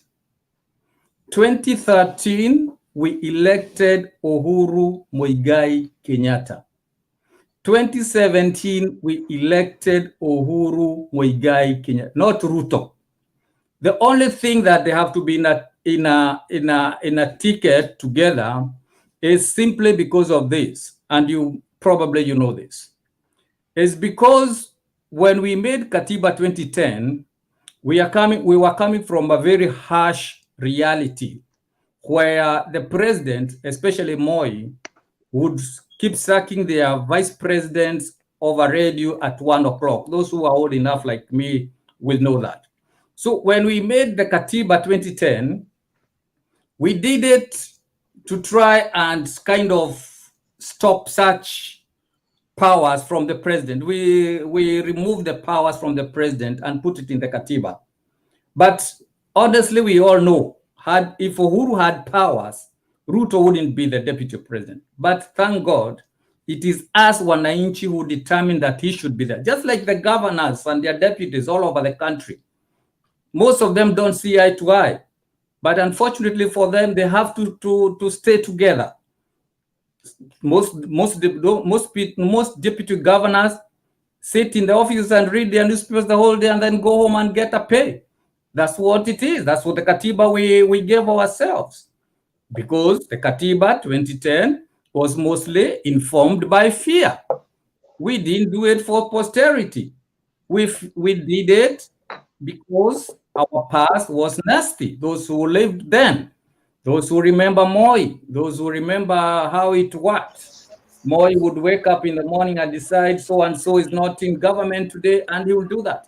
So we put in some mechanisms to keep the president from misbehaving. Let's now come to the issue here is that the Can role, I ask a question before you continue? Yes, ask a question. But if you would allow me, first of all, to finish my point, probably it would be better. But ask your question. Question is based. The question is based with your the previous points that you have made. With due respect that I have to you, Kamau, telling us that Ruto have no work. Is there to assist the government is for who decide. Yes. And we have been seeing Ruto launching some projects and everything everywhere. From besides that, you know that we do budget for the we do have a budget for deputy president office. Yes. Because can you explain to us that yes, every time, like listen, the other day in 2010 we had a budget. You were old enough to vote then. I don't know. Probably you were. In 2010, 67 of us voted. 67% voted for this Katiba 2010. After reading through it, and it was explained, and all these things were put in the Katiba. So what happens is this: when we give ourselves a Katiba, it has to be adhered to. And this is the hula baloo you are seeing in Kenya right now, where the former CJs are telling the president you have to do your duty, not the way you want it, the way the law wants it. So what happens is that the presidency was defined by the Katiba. So it doesn't matter now. The vice president office must be given a budget. It's not Uhuru's now. Remember now, the budget even came from the hands of the president. It's in the hand of the legislature, the bunge. So Ruto is not, he is a DP by name. Just like there are so many deputy governors by name, but you never know what they do. But for that, I hope I've answered your question. Let me move on. No. Yes, Come Alpha, yes. God forbid, yeah. But God forbid, lakini kwa mfano Uhuru aondoke duniani leo, nani atakuwa rais? Atakayekuwa rais kikatiba ni makamu wake ama naibu wake William Samoei Ruto. Kwa nini unasema hana kazi sasa hivi? Kazi yake ni kungoja afe, kifo ije, anayengojewa afe ni kijana. Huwezi ongea hiyo bwana, tafadhali. Ala, ni ukweli. Sasa ukweli. Huwezi ongea na kama unakumbuka miezi kadhaa Ruto alikaa na magavana wakapanga budget ya magavana, unakumbuka? Kazi ya kikatiba, sikiza, kuna jukumu za kikatiba. Yuko kwa serikali, katiba ni serikali. Niko na katiba hapa ndugu yangu. Ukitaka nikusomee katiba. Okay, Kamau. Wewe you are avoiding to answer the question. Hold on, Alpha. Kamau, you are avoiding to answer the question. Bernard, can I have my point of order? Bernard, can I have my point of order now? Well, let him answer that question. Ask a question. Yeah. Okay. Kamau. Okay, wacha nisikia Ayaga. Kamau, acha kupotosha wa Kenya bwana. Okay, Alpha, hold on. We are coming to you. Ayaga. You know. Yeah, I'm just on a point of order because nataka kusikiza Mulumbu. Mulumbu, I know Mulumbu will inject some knowledge to his age-mate very soon. Let me start by saying, let me pray God that by the time I will be 37 or 47 years old, whatever comes out of my mouth will be the words of wisdom and the words of courage. How can today I fighter, if your son, because these things are asked even in primary school, I hope maybe you have a son, depending on your age, you're a daughter, and if your daughter is asked today to draw the presidential, to draw the government hierarchy, and by coincidence he left Ruto outside, saying now Ruto is not in government, and he failed in that. You will call your daughter or your son a fool, or you will blame yourself. You know, there are some things that if we mention, and maybe our sons or our daughters will be asked one day in time, in life, it will be very troublesome to you. No. I'm not answering you any question. I'm not asking you any question. I was just making my point on order, and I will be quiet. You know, fighter. Yeah, we are not communicating. You're taking my time now. Because if it's fighter time is gone. Let me finish with mine, then you can ask my questions, which are related to what I'm saying. I thought that's what I am saying. You are saying rumors. So no, Mr. Ayaga, I said this, and Mr. Kamau has repeated this, that Ruto is there just for a name that he's the deputy president of Kenya. Correct. But in the fact, he has not been given any duty. Yes. If you check on even you yourself, you know what's happening. Correct. The problem with us, we have been compromised in a way that we don't want even to face the truth. You just want to blindfold others who don't. Fighter, I keep asking you this question. If Ruto is not deputy president or is not doing any duty, why is he drawing salary? Because what you will be asking us. That's the one thing. That's the one the thief is coming there, because it is only a thief who earns where he's not working. That's now where the thief is coming from. And you guys,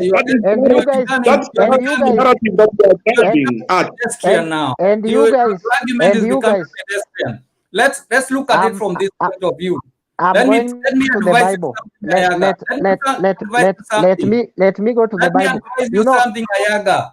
You see, the Katiba. You two old guys, this is what you are looking for, and maybe now you are achieving your goal. You are achieving your goal by heckling, because you come here to irritate everybody. Yeah. To start exchange words with you. Hold on. Line up. Okay. Kamau. Yeah. You know, maybe your age does not allow you, and my age allows me. My time. I didn't even finish. Ayaga apuachia hapo tafadhali. Thank you. Yes. Kamau, you have your 2 minutes to finish your submission. Yes. Now they have derailed me. Listen to the order first. You talk without listening. Now that is a problem. No, it is irritation that's coming from. You are an elder. Yes. Elders don't respond like. Okay. No, sorry. So I'm saying, Kamau, you have your 2 minutes to finish your submission. Ayaga, wewe tafadhali, wewe subiri Ayaga tafadhali.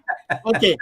Kamau, you have your 2 minutes to finish. From Kamau, I want you to follow the order. Yes. We'll go to Mulumbu, then Alpha, then Danrai, then we take our another round. So, yes. So we're not going, no interruptions, please. Let everybody finish their submission. So 2 minutes for Kamau, Mulumbu, Alpha, Danrai. Yes. Thank you. I will start by advising anybody who doesn't know how things go.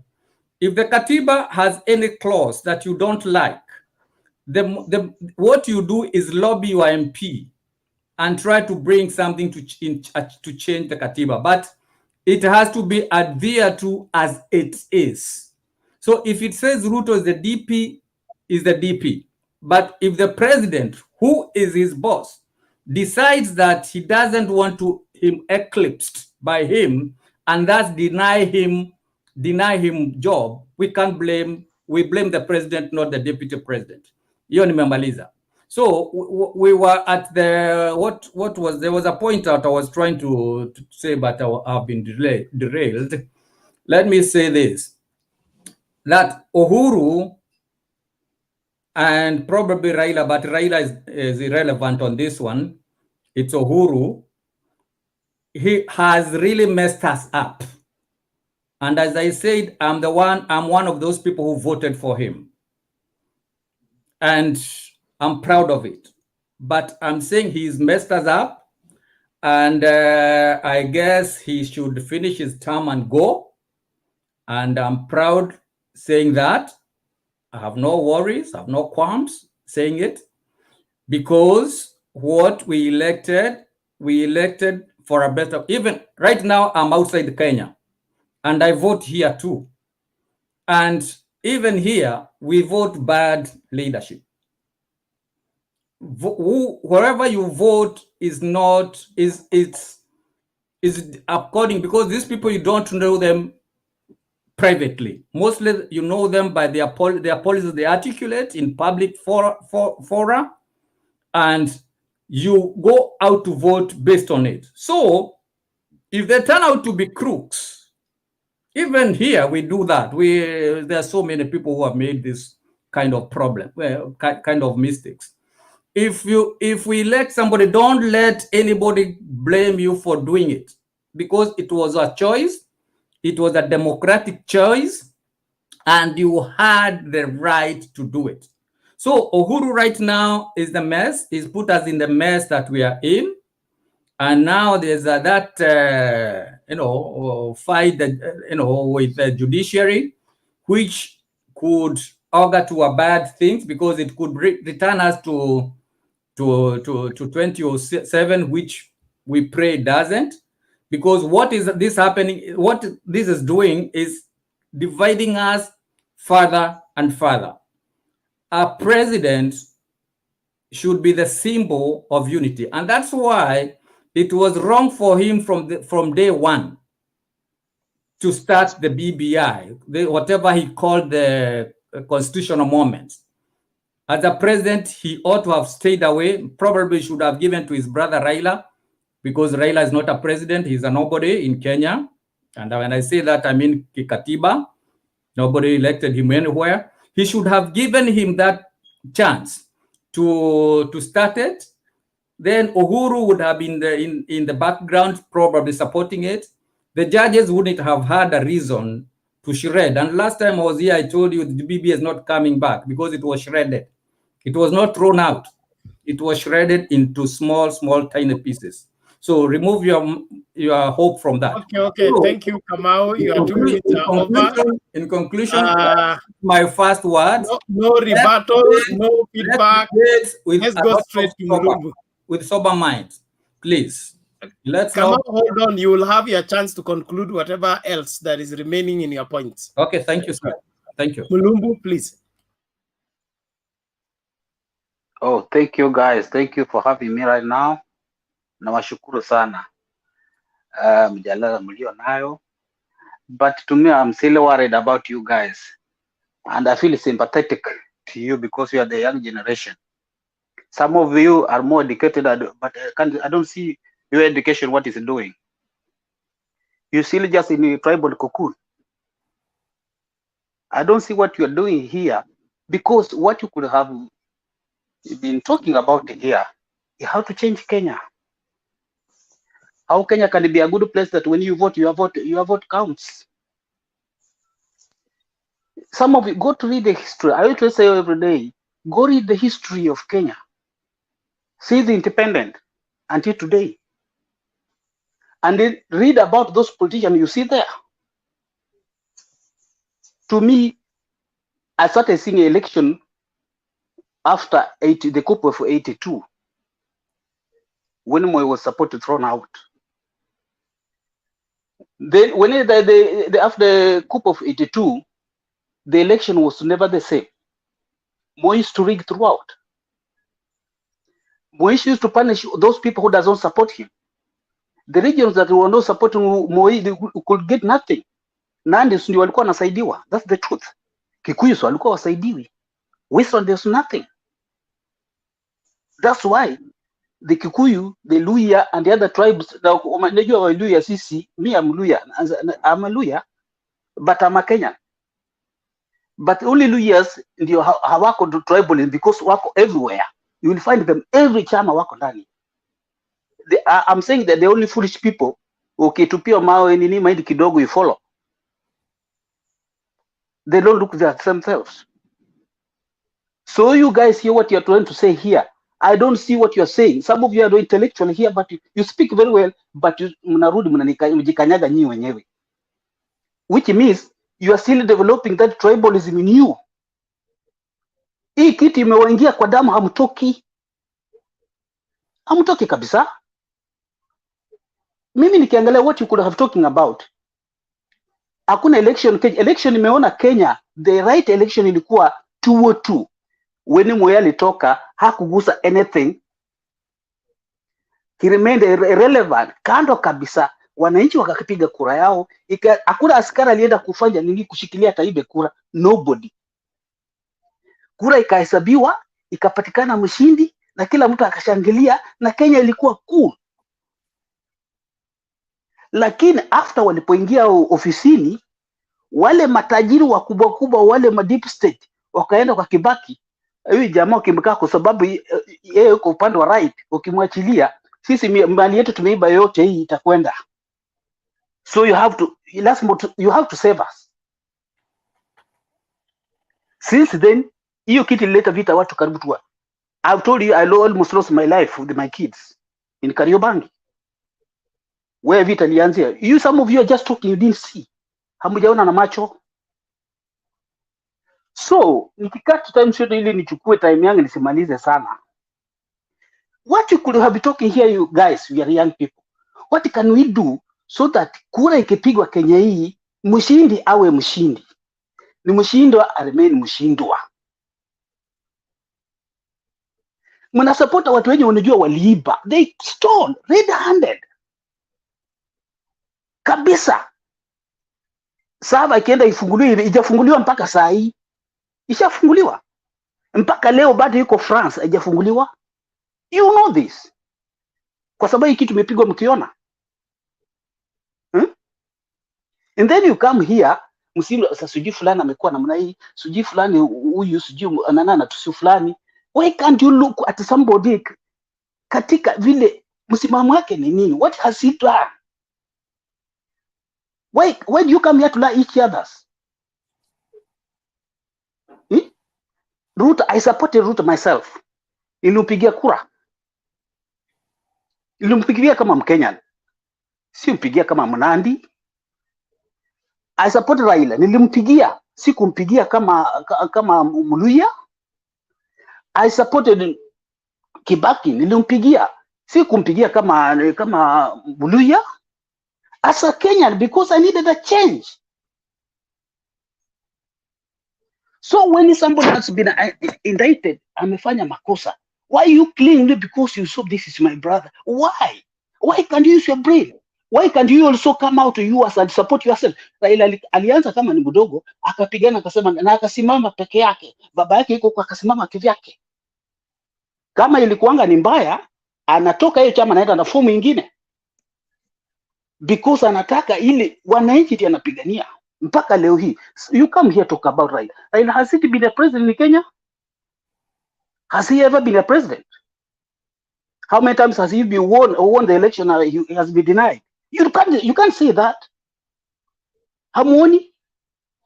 It's just like the time ukikuka likuwa na anyona, they were talking the truth, but Moi alikuwa na wakanyagia kabisa. Now he always talks the truth. Anyona from nini alikuwa naongea the truth. Wale wenye Kenyatta aliua, wenye walikuwa waliambia Kenyatta ukweli, sali waua. They were talking the truth. Why can't you talk the truth? You are the people who are supposed to change the Kenya. Sasa kama umebaki, you guys, as I see you 22 bado mtachinjana. Because I don't see if your brain is really working. Ile damu ilimwagika bandi iko ndani ya vichwa yenu. I don't see you coming out. Because some of them wakiongea, wanaongea na ile anga ingine, they don't give the points. How they can come out, this is divisive election, hii corruption vile inaweza tolewa, basi ibakie kama uko ukweli, chukua kiti. Kama umeshinda, chukua kiti. You are talking here, Musando was just a very intellectual mtu amesoma. Kwa sababu alijua saba haiwezi ibiwa. What did they do to him? They slaughtered him like a chicken. Wakachukua viko viganja yake wakaenda kafungwa saba. mtoto wa wenyewe msichana akaenda wakachinja kutupa. You are happy about that? That's the election what you want it to be? Na people wale umechinja mnawajua, and then you support them here because it was not your brother? What are you guys talking about? Wakati then unaniambia ati Uhuru is not Ruto is not a vice president. What's wrong with you? Kama Ruto alijua ni makosa ampatie kasa resign. Katiba imejamkataa ku resign, ana resign. Kama Uhuru ampatie kasa, ana resign. Where have you seen a vice president umepewa kazi ya president and then unaanza kupingana na mkubwa wako? Trump amekuwa hapo. Mliona wapi Pence akipinga Trump? Obama alikuwa hapa. Uliwahi kuona Biden akipinga Obama? Ni patience alikuwa naye, ilimfanya amekuwa president. Moi alikuwa kwa Kenyatta. Uliwahi kusikia Moi amepinga Kenyatta? That's why Moi came and became a president. Na nyinyi Ruto yenu hii amewekwa Uhuru on the toes and his boss. Tell me if Ruto is going to be a president, vice wake awe namna atamfanya namna gani? Ikiwa anaweza act like this, he's just a vice president and act the way he's acting, then he becomes a president. Somebody comes to act like him, satachinjwa asubuhi na mapema. You guys don't lie to us, man. This country is ours all. Nchi ni yetu. Point of order. Wakati mlikuwa naongea sikuongelea, let me finish my minutes and then utaongea yako hiyo. Niulize maswali. Let me finish, utaongea. Hold on, let Mulumbu finish. You will ask the questions later. Thank you. Yeah. Mulumbu, go on. Thank you, sir. Kitu yafaa mnaangalia. How can we help ourselves from this problem? You guys talk about the problems. Problem ya divisive election. Mngekuwa mnaongea hiyo. Tunaweza fanyaje ili wizi wa kura siwe? Hiyo mnafanya hata kwa vijiji mnaibana huko. You know that. Problem ya pili. To elect those people who are incompetent. Hawafai kuingia kwa ofisi, not to follow money. Anybody comes, look at the education of somebody kama naweza, not money. The third thing, muangalie ile ndio corruption yenye imejaa kila kona. How can we solve this? Me, what I see is the big three things. A divisive election, electing people who are not incompetent, na corruption. Mkiongoya kwa hii vitu vitatu, kama wana Kenya ambao mmeelimika, mnataka kupeleka Kenya mbele, kuliko kuja hapa kupiga suru, kupingana vitu yenye maana, mwingine analeta matusi, analeta nini. So you are bringing matusi na wewe mwenyewe uko kwa shimo. Na nyinyi ndio mnaenda kuvote kesho. I'm so sorry for you guys. I'm very sorry. Now what I'm saying, I wish I will be alive 2022. Nitaona mkipigana mawe. Thank you. Thank you, Mulumbu. Who had a question for Mulumbu before we go to Alpha? Yeah, niulize Mulumbu kwanza swali. Swali moja ama mbili? Moja Kamau, swali moja. Yeah, nimuulize swali moja ambayo labda ataweza kunijibu au la. Manake obviously najua yeye ana support pande gani. Lakini nataka kuicamouflage na mambo mengi. Lakini hiyo sio neno, nilisema hiyo ni right ya kila mtu. Nauliza swali moja kwa Mulumbu. Nani who claim kwamba kura zake zimeibiwa kila wakati? Swali la kwanza, ili niulize swali langu. Hiyo nafikiria hiyo hata usipojibu tunajua is a rhetorical question.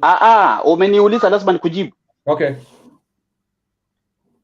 Ukifuatana na vile unaniuliza, wewe unajua mwanana na complain kura zake zinaibiwa. Si ndio na let me answer your question. Okay. Wewe kuona hauoni kura inaibiwa to you, because when you say nani anauliza unamenda kwa sababu nimesema nilipigia fulani kura. Sasa na me I'm talking in general. Sio hivyo, hilo sio swali langu. Wewe let me finish. Let me finish. Wewe ni kama hauoni kweli kuna udanganyifu Kenya, kwa sababu wenye wamewini clean. There was no wizi katika Kenya, nothing. So that's what you see. Okay, hiyo is subject to a debate. Mimi kwa kusema kweli, you are right, sijaona kura imeibiwa, lakini hebu niulize swali langu sasa. Hilo weka hiyo kando. Swali langu ni hili. Sasa kama tunajua yule ambaye kila wakati husema kura zake zimeibiwa, na kwa sasa ni ndugu ya yule ambaye yeye hudai kura zake ameziiba, ni mandugu wawili, wako pamoja kila mahali, wanajua Msando aliuawa, kama aliuawa kwa sababu ya kura. Mimi najua aliuawa sababu ya kuwa na mwanamke wa mtu, lakini hiyo ni shauri ya watu. Lakini nauliza, mbona huyu mtu ambaye kura zake huibiwa kila wakati sasa yuko comfortable na yule aliyemuibia, na wala hajauliza hata hizo server zifunguliwe? Angalau hata si tungelipenda kujua nani aliyeshinda. Kila mtu hapa angelipenda kujua. Mbona huyu mtu ambaye husema kila wakati kura zimeibiwa? Nishapata swali yako. Can I just answer you back? Nimepata. Okay, sawa. Endelea. Nimepata mahali unaendelea. Okay. Wewe unaongea ni kama hauwezi Mkenya. You are talking as though you did not vote. And you are talking as if you are not Kenyan. I'm a Kenyan. My name is Kamau. Yes, unaweza kuwa Kamau ya Karobandika. Yeah. Sawa, endelea. So, wewe ukiniambia kwamba Raila amekaa comfortable as if you don't know what's going on. Nyinyi ndio watu mnakanyaga mtu mguu, ukishakanyaga mguu unanyamaza, hata kama napiga wewe unasema ni yule na wewe ndio umesimama. Nyinyi ndio mmekatalia saba. Nyinyi ndio mlikuwa na government na police mnaua watu left and right. People were going to die. Tulipata ushahidi tayari, mlikuwa mshaungana msema na wapatia Masudani huko wamekuja ndani. Vile walikuwa nasema sasa Nyanza na Western inageuka, haiungani tena. Kulikuwa majeshi wamekuja wamevaa madress, walikuwa washakuja ndani. Ready to kill you. Just listen. Okay. I want to answer you. Okay, sir. Lakini hujibu swali langu, unatoroka. Na kujibu because I told you don't know. Okay, Mulumbu, give your answer in the next 1 minute. We need to move on. Yes. Wait for your answer. Yes. I need to leave, so if you will allow me, make a then I leave. Let me finish. Wewe unasema kama hujui kitu kiliendelea. Kenya ilikuwa mshagawanyika, people are going to die. Raila is not a fool. Raila is not after only bora lazima wewe akipatikana vimeshindikana na watu wanaenda kufa, he gives back because he loves the people. You make me laugh. It's not to after the that's akinyamaza akasema let agive gaba mfanye vile mnavyofanya. Amenyamaza kwa sababu hata corruption hata kuongea because he has been talking about. Sasa wenyewe nyinyi muangalie msidi with your own eyes. Why are you crying? Pesa zikibiwa. My friend, wewe umesema umeanza kupiga kura 1983. Mimi kura yangu ya kwanza nilipiga 74. For your information. Kwa hivyo I know the history of Kenya at my fingertips. So naona sasa umetudanganya hapo. 74, how old were you? 74, I was 18 years old. My friend. How old are you? How old are you right now? Do your calculation. Why must I spoon feed you? Do your wacha kudanganya sisi. Thank you Mulumba and Mulumbu and Kamau. Thank you very much for your submission. Thank you. We appreciate you. I think it's important that we provide leadership. Mulumbu brought up a very important conclusion. We should have genuine elections. We should get rid of incompetent leaders and work on corruption. I think that's something that no Kenyan should be debating against because we are bedeviled by the same. We must hear from Alpha, then Nelson. So Nelson, ngoja kwanza kidogo tafadhali. Tusikilize Alpha kwanza. Thank you. Maoni yangu ni kwamba Mulumbu yani zile points nilikuwa nataka kuongea Mulumbu amegusa zote. Yani nakushukuru sana Mulumbu. Asante sana. Wewe ni Mkenya halisi. Najua wewe ni Mkenya, wewe si mkabila wala si nani. Ni kama mimi ni Mkenya ba. Mimi sisemi ati mimi ni Mcoast ama nini, ama mshawahi sijui Mcoast ama Mdigo ama ama Mgiriama ama juu Mjikenda. No, mimi ni mpost, ni Mkenya. Mimi wala si mpost, mimi ni Mkenya. Sisi tuna shida moja Kenya hii, na hii shida tuombe Mungu sana hii shida iondoke, hii ya ukabila, ya ujamii. Sisi katika Kenya hii moja tunaomba ukabila uishe, corruption iishe na ubinafsi. Mimi kutoka nifunguke macho Kenya hii niione, mimi nimeona Raila, yani kutoka udogo wangu nimeona Raila anapigania rights za Wakenya wote. Raila hakupigania sijui rights za Wajaluo. Raila amepigania rights za Wakenya wote. Mimi nimeshuhudia serikali ya Moi. Serikali ya Moi ulikuwa uwezi ongea kuhusu Moi. Ulikuwa ukitoa sauti tu kwa Moi tu unaikwa ndani ama unapotezwa. Ilikuwa chama ni moja, tingisha. Jogoo. Ilikuwa hakuna right za sijui vyama vingi wala nini. Wale walikuwa na vyama vingi wote walitandikwa na kuwekwa ndani, na hata leo mimi nikiangalia naona Raila hata hayuko right. Hii macho iliharibika kwa sababu ya kupigania rights za Wakenya. Naona na Raila vile nilimuona alipigania mpaka ukawa na rights za vyama vingi, na Raila akapigania mpaka leo tuna serikali za majimbo ambapo kila county Kenya hii inavuna matunda ya Kenya. Lakini leo hii nashangaa nikiona mtu kama Kamau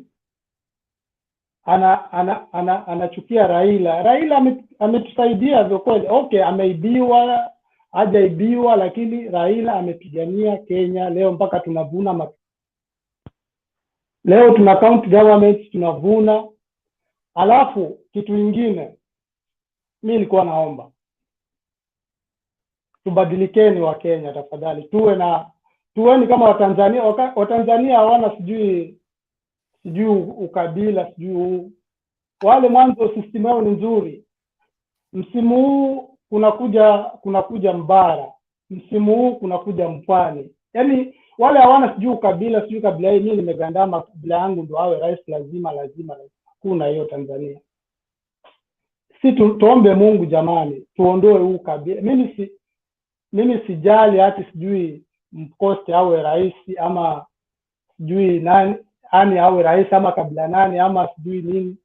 Sisi tuombe Mungu tupate rais ambaye atatukomboa, atatuondolea corruption, ukabila, na atuletee kabila moja ambayo ni Mkenya tu. Kwa sababu huu jamaa unatuharibia nchi jamani. Naona Jex sasa hivi wewe unataka kuongea, lakini nimekuona pale ulipo. Wacha nikufunza historia kidogo tu ndugu yangu. No, Kamau, no. Kidogo, hold your horses please. Sawa mwenzangu, si mimi nimekosoa. After me. Alpha, are you done? Nimekosoa, wacha nimwambie kitu. Hapana Kamau, you are not on the nini? Unajua mimi ni mdemokrasia, nasema niulizwe maswali, nyinyi hamtaki mimi niulize. Sijamaliza Kamau, ngoja nimalize. Unajua shida endelea basi. Unajua Kamau, mimi nimetoka Pwani, lakini nimezaa huko Kirugoya huko. Niko na mtoto huko, lakini mimi sina hiyo. Na mimi sina ukabila ndugu yangu, mimi nimezaliwa Nairobi. Nimeleta familia pamoja, mimi ni Mkenya bwana.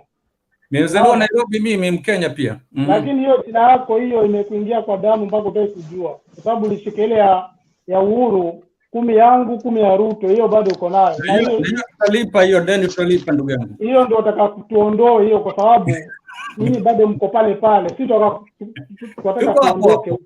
Tumekwama pale. Mimi bado mko pale.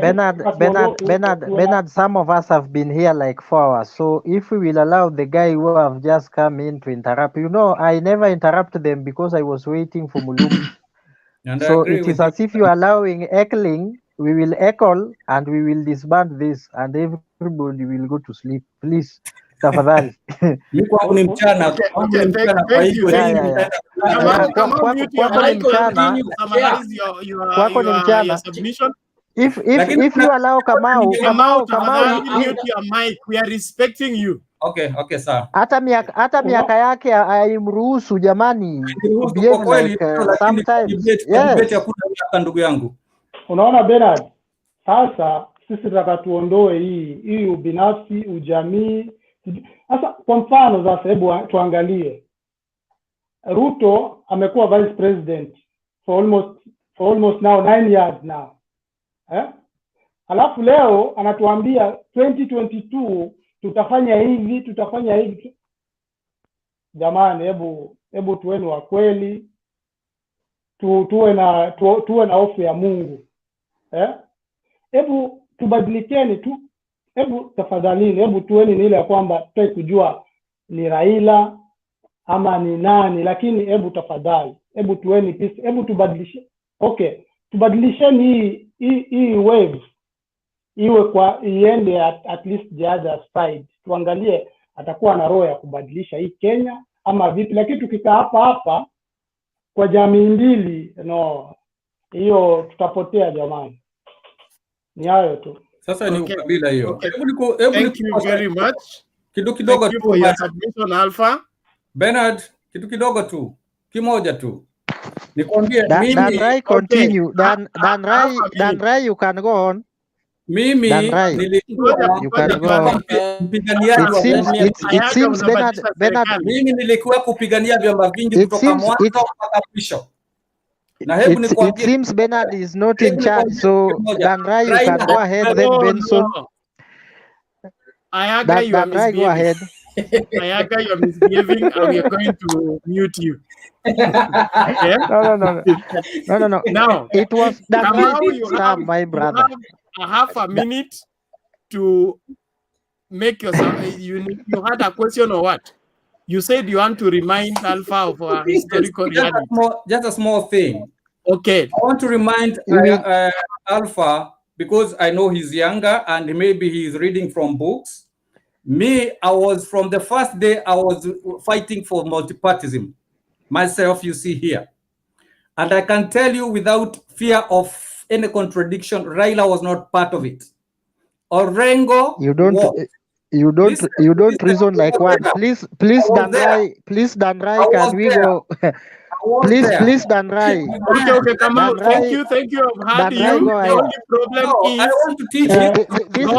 This guy is misleading Kenyans. This guy is totally misleading Kenyans. Raila was not. Okay. Thank you. It was order members. Can I have my time, please? Dan Rai, go ahead. No, Ayaga, you are misbehaving. This guy is misbehaving. No. I'm not misbehaving. By Kamau telling us that Raila was not part of second liberation, my friend, we cannot sit here and listen for lies. No. Okay. No, Dan Rai, go ahead. Order. Thank you. Or we will talk. Dan Rai, utangoja kwanza tafadhali. Ayaga, na kuheshimu sana, na wewe ni mmoja wa stakeholders wetu hapa. Tafadhali tukae katika rules zetu. Okay? Kamau, tunakuheshimu kwa sababu wewe ni mzee na tungependa sana ukue mkweli kwa kusema maneno ambayo yanaaminika. Kama wewe kwa mbele kupigania demokrasia ya Kenya, tunakushukuru kwa contribution yako. Thank you. Problem ni kwamba history was not very favorable for you because you are not captured. All the same, Nelson, because I've never even read anywhere Kamau was fighting for that. Thank you. Oh, okay. Nelson requested to make his submission is leaving. Okay. So Nelson, make your final submission. Then we'll have Dan Rai, and then the Ruto before we have brother Benson, our own blood brother. Nelson. Thank you very much. Hello. I thought after Alpha was me. Looks like Nelson has left. Where is Hello? Nelson? Hey, go ahead. I'm just making my short comment, then I'm leaving. Why leaving? I'm traveling tomorrow back to Nairobi and I need to have some rest. So if you allow me, please. And it must be very late in Nairobi. Yeah, of course it's late. Allow me. So my small comments and my final submission is that at the end of the day, we are Kenyans. And that is the reality that we have to, down unto. And in as much as I've really always tried to avoid mentioning people's ages in this platform, because when we are in a room of debate, it's not our age talking. Respect is something earned. It's not something given based on age limit or anything. You can be 80 years old, and if you don't respect me as a 30-year-old Nelson Mandela, I have no business with respecting you. But again, what we talk, so far as platforms like these are concerned, also derive and demand and command some natural and just some forthright respect by themselves. So for me, my small analysis that I've made, and this is based on my opinion, and I'm entitled to it, about Mr. Kamau. You said you started voting in 1974, if I'm not wrong. Correct. If you allow me, my analysis is that you're part of the Kenyans who have been brought up and schooled to vote in one way, and you are still rigid to that up to today. And it's so unfortunate that you are talking to a new class of Kenyans and you still want us to buy your narrative. You don't have to. And we are not going to buy it. And please, Kamau, please respect yourself. We don't want to have you up. Mute your mic. Let the person finish his submission. You will have your chance to respond. Please, Nelson. And it's like the books or the articles of the Constitution or whichever pieces that you use to read history and your whatever submissions are written the other way around. They are different with the ones that we were being taught even in school, even the simple GSU, CRE, and the rest.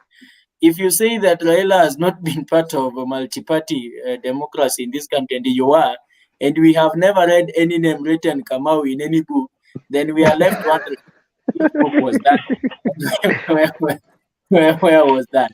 Now, far from that, I think you as Kamau, you should be so much worried about your grandson if you voted in 1974, and that your grandson needs a better Kenya. This better Kenya must not be delivered by Raila Odinga. This better Kenya must not be delivered by William Ruto. And this better Kenya cannot be delivered by the narrative that you have of tribalism and cocoon of one pregnant point of view. This better Kenya must be delivered by an open-minded kind of sober discussion that we really, really need in this country. And if you come to this platform, we need elderly people like you to show us direction, but not to mislead us. And if you come to mislead us, we will be sorry and not sorry in equal terms to even point at your face and tell you you are lying. And please just sober up next time when you're coming. We need to learn from you. At the end of the day, Bernard, we are striving to change the narrative. We are striving to make it a better place, and we are striving to make it a sensible place. Ayaga really tried controlling himself. He knows that he normally blow me up when he talks of ages of people. He knows that he normally blow me up when he attacks elderly people and do not give them respect. But for today, I think you call for that from him. He is a professional heckler. He will heckle you if you want him to heckle you. And my parting shot is that in all said and done, let us remember that William Ruto has strong supporters. Let us remember that Raila Odinga has strong supporters, and Uhuru Kenyatta the same, and some Musalia Mudavadi and the rest. All these people. Now, in as much as we are trying to deviate and change the narrative of our political discussions and all that from individuals to gender-based politics and ideologies of bottom, middle, up, bottom, whichever kind of economic or whatnot. Respect to these people is paramount. There is somebody watching from, you can read from the comment. Ungekuwa karibu na mtu hapa, Mr. Kamau angekuslap, notwithstanding your age. Because I have seen. So this simply tells us that notwithstanding, like the 10 people in the studio are not the only people talking. But if you're talking to even more than 100 people watching somewhere.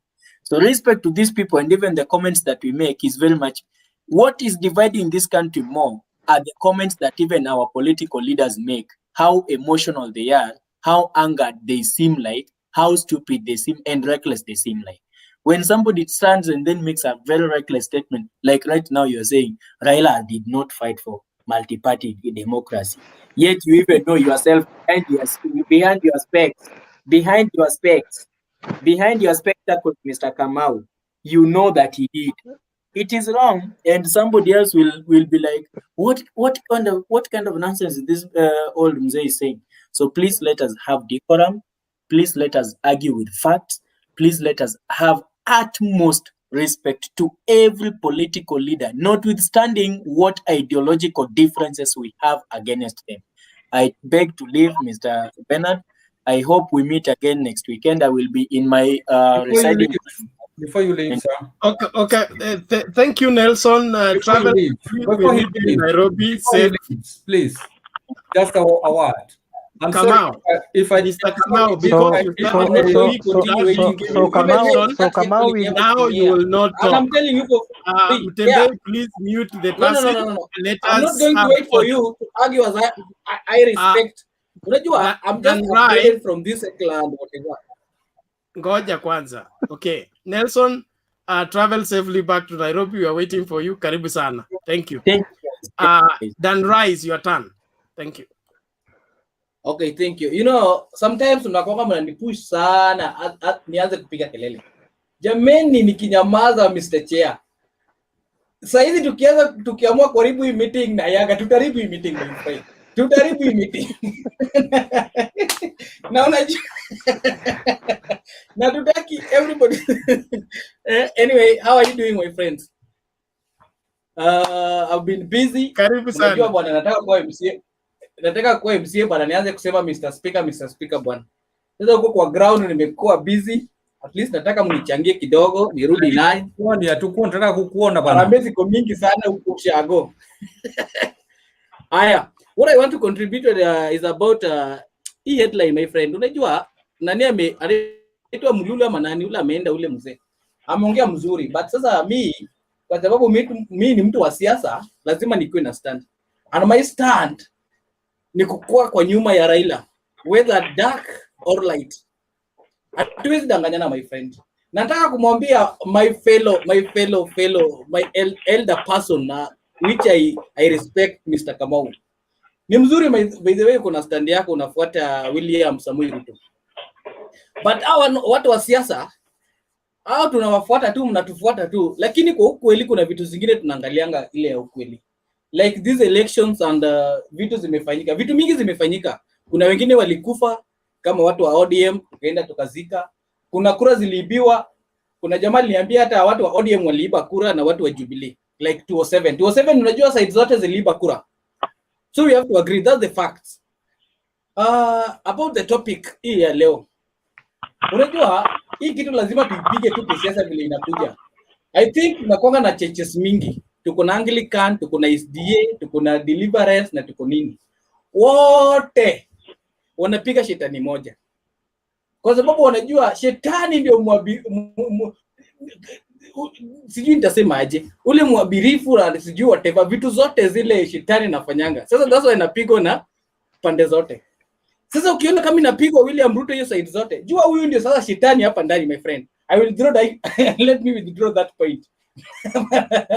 But ukiona kipigwa hiyo, jua kuna kitu kingine ako nayo unique. And this is the truth. Kuna kitu kingine ako nayo unique ama kuna kitu kingine ako nayo ile mbaya.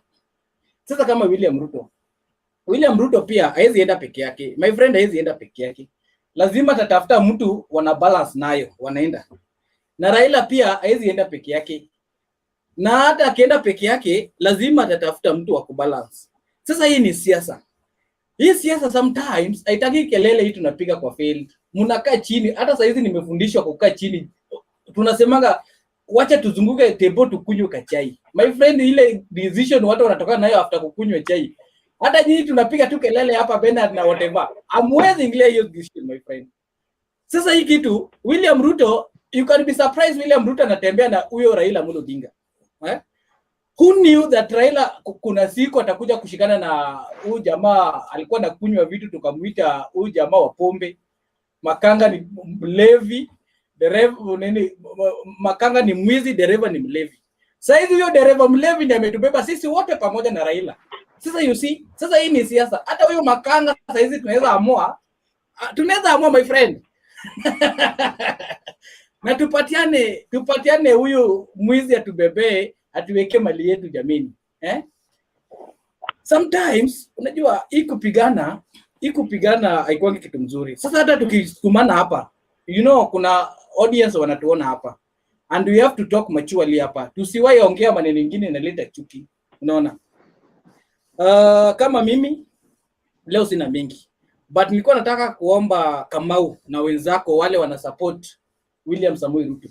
My friend, uko mbele ni ngumu. Huyu jamaa kurudi kupigana na serikali ataweza. Tafadhali, kama wewe nimejua wewe ni, I'm sorry to say this, wewe ni mtu from Central Mount Kenya. Tembea na Mtembei, atakwambia huku tufuate pale serikali inaenda. Ni kama Mtembei asha sense hii danger iko hapa mbele kulose na William Ruto. Sasa hizi anatembea na serikali Raila Amolo Odinga na Uhuru Kenyatta. Hii kitu ya kupiga kifua ati mko na huyu jamaa anaitwa mtu wa Wilbaro. Mtu wa Wilbaro ana mbele saa hii, ako tu na nyuma. Pale ametoka pale hizo Aror na whatever na mbiwanga zote ndio kunayo. But huko mbele saa hizi amefinyiwa. Na ukisikia Yaga na kuambia hapa, hii maneno ni ngumu. Kama Yaga ndiye anaweza ona hii maneno, mbona wewe usione na wewe ni mzee jamini? Mbona wewe usione hii maneno? Sasa mimi sitaki kutusi William Ruto sana kwa sababu mnajua hapo mbele tunaweza bebana pamoja na msikie nataka MCA na William Ruto ndiye ako mbele jamini. Wakuje watafute. Sasa kwa Bernard ilibidi tu nikuje hapa niongee kidogo na nawasikianga. Then second ni waombe. Huyo msee aruhusiwa kuongea point. Huyo msee aruhusiwa kuongea sana sababu huyo anaongea point. Huyo ana chuki. Huyo yuko kama mimi. Sina chuki. Now, Kamau, you are breaking the law. You are out of order. I must comment that man. Is portraying you as a bad elder. We are really trying hard to respect you as an elder, but you are breaking the rules. So, please. Speaker, nikimaliza tu in 2 minutes time. I just have informations. Mlikuwa juzi tulikuwa tunaenda uchaguzi kidogo. I'm vice chairman of IBC bunge la wananchi. Na wataka nyinyi wote mkuje tupige siasa huko. Unaona? Sasa nataka Kamau mkuje tupige siasa. Mkikuja pale mimi ni mkubwa. Mnanifuata simu na bishara na mimi vile mnabishara na hapa. Ayaga unasikia maneno. Lakini kitu ningependa tu kusema COVID ikifungua. My friend, tusipigane sana. In fact, tusitusi hao leaders wetu. Tusilete tribalism. Tuanze kusema Kamau nyinyi ni wa Kikuyu, mna support William Ruto. Hata sisi tunajua lakini tusitaji hapa tafadhali. Ya pili, tusikuje tuweke hii kitu ikuwe personal. Like Ayaga hawezi patia Kamau aongee, Kamau apate Ayaga aongee. Watu watakuwa wana upgrade my friend. Si unaona mimi nime upgrade Mr. Speaker sasa hizi hata speak kelele. Na wasikia tu vile wanapiga kelele. Na mimi nimenyamaza. Kama the rider ame upgrade, a big heckler my friend. Sasa mimi ndio naweza sema na kwa hayo machache tafadhali mniombe huko mbele nikisonga. Si iko sawa? Bado niko kwa debate Mr. Speaker. Ukipata time nyingine utanipatia mimi pia nichangie so long as niko hapa Nairobi. Wewe uko sawa. Asanteni. Thank you Nanrai mheshimiwa, na bunge la wananchi tunakuja. Bora tu tuweke viti zetu. Now from there I had said Ayaga, you always have a rebuttal. Is there anything you want to say before I give to Ndeto?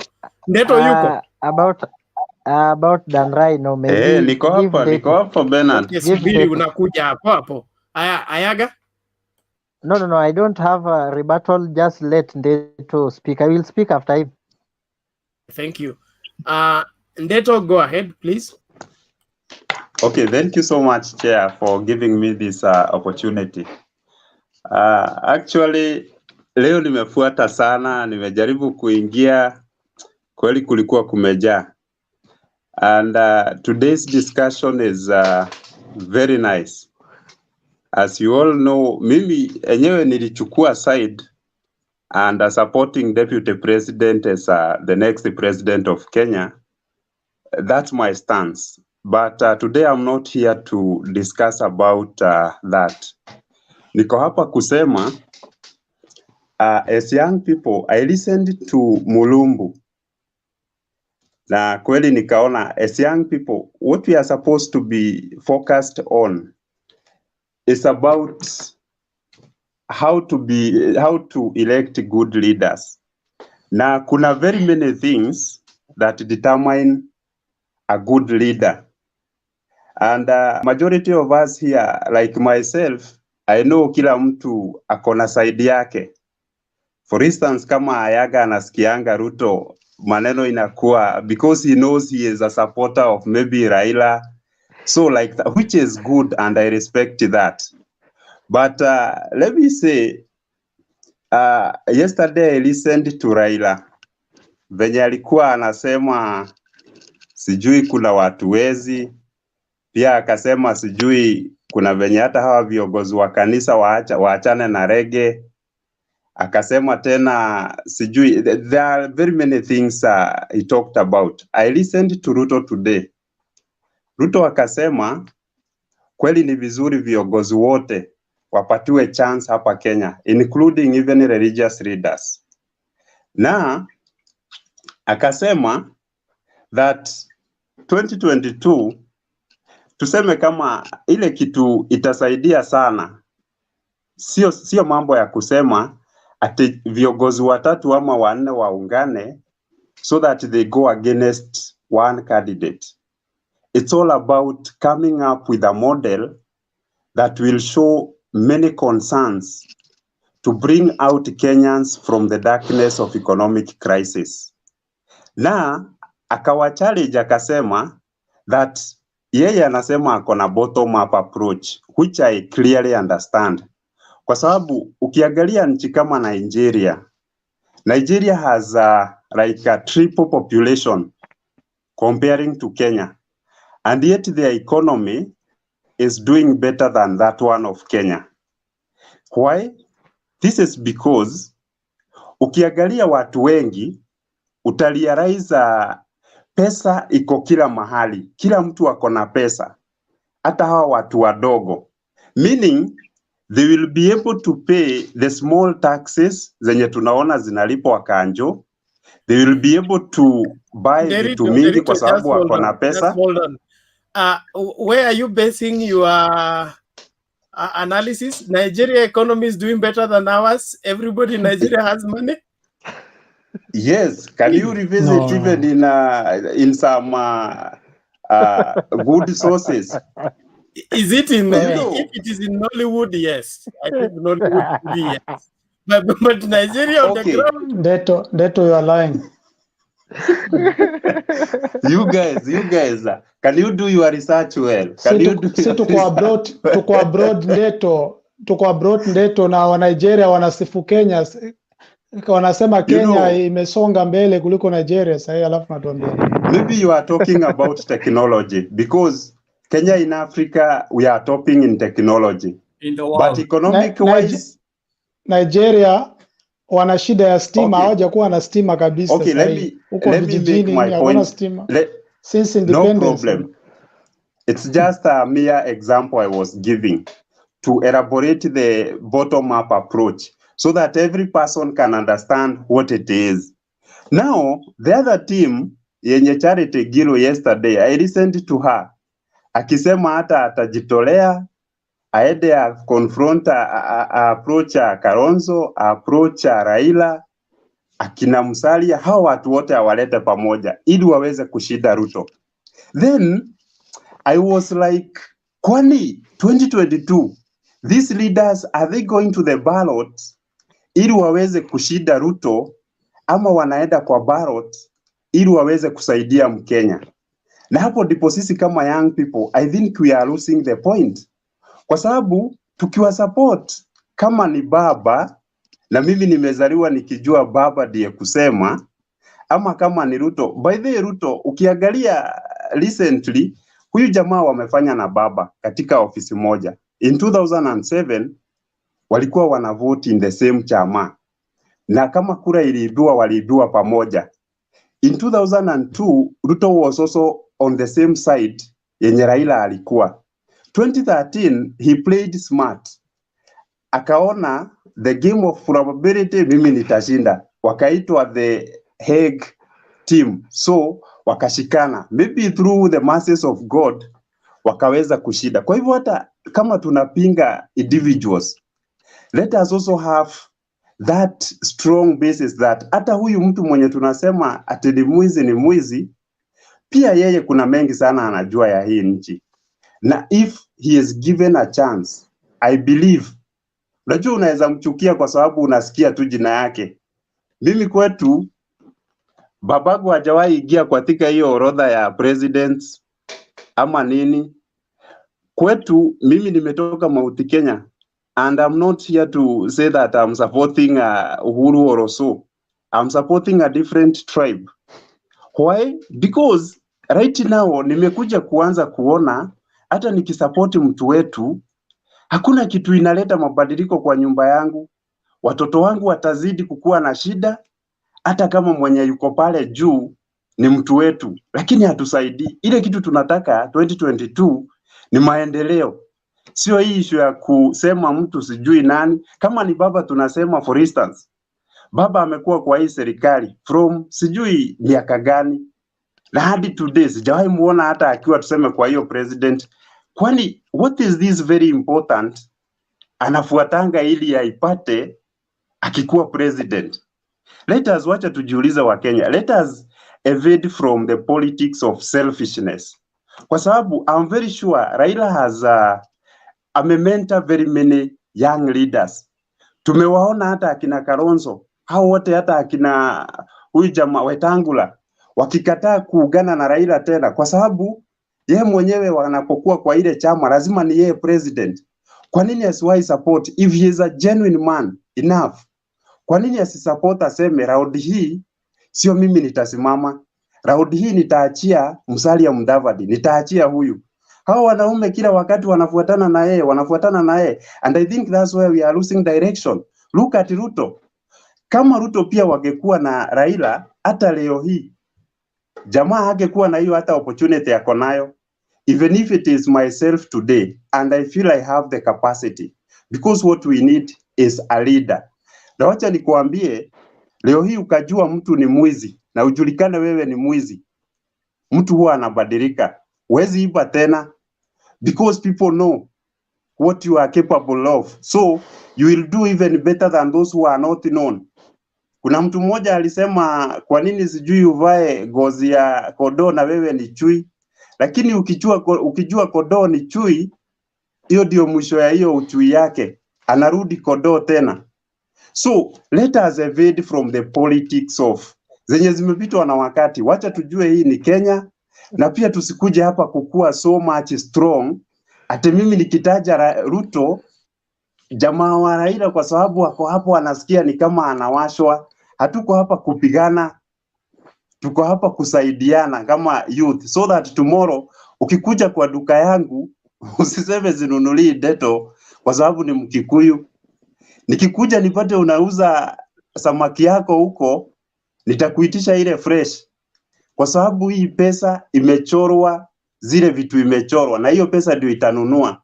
So wacha tujaribu kuleta kitu yenye itatusaidia sisi kama wa Kenya tupate kazi, na pia tukue na economy strong, na pia tuweze kusaidiana. Sijawahi sikia kitu kama tukiongelelea hapa juu, kama mtu kama Bernard, labda uko Nairobi, mimi labda niko uko Mount Kenya, timu yenu ya mpira maybe dilini imewahi cheza hata ikatuitisha challenge kama vijana, so that we also have very many platforms also to interact. Let us look for leaders who can support such kind of youth initiatives. As well, nikimalizia, juzi nimesikia hii gava tena kuna shida sana because walisoma budget 3.66 which is a very magnificent figure.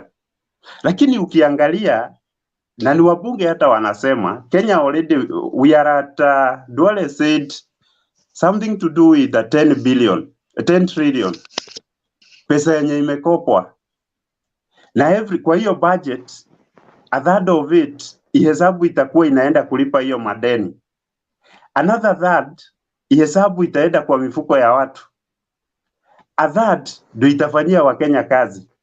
Kwani ni juzi nimesikia wakisema ati wataanza kuongeza tax ya watu wa boda. Hiyo inamaanisha nini kweli? Wakenya wenyewe tunaelekea wapi? Kama mtu wa mwisho, kwa sababu wameona boda zimekuwa mingi Kenya, so they have seen a source of tax where they can get a lot of money. Wacha tujue hii serikali kwanza haina pesa. Na sisi youth tunatumiwa so that we can maybe keep on selling propagandas. Alafu after all watu watatoka na pesa na sisi tunaachwa bure. Wacha tushikane, wewe kama Mkikuyu, mimi kama Mluo, mwingine kama Mkamba, mwingine kama nani, tuone what is this common denominator which is poverty. Tuone kwa hii shida tutatoka aje. Na wakati tutafanya hivyo kama young people, you know, votes belongs to women and young people. Na sisi tukaamua kwa sauti moja, tutampea Ruto. Thank you. Nderito, thank you. Ni vile nimesomewa nisikuulize swali na Ashley. Sasa sijui kwa nini Ashley hajaingia hapa. Na okay, niulize. Shida yangu na Ashley ni nini? Lakini wewe umetuhubiria sana. I even began to suspect you must be a pastor somewhere. That chui inaweza kuwa kondoo inaweza kuwa chui ikijulikana inajificha inakuwa kondoo. Are we ready to gamble with that? No. Bernard, let me make my point. I want to rest. Bernard, let me answer 1 minute. What I was trying to say is, anyway, hata leo hii, even if it is your kid or whoever, ukishajua trick za mtu na umwambie on face, that person totally changes. It's either he change his ways of doing things ama anachange totally, anakuwa kitu ingine. So especially when you are the face of a nation and people wanajua sijui wewe ni mwizi, you will even be act very differently. That is what I was trying to mean. One last question. So wewe unataka kusema kama umefuka kondoo kwako alafu fisi akaja anataka kula mmoja ukamsomea ukasema wewe fisi wewe, so utamwachia fisi achunge kondoo kwa sababu umemsomea amejulikana kwamba anaweza kula kondoo? Unaua fisi. And in this case in this case, if this guy is really corrupt, sijaona ametiwa pingu kwa sababu wazi mimi najua wako committee. Why should you keep like selling propagandas na DCI mwenyewe? Mimi sijawahi ona. Okay, walijaribu hata hizi story tunaambiangwa za Ero na Kimwaral, walijaribu lakini hawakupata huyu mtu wako guilty. So why us tuelekezwe in that direction na mtu hajawekwa kwa cell? Mimi kama amewahi lala kwa jela, enyewe mimi ningekuwa najua hapo kweli tuko na fisi. Lakini sorry to use that language, but I do not mean to anyone. Hakuna mtu nimeita fisi, hakuna mtu nimeita. I think I rest my case there. Ayaga, you have something to say before Benson. It's time for Benson. Yeah. No, Benson will be here, my brother. I'm leaving. Okay, no problem. You talk. You talk. Thank you very much. Yeah, you're welcome. Nataka kuenda mahali kesho asubuhi around 5. So acha nika make contribution alafu nikaende. My happiness tonight. I'm very happy, man. That's why I'm very calm today, because discussions through this platform are actually making our youths, and I'm happy. Ndeto, I'm happy for you, Dan Rai. Though you may talk, I'm very happy. I'm very happy in sense that we youths, we are now realizing to change our politics. You know, the problem with the old supporters of Ruto, people who will come here to tell us, no, Lizzie, we are older than you. They were brought up in a kind of a rigid like thinking, or a radical kind of environment, that they believe in other things that we youths, we have take a different route. Uh, we as youths, if we can actually change, and the supporters of William, as and they will actually, let me advise them, they can use these issues of thieves and whatever. Actually, they can rebuttal it very easily. They can rebuttal it, but the problem, they don't know how to use that to their advantage. That's why some of their old guards will get so emotional, will come here to try to. Sisi kama vijana, my friend, tumekuja in a point yenye tunataka smooth politics. If I support Gideon Moi, I support Gideon Moi. If I beat Ruto, I beat Ruto with sense. Mtu wa Ruto pia anigonge na sense, na tuendelee namna hiyo. Hii siasa ya kutuambia rigidity, ile makina mababa yangu walilelewa huko, kwa sababu my father is around 40-50s huko. Ile siasa alilelewa nayo, mimi sitaki kuingilia hiyo siasa. That's why mimi pia kama Ndeto, I'm from Siaya County and I'm supporting somebody from Rift Valley in the name Gideon. Now we are the same, because we are changing our environment, political environment that has been suffocated by tribalism, by rigid thinking. People who they will tell you, yo, we were there, history, things that does not even exist if you go read them even in history. If you tell me today Ruto is not in government, if my daughter is asked 20 years to come, and I had a discussion where you had Adi and you were there when you were being told Ruto was not in government by that time, it is very wrong. It is very wrong. Lastly, I want to say this. The issue of William being tagged as a thief, that's arrived from his supporters. And I want to advise his supporters on one thing. Because even in that funeral, Raila never mentioned even the name of anybody. But the following day, all William supporters jumped up. So it is the supporters who are branding this guy a thief more than even Raila supporters, because Raila never mentioned names. Raila just says some people, kuna wale wengine wanaenda kule juu ya wanaiba, alafu wanakuja huku chini wanakulagai, alafu they are telling you now we are the good people. He never mentioned anybody. These politicians, they are very wise. Hata Ruto huwa akigonga Raila, atagonga tu Raila kwa hapo waganga. He never mentioned. Ni Raila supporters wenye wataenda kusema Raila ni mganga, si Ruto.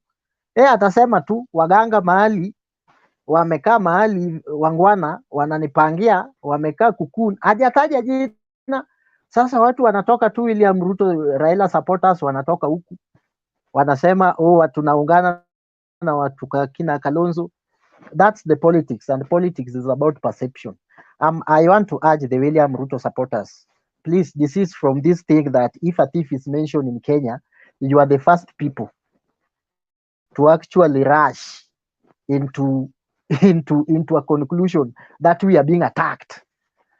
We are being attacked. We are the target. Ayaga will go to a podium tomorrow and say, some thief somewhere, maybe somewhere down in Siaya, some people come and stole our cows. And those are the people I'm talking about. Maybe I'm not talking about William. But you see, there's William supporters, they will come here saying, you are attacking us. My friend, you are making that guy look more bad than he should be. Please use this. When the word thief is mentioned, don't get irritated. don't defend. I think that's how Raila supporters like Bernard, they get out of this thing called Muganga. Yeah, they get this thing out of, hata sahi Muganga akitajwa, they don't get irritated. But William supporters, my friend, I blame you 100%.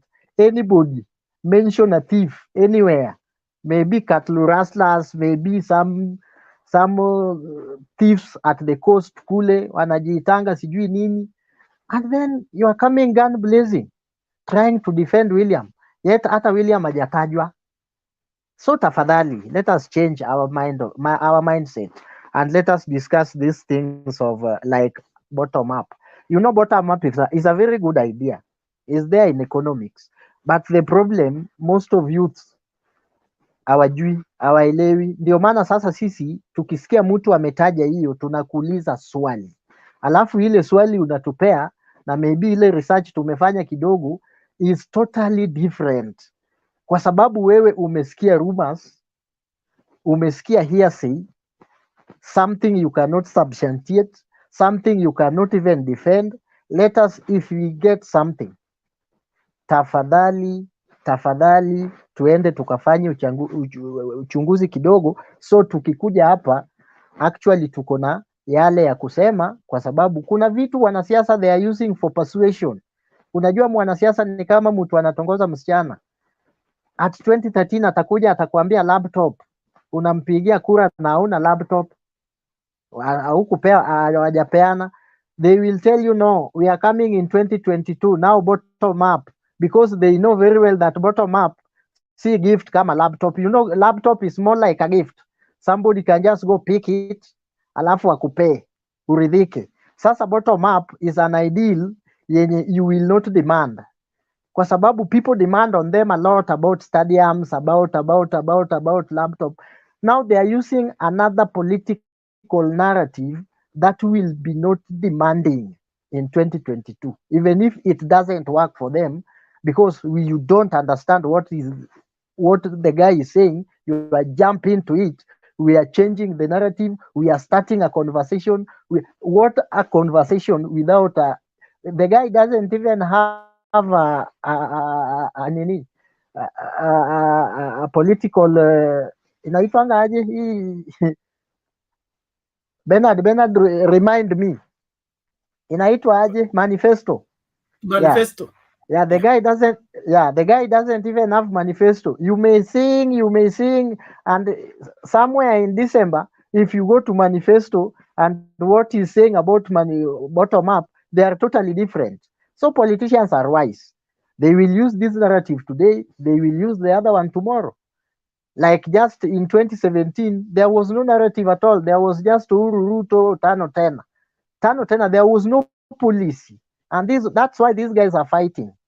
They have won, yes. Now this guy anaona hii kitu inafaa ifanyike hivi, the other one anaona hii guy this thing ifanyike hivi. So in terms of idea, they are totally different. But during election, we are told things that to simplify our mind, we sing like now we are singing a bottom up, something we even don't know. Thank you very much. Enjoy the rest of your day. Tutaonana kesho, unless mtu kako na swali, na zikuwe fupi tafadhali. Mimi yangu sio swali, yangu kukupongeza. Leo umeongea kama mzee, na kushukuru. Uwe na usiku mwema.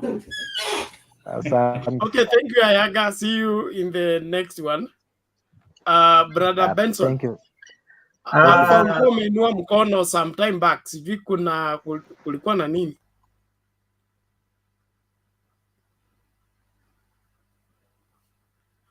Unmute your mic. Nilikuwa nataka kujibu ndetu, lakini wacha tu tuendelee na Benson, haina shida. Okay. So Benson, the floor is yours, and before that I want Jex to take over this sitting. Tomorrow is market day, and it is quickly approaching, so we need to put together our items. If you know what I mean. Sasa saizi ndio unaenda kuunda Salmon, acha mambo na market. Salmon is ready, wacha story wewe. He's just putting the head down so that brother Benson should give you a tip ya kesho akwambie what to talk about. Ataniona kwa inbox. Brother, Thank you. brother. Okay. Oh. Hey. Brother Benson, go ahead. Okay, thank you very much for giving me this opportunity to talk. Actually, sometimes I just like being in the debate and to see on how people are reasoning and giving their ideas. And sometimes I usually feel like peace and love usually overrides everything in myself. I know sometimes it gets so hot in debates, like when it is so hot, I don't usually talk. But like something that we have to agree as people of Kenya, that we are all Kenyans. There's no any other day that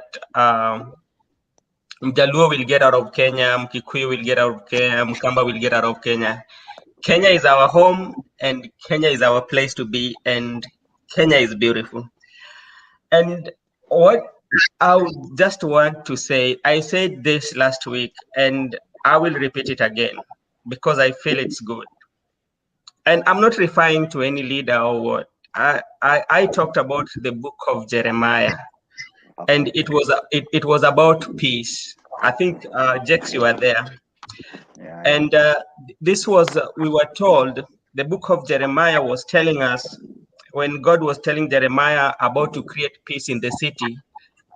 For you to get your own peace, first of all, you have to secure the peace where you live.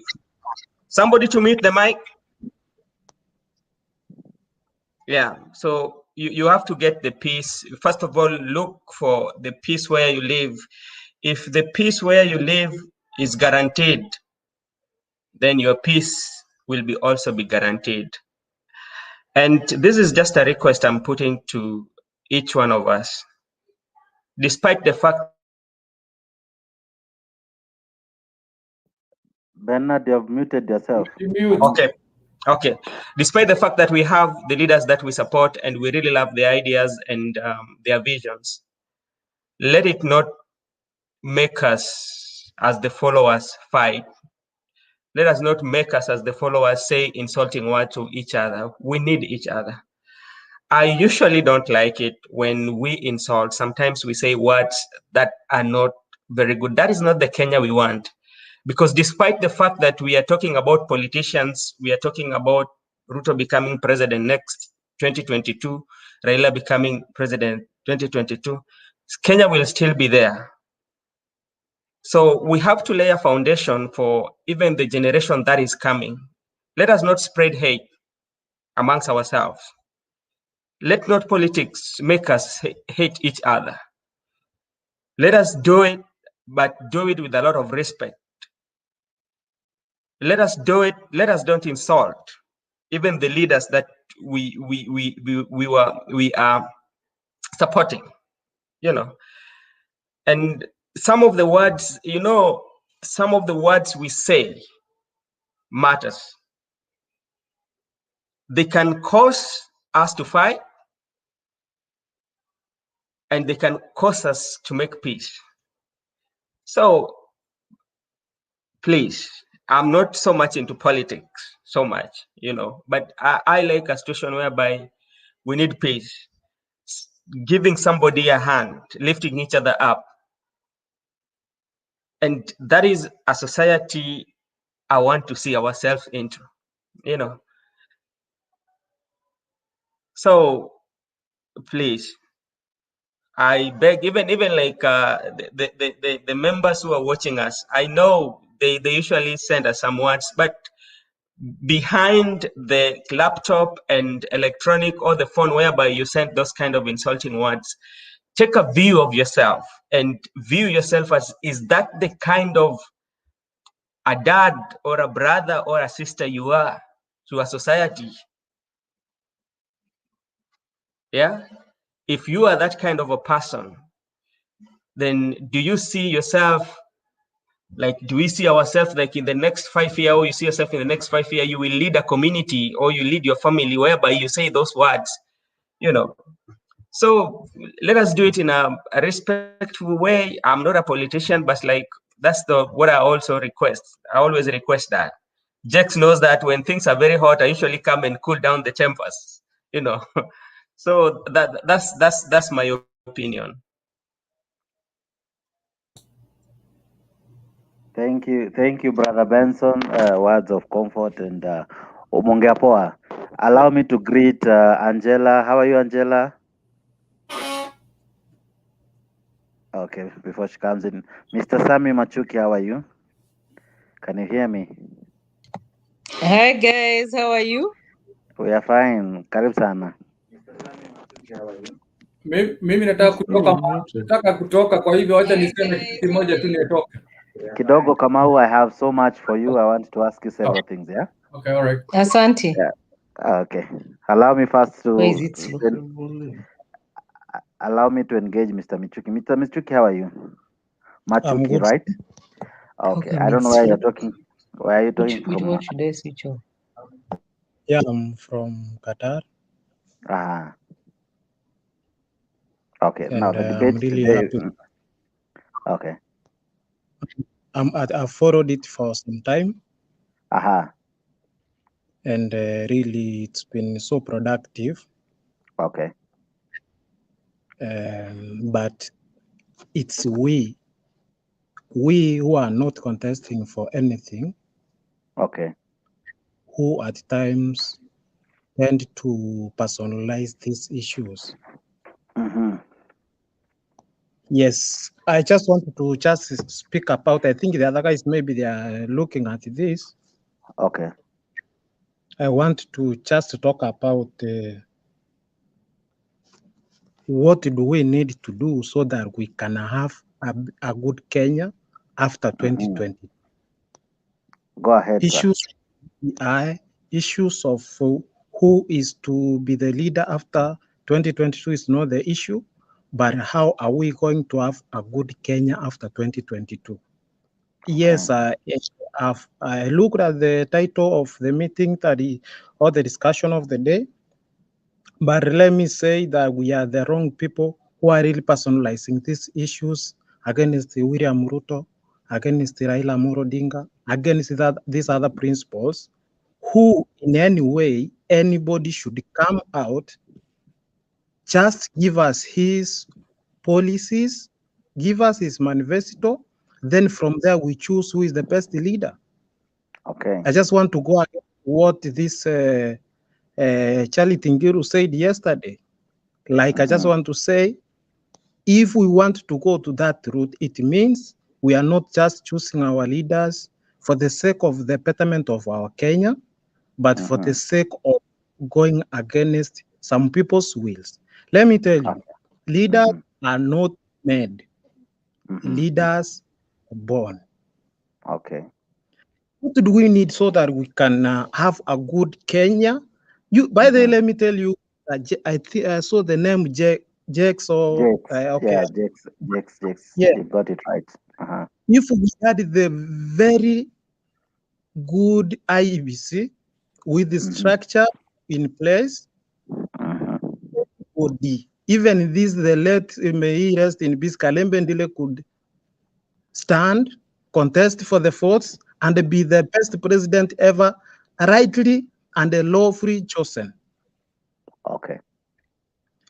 Instead of, because we have like now 1 year to elections, I think, let me say, it's good time, or it came in the right time when these courts, our courts, having or given their right and their mandate to determine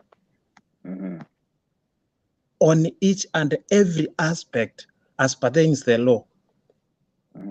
They came at the right time, they saved us, they stopped this thing, and can we now look at how are the elections going to be conducted so that we get this good leader who is going to give us or to lay a ground for us to have, if with these other elections that are here to come. 27 will be there. 2032 will be here. So we want that good leader who is going to give us the structure. Okay. So that so maybe a question for you so that we can still continue with what you're saying. Do you think the unity that Ngil was talking about, is it a unity of purpose or a unity of convenience so as to overcome one person who has declared an interest on the top seat? Is it a unity of purpose or is just a unity of convenience? Let me use my own English because maybe it's you read it from a different dictionary. Okay. These guys are really doing it the wrong way. I need from these guys, let Charlie Tingiru come out like the way he came, I think in the year 1997, I think 1997. 1997, yeah. Yes, she came out, she was not voted. Okay. Let Amoro Dinga come in, she be voted, or sorry, he be voted or he not to be voted. Let Ruto come. No. Okay. Anybody to contest for any seat but this kind of wanting to group themselves against William Ruto, I think that is a bad notion. It's not for the betterment of our lives as Kenyans. It's for their convenience. They want just they want to kill him politically. Not the way to go. Let Ngilu come, let Kalonzo come, let Musalia come. If they have this unity, let them go there and give us a candidate. Let them give that we choose among the leaders that are going to be in the ballot. Okay. I disregard this issue. Our right honorable said to the churches. The constitution gives us the right to worship him. Okay. And I think in the preamble of the constitution understands or takes regard to God, our creator, God, our everything. Okay. So as that we should not listen to these spiritual leaders, they should disassociate them and leave the politics, the government, to the leader, to the politicians. That's, I think I could have called it awkward, and it should not happen in any country. Okay. We are not artists. Another thing I just want to speak about is, and then as I finish, we want anybody who is going to come after 2022, who is going to be the president, to just respect. That's our prayer. Who will respect this other government, not capturing them to his convenience. Okay. What Mr. President Uhuru Kenyatta doing now is a total disregard of the Constitution, the 2010 Constitution, which we should not in any way. Okay. Want this guy who is going to be the president in the year 2022 and the ongoing. Respect the rule of law, to respect the Constitution, to respect the parliament. Not, by the way, let me tell you what's happening now in Kenya. The president has reached the parliament. The parliament, which is supposed to the government, the executive, with coordination with the judiciary. Okay. Just say something about what happened to these the 5 churches who are not sworn in. They are 6. I'm not 6. I'm not a judge. I'm not in LSK. I'm not anywhere. But that is a real disregard, and I think it's backward. Reason what the Constitution says. Okay. Thank you very much. The form. So 1 minute. The emeritus have advised us. It's wrong whenever any judge has been forwarded, have been vetted by the JSC, who are the selectees of the president, then has been by all these other, he has been interviewed, should not be, should not at all be rendered not into the office like the others. So the president who is going to be in the year 2022 and onwards should respect the judiciary. And this of the ombudsman, my friend, let me tell you, please give me another one. Kamau, thank you for being there, and you are a very brave man. Sorry to say that. Let me ask you this thing. Okay. In our class, there is this intermediary. There is this somebody. Let me put it in an environment where we are working. There is this the boss, and there is the person who talks to the employees. You want to make a strike so that to better some issues, or to get some privileges from the employer, and sometimes tends to tell you of what the employees are complaining about. This is what the BBI was trying to give us, the ombudsman. This one who is to friend. Okay, I'm a some people, I've seen some. Mr. Sami, I finish, and I will. Okay. Yes, I will speak. I will not speak anymore. Yeah, there are some good cases who have really supported the Raila Amolo Odinga for this long. There are some good cases who are supporting Ruto at this time. But we should sound so personal. Okay. We should not sound so personal. Let these guys just come, ask votes from us. Let the bygones be bygones. The vice president has been functions. Matiang'i has been ours. Ruto has not been working. That's why he's been free, walking all around. Like Ruto usually doesn't go to where UDM troops are, and he has been giving contributions and sharing my ward people. If you could be open, invite these people in power to your churches, give you something, some things, people get the development. With that spoon of like, I want ODM, I want to be Ruto, I don't want to associate with my friends. People suffer, and it's been happening. We should open our minds. Let us not be those people who are so rigid. Rigidity, like the Raila people, I think, I don't. Ruto 2022, my friend, these people will go for a shock. People with ideologies, let us try this, the bottom up. Then from there, we'll see what to do. Sawa. Before I bring in Mulumbi and Angela, thank you, sir. Thank you, Sami. Thank you. Kidogo too, Mr. Kamau, the question that I want to ask you is this, do you think the coming together that was advised by Ngilu is a coming together of purpose or convenience?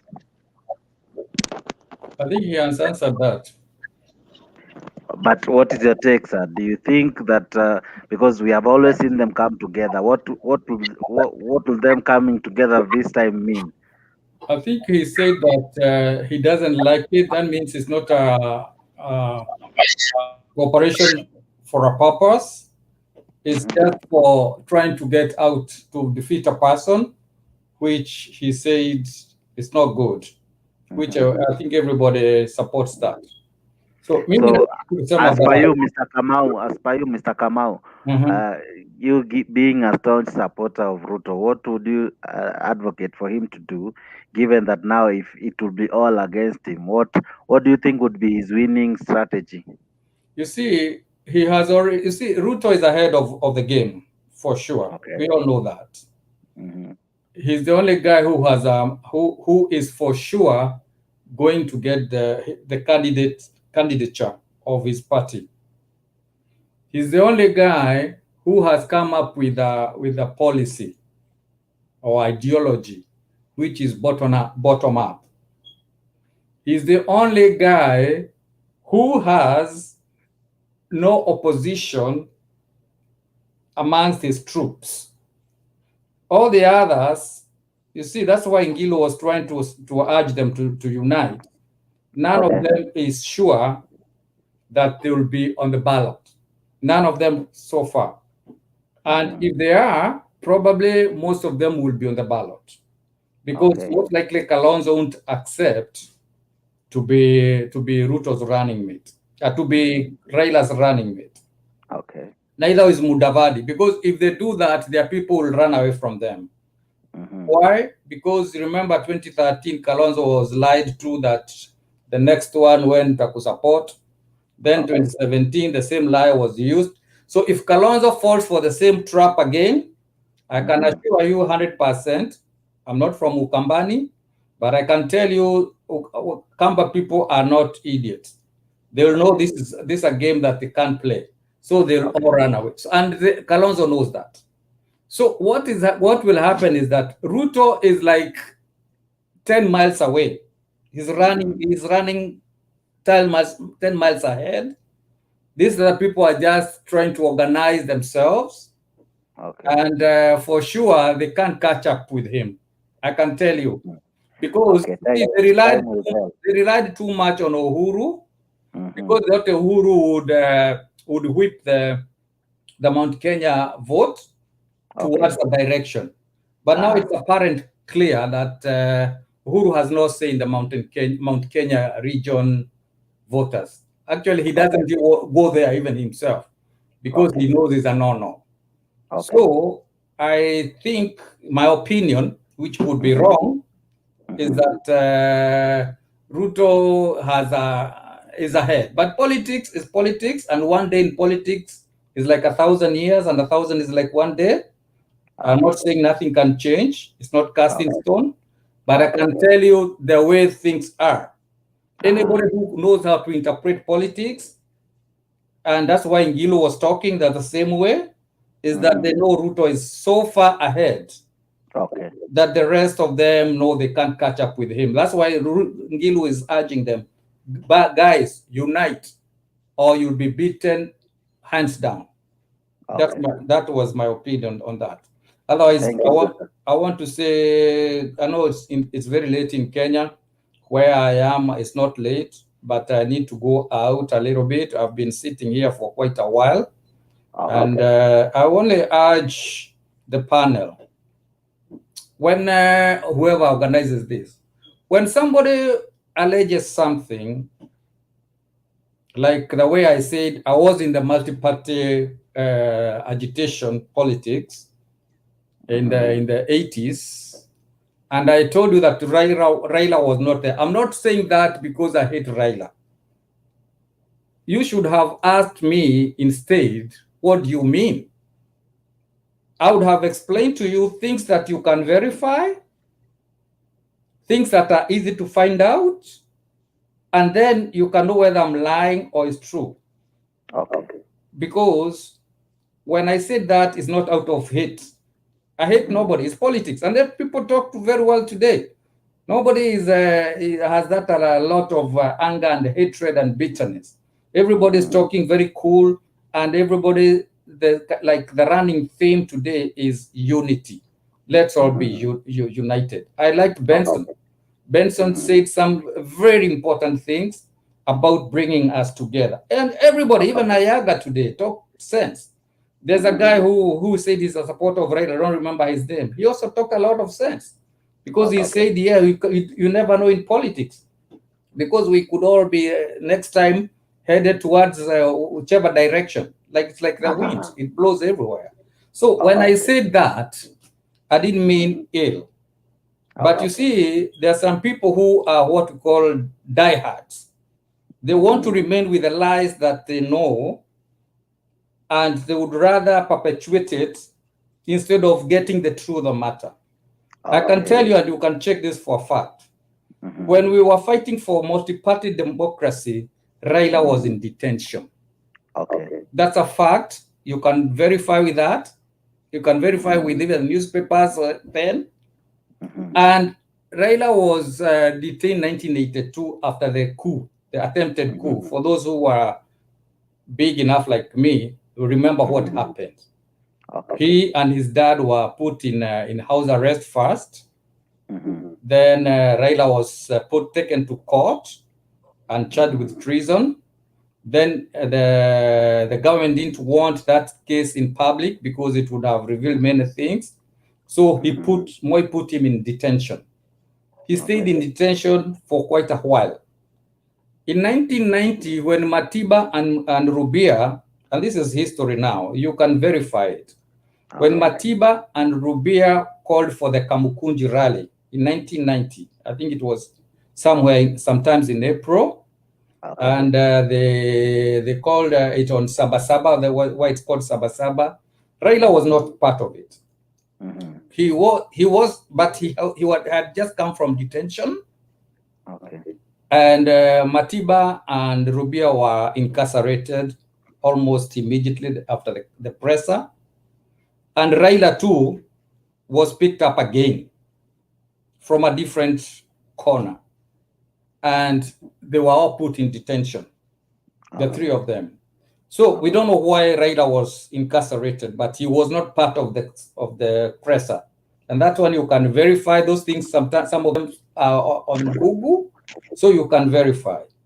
And when Raila was released sometimes in 1991, he fled to Oslo, Norway. That's a fact. You can verify. Even Raila has said it himself. He ran away to Norway. So when I tell you that Raila was not party to what agitation for multipartyism, it's not that I hate Raila, but it's facts. It's historical facts. I was there. I lived it. I'm not reading it from books, but I keep urging people who argue with those facts. Go to the Nation Center or the Standard. Those two newspapers were still alive then. And buy the news of those days. You can buy them. You can buy them from the archives. And it will tell you exactly what I'm telling you. So when I come here, I don't come here to spread any hate. And I wouldn't do that at my age. But all the same, I won't resist to correct our young people who have been indoctrinated to think things that are neither here nor there. And you see, like being told that Raila brought us democracy, that's not true at all. If you say Orengo, Shikuku, Moite, Joya, Reverend, Okulu, and many others. It was not a one-man thing. I too, I was there as a youth. I was a Kijana. I too was there. Maybe my name didn't appear anywhere, but maybe if you go to the newspapers, maybe you could see my pictures with in the rallies. You know, I participated. So when I tell you something here, it's not out of hate. I don't have any reason to hate Raila. He doesn't bother me at all. Thank you, sir. So please, I say that just to clarify. I wish there are the people everybody was here to hear why I said that. And I'm sure they will. I also urge those who are here who don't believe or agree with me to go to the Nation Center or Standard Center. I believe they have those copies. Buy those old newspapers, and they will verify what I'm saying, because I am talking out of experience. I was there. I'm not being told. Thank you very much, guys. I have to leave because it's almost getting dark here. And I have to take my clothes to the laundry. I don't have a wife, so nobody's to wash my clothes for me. I'm a senior bachelor. So interesting choice of words, Mr. Kamau. But anyway, thank you very much. Okay, thank you, Mr. Kamau. Thank you, Mr. Kamau. Now, Sammy, how are you? Sam, how are you? Mr. Mulumbu. Mr. Mulumbu, I'm also coming to you just in a short while, Mr. Mulumbu. Just in a short while, Mr. Mulumbu. Allow me first to engage different minds, those who have not spoken. So, Sam, how are you? Yeah, I'm good. Can you hear me? We can, loud and clear. I don't know if you've been listening to us. Have you listened to the discussion of the day? Yeah, I have. I've been coming in and out, so And so can I talk? Yeah, go ahead, sir. Before you talk, Sam, I maybe ask a question. Yeah. When is this forum? Which is the day of this forum? Because I kind of Bahatisha, I sometimes come and find it, sometimes it's never there. Do you have Mostly a Friday, Saturday, mostly. Friday and Saturdays mostly? Okay. From what time? From 8 Kenyan time, PM. Kenyan time. Okay. Thank you very much. Okay. You'll be seeing me there when I get chance. Okay. They are very healthy debates. Thank you, sir. Thank you. Sam, go ahead. All right. So I was listening and I thought I need to contribute something. Okay. And what I've been hearing in the forum is sometimes quite entertaining, and and sometimes it's sad to hear like what people actually saying. So this is I'm thinking, Jack, you've been asking the question about Ngilu, what she said, and I was like, for me, if I'm asked that question right now, what I would say is it's a non-issue to me at the moment, Okay. because how I normally see leaders in Kenya, I don't see them as gods. I do not worship anybody.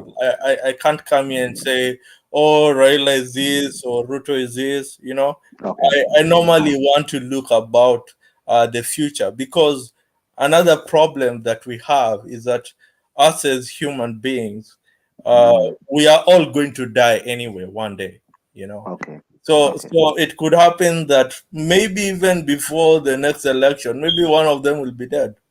And maybe we are voting for someone who's not even going to be there like in 2022. You know what I'm saying? But anyway, but when it comes to politics, what I've realized about Kenya is actually like we are so emotional about so many things about our tribesmen. For example, like I come from a family that have intermarried within so many communities. So we've got Kikuyu, Kisi, Luo. So I've got so many relatives within so many different faces. And for example, now there's a time I went to ask my grandfather in Kenya, and I said, "Oh, but what do you think about Raila's policy about about the infrastructures and all those kind of stuff?" And then guess what he replied? And this is actually my Kikuyu grandfather. He said, "Aya, si Raila ataleta uchawi Kenya yote." you know what I'm saying? And it was quite heartbreaking. And and at some point I have another relative who is actually a Kikuyu, and it'll be like, I'm a teacher, right? But I really don't like what Uhuru's policy has been. It has been like not good for us as teachers. You know what I'm saying? So now in this forum, like the kind of discussions that I would really like to see people having should be policy-based discussion. For example, I've been listening actually to this conversation for a couple of hours, and I saw someone trying to ask, like, what is bottom up economy, right? Bottom up approach, and of course, like, if I ask you guys to explain to me what that is, and to give me examples of other countries that have been able to do that, believe me not, somebody will not give me an accurate answer about what a bottom approach is. For example, for example, like, see what the Uhuru is doing right now in Kenya. So what he's trying to do is trying to create so much infrastructures so that it can give us like maybe some sort of a business environment where the foreigners can come and invest in the country. But what he cannot do he cannot give us like handouts and say, oh, you know what, you guys, you're so poor, so what I'm gonna do, I'm just going to give you money to be able to do such and such and such. You see what I'm saying? And then I've been listening to Ruto. I follow politics a lot, so I've been hearing Ruto saying, okay, we want a bottom-up approach. So this bottom-up approach, he does not explain to you exactly how these people are going to be given the money, right? Or they're going to be given the resources that is going to trickle all the way to the top. So that's why I was like, okay, James, can you guys start a conversation between bottom-up approach and top-down approach, and have a very candid conversation that makes sense. You know, you tell us, okay, if Ruto becomes president, bottom approach, these are the things are going to do, without putting any sort of emotion. Because the problem of Kenya right now, with the environment that is going on, of people not being able to succeed, not being able to reach to the Singapore standard, it's because like we do not think critically. We do not think like people who have gone to school. Until sometimes they question whether we've all gone to school. Sometimes the kind of conversation that we've had. Like you should be explaining to me, what is a bottom-up approach? What is it going to do that is actually going to help us become more successful with our businesses? You see what I'm saying? Top-down approach. You tell us what is the advantage of that, what is the disadvantage. Like in the United States, we have Republicans and Democrats. Like, I know what the Republicans stand for, I know what the Democrats stand for. It's a straightforward thing. But in Kenya, we do have so many parties coming up every single day. You've got no idea what their ideology is. You have no idea what Ruto really stand for, what Raila really stand for. And then we just come in and we begin to argue of saying, oh my God, this is my guy, this is my guy. But we don't see like a very, we don't see like a very bigger picture of what our children are going to get in the country. Okay. Sammy, if I may ask you, sir, you say you're in the US, if I got that right? Yeah. Now, the other day I saw Biden speak of the same, and maybe probably as alluding to what Ruto was saying, or they almost coincided in terms of what they meant. So, for you as an American person who is there, when Biden talks of the same and Ruto talks of the same, what really comes to your heart? Okay, let me. But there, I'm an economist. Okay, so first of all, let me put that clear there. What Biden is doing, right, cannot be done in Kenya with the current situation that we have. Because when you talk about the bottom-up approach, what it means is that the government has a lot of resources that they can distribute to people. But Kenya is a developing country, so what it's doing, it's first struggling as a government in order to be able to do something to help its citizen. Over here in the United States, what you're saying about Biden, what Biden is doing, Biden wants to tax the corporate, okay, so that he can be able to increase the infrastructure that can actually increase the jobs for the people here. But in Kenya, Sam, just a minute. Nancy is also equal in US, and I'm sure she's. No, I'm not raising... in the US. I'm in the UK. Oh, sorry.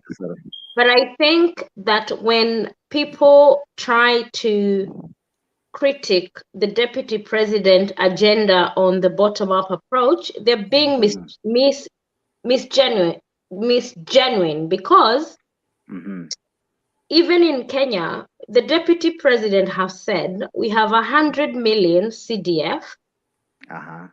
He said, I'm going to give 100 million per constituency for people to borrow from, which will be at a very low income. I mean, at a 1% rated. And if you looked at what his wife does, which is table banking. Yeah, I know. the table banking. I'm a beneficiary of the table banking. And I can tell you, I tried to borrow from the Kenyan banks. The interest was so high. I had to repay my loan at 1%. And I'm thriving although I'm in the UK, I thrive back home as a small business person because of the low interest rate borrowing. So what the deputy president is saying is, even though I might not give you this money for free, you can pay a 1% instead of the 13 or 24%. If you're a business person, you said, Sam, you're an economist. If I borrow at 1% and you're borrowing at a 24%, it's a big difference. So to me, I think people who do not support the deputy president are critiquing the model he has for no reason. I live in the United Kingdom, where the government makes sure the people at the bottom, the wealth trickles down. And if the more people are employed, which is what the deputy president is saying, the deputy president is saying, if we employ the 2, 3, 4% at the lower quartile and they pay tax, then we are heading somewhere. In the UK, at the moment, we have so many people not working. The government is not getting enough tax. So what they've done, they've pumped so much money in the economy, which has made it work. And it is exactly argument Ruto is making. But because many people want to, we are all to believe, or we are all Let me first just a ask moment, you a question. Sam, just a moment. What maybe Nancy wanted Sam to do, I wanted him because it's something that Biden has brought on the table. Maybe as from where he is, what makes him see that Biden would actualize it vis-a-vis what Ruto is intending to do, so that we can compare notes. Even that maybe I may be a layman, but for me to understand what truly bottom-up approach would mean, given from what Nancy is giving, and also I would want to hear what you're saying, is how would I compare the two? How would it work in US vis-a-vis here in Kenya? But the way, can I? This is first what I want to tell Nancy. First, I wanted to ask Nancy a question, right? Where is the money coming from? So you want to tell me that the money is just there for handouts to be given? Okay, you're talking about the banks, all right? And I totally agree with you that the interest rate in Kenya is completely atrocious. I totally agree that, all right? And that is the reason why I normally say anyone who is a billionaire in Kenya is a thief, because the current economy situation in Kenya cannot actually make you become a billionaire. It's impossible. The interest rate is high, right? You cannot be able. In fact, I do also have a water business in Kenya, right? I'm telling you, even before you sell any water bottle in Kenya, you've already been taxed even before you sell it. If something goes wrong, like you're already dead. And let me also tell you something. You cannot give a loan of 100,000 to multitude of people in Kenya, and then you do expect that the economy is going to improve. So I would actually, because I've also done some venture capital in Kenya. So I've been giving guys money, telling them, oh, you want 100,000 shilling? Oh, because you want to do onion farming? Okay, here it is. Okay, what do you want? Take, right?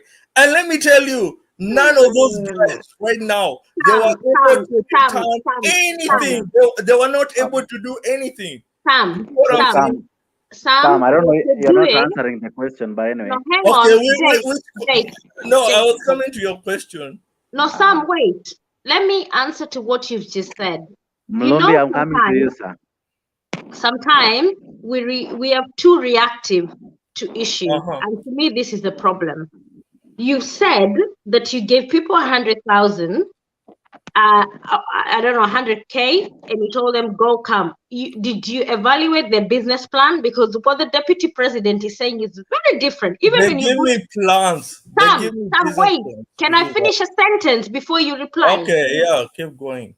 So even when you go to table banking, it's not as simple as you're trying to put it. You have to have a viable business plan before you borrow from table banking.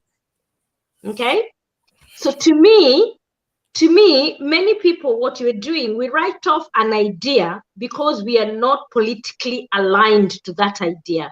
What we need to do is look for the facts, forget about your ideology and your political driven narrative, buy into that, investigate it, see whether it works. I've done table banking back home and I'm in the UK. I follow common sense. I don't follow politics. What about common sense? I've told you common sense and practical. Those are two different things, because you might think your common sense gives you what you want, but in reality, it's not.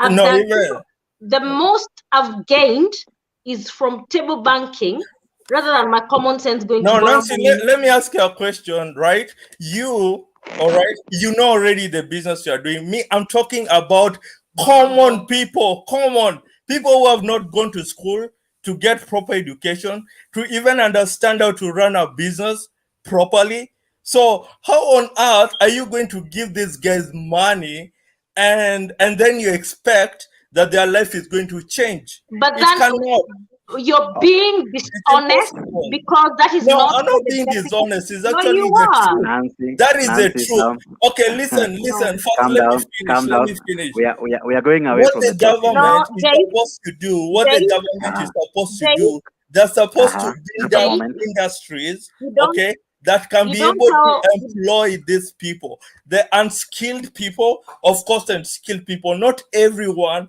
can be an entrepreneur, because running a business is not that easy. Not everyone can be if you listen to profitable. what Nancy is asking you, and if Nancy can hear what you're saying, I think we'll be able to make headways. So because Jay, Nancy's yes. Let me say this to you. Don't tell me to calm down.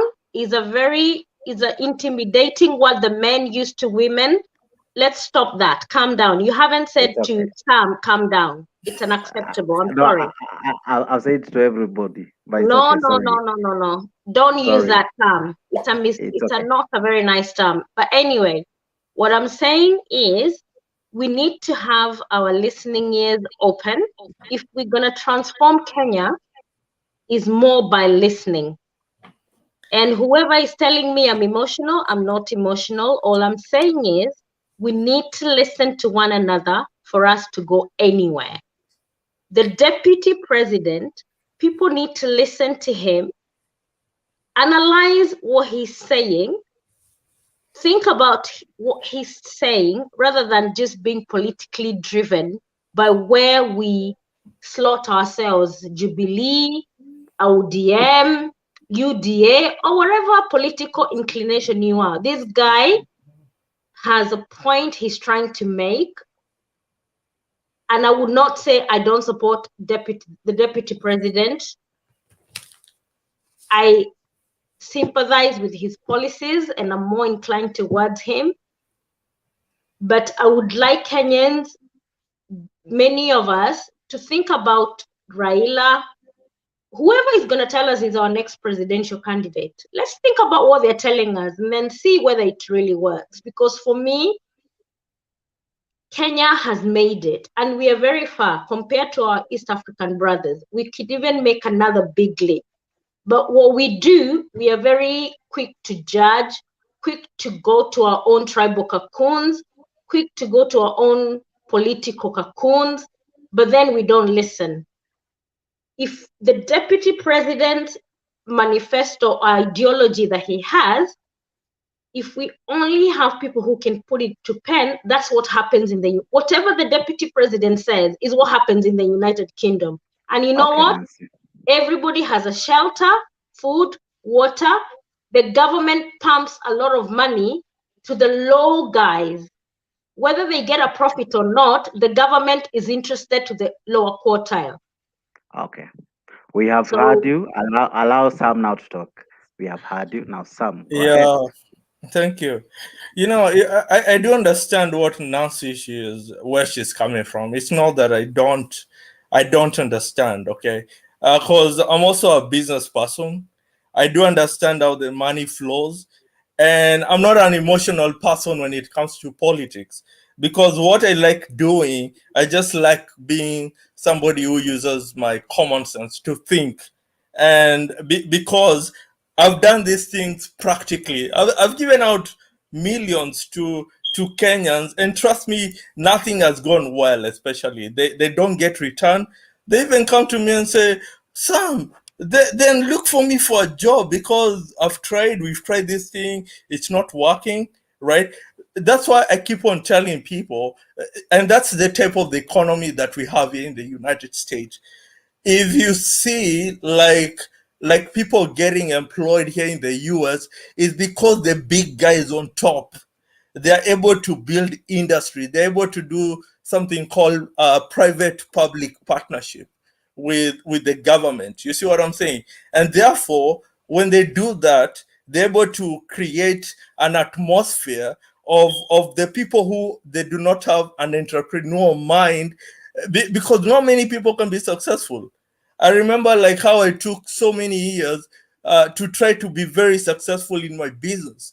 It's something that takes time, and therefore these guys, they have basic needs that needs to be met, right? They have to eat, they have to do all those kind of stuff, right? Sorry for your misfortunes and all, but I wanted us to compare what we are talking of. We are talking of the deputy president and Biden, given what they said, because what you're doing, you're telling us of your story, and I'm sure I'm giving, because I heard Nancy saying, Jake, listen, I heard Nancy saying that I also have to be realistic, so that's why I have to give examples. Okay, but also let me tell you what Ruto is saying compared to what you're saying Biden is saying. You know, I feel like comparing Kenya to the United States is laughable at this moment, because if you come in the US, you'd actually find the country is already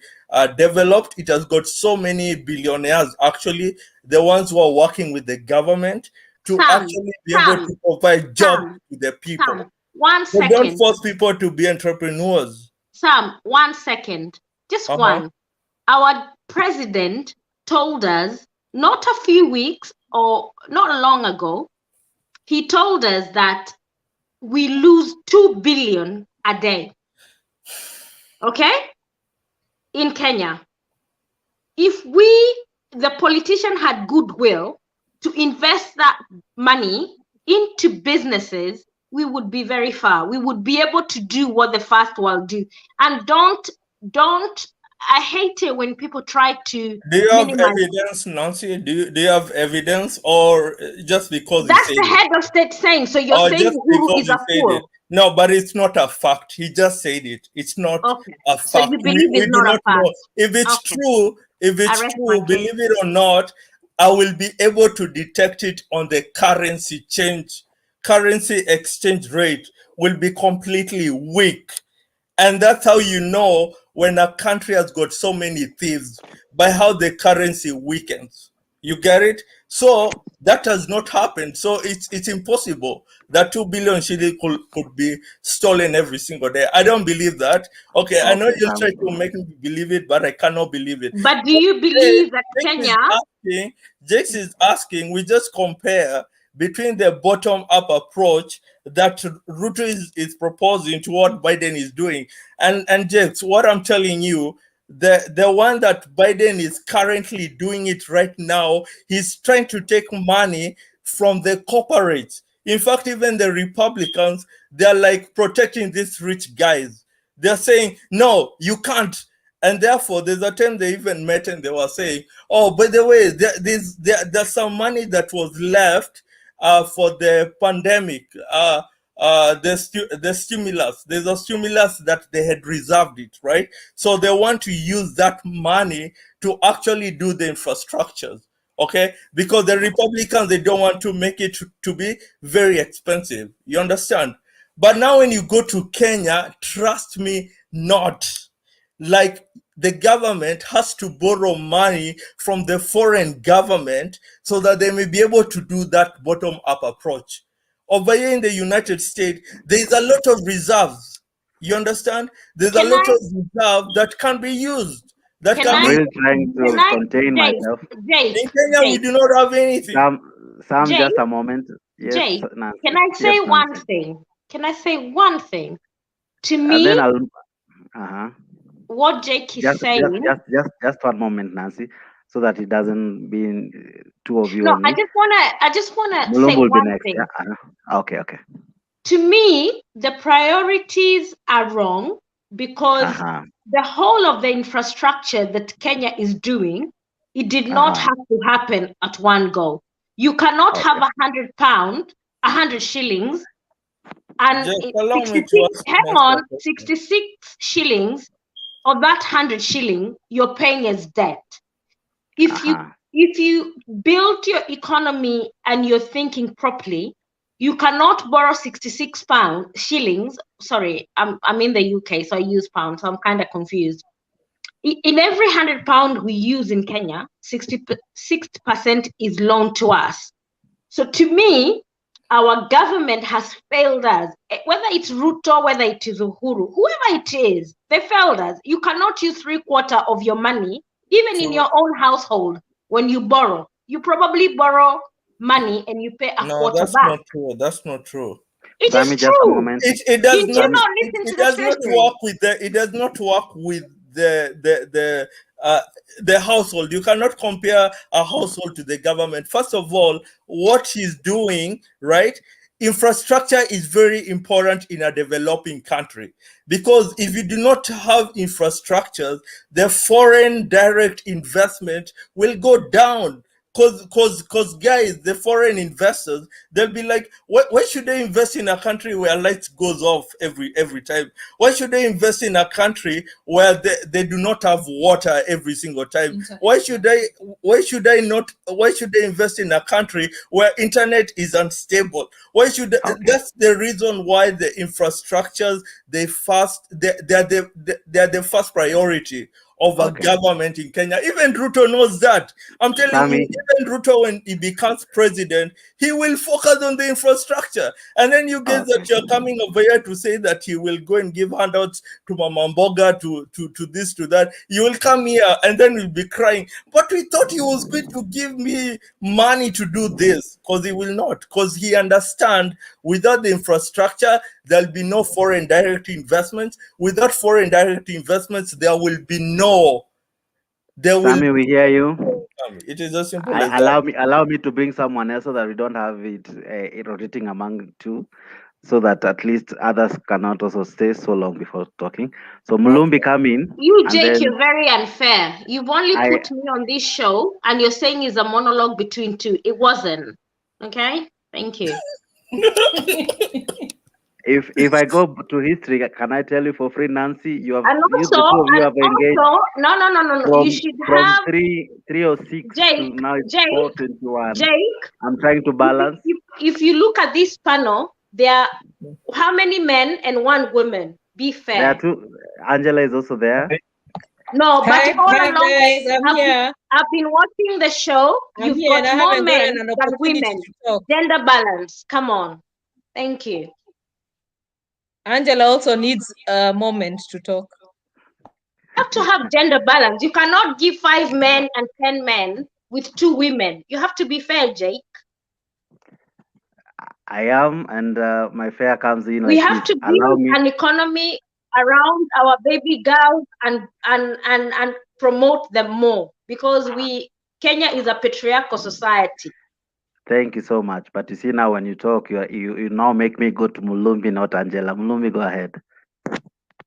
Okay, thank you, Sana, my because man. you're trying to prove a point. Go ahead, Mulumbu. Thank you so much. Thank you, Sammy, for your being brilliant. You see things. You don't just say for hearsay. Yani ni maajabu mtu kama anaweza linganisha Biden na Kenya. I don't know where that dream is coming from. You're dreaming. This is a first world. Unachukua nchi imekaa kwa matope, they know nothing. Ni kitiano kukuiba usiku na mchana. Then you tell me that you can compare Biden and Ruto. Are you guys? What's the problem? I said here before that before all these things you are talking about, first of all, election had to be genuine to do this. 2, elect the competent people that are going to do the job, well educated, to know what they're. Don't just elect. The US America did a mistake here, and Trump kutoka tu nje. He has never been in politics. Do you see what happened in America? Ni seems watu kama mnyinyi wa Kenya, watu wenye bana muoni, because you are deep in the corruption and the ile nini yenu, so you don't see anything. Your eyes are blinded. And then the third thing, make sure there's no corruption. Hapa America wakisikia nusu, ikikunusa tu, ukisikia tu umekuwa allegation that ulifanya kitu fulani, you resign. Hakuna mambo ya sema you can't be resign until you be proved guilty. There's nothing a guilty. Go out, utafanywa kesi, ukishinda kesi, and then you will come back. Na nyumbani wanakuambia kwamba atuweka tu hapo, basi ile pesa umeiba, unaenda kuhongana, unaua mashahidi, then unakuwa the right person. That's why we are going wrong. That's why I've been telling you guys, as young educated people, you say you are educated and you are not, your brain is not working. Nitawaambia ukweli. Mimi sina degree. Sina degree, but what I saw, what I went through in Kenya, na Mungu akanisaidia nikatoka Kenya, nikaingia America hii. I see what I see here is what I tell you the reality. But we have some people wametoka Kenya wakatoka ina ngambo, ile primitivity ya huko ndani huko bado wameenda nayo huko ngambo, hawajaitoa ngao wamesoma. Ingawa mmesoma, but you have not taken out of your head. You get there, you are just let me I want you guys. I agree, but I also tend to think censor your words because some of us don't take. No, it's fine. I'm just saying the facts, because nimeona watu wengi wamekuja hapa wamesoma. I have so many friends here, ni directors wanaongeza makampuni ya wazungu, but when they go back home, you know what they do? They go back to tribal cocoon. Watu kitu wamesoma hapa, ile ujuzi wanayo, they don't take it back home.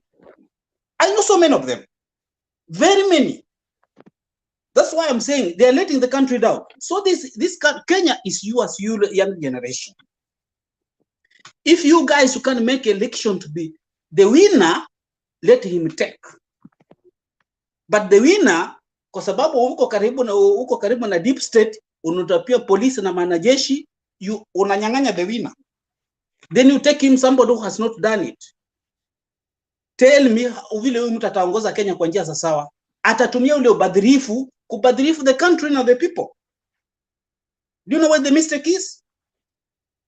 So now, right now, people, you are crying, oh, judges, you wamekuwa namna gani? Judges wamekuwa. Sasa, I ask you a question. After the election, Miguna is a Kenyan. He was born in Kenya. The court put orders. And when the court in, what did they do? Walifanya nini? Where was Ruto when it was happening? So right now, mnaambia nani anafanya mbaya. Where was he? When the Kenyan was being achukuliwa na akawa drag na akatupa kwa ndege na akarudishwa mahali alirudishwa. Hiyo haikuwa kesi. You guys wake up, guys. Let's work on 3 things: election malpractice, being competent, elect somebody that we know who is going to lead the country, and corruption. Okay. Then these things you are saying that Biden and it will come after. Make sure these people clean the system. Kila kitu iwe sawa sawa. Kama unaweza pata hii job ipate kwa njia vizuri, everything goes in the right place, everything right place, then all of us na the country will move on the right direction. But you guys kama mnaongea tu vitu ya juu and you have not focused for these 3 things, Sami, I'm telling you guys, Kenya haiendi mahali, and I'm still here. I'm going to ask you. I totally agree. Okay, just a moment, Sam. Angela, are you still with us? Yeah. The volume on the laptop. Yes, I am. Angela, are you still with? Okay. Yeah. You have heard what Mulumba has said and what Sammy and Nancy had alluded to earlier. I don't know what your sentiments, given that we haven't heard from you today. First of all, I'd just like to say hello to everybody. Habari zenyu? Tuko salama. Thank you so much. Awesome. Now, Well done, I agree. Angela. Feminist, some women support. Thank you. All right. I totally agree with Mulumbu and Sam. In regards to the fact that you cannot compare a country like the US with Kenya. Okay. And any, the needs of a developed country are so different from the needs of a developing country. Okay. So let's first work on the infrastructure so that we can be able to attract foreign direct investment, so that we can be able to have our Kenyans working, Okay. So I totally agree with what Mulumbu has said. I agree with Sam. That bottom-up approach in Kenya is a whole different ballgame from bottom-up approach in the US. That being said, before this conversation, there were other things I was hearing that I needed to just talk about kwa sababu inanisumbua sana. Okay, go ahead. And I agree with Mulumbu in terms of who are these people we are voting in.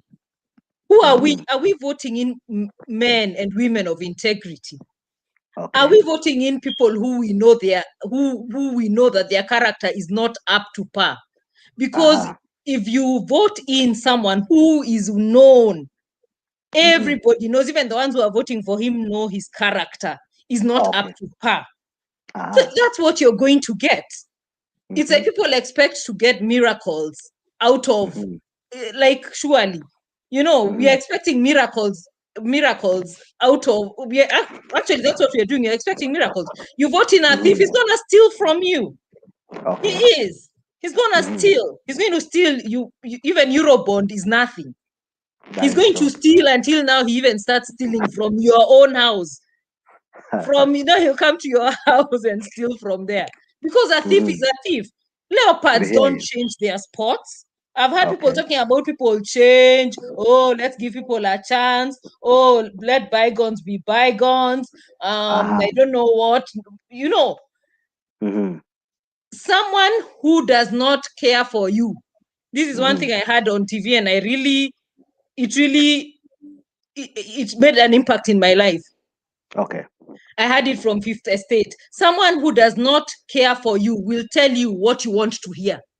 But someone who cares for you will tell you the truth.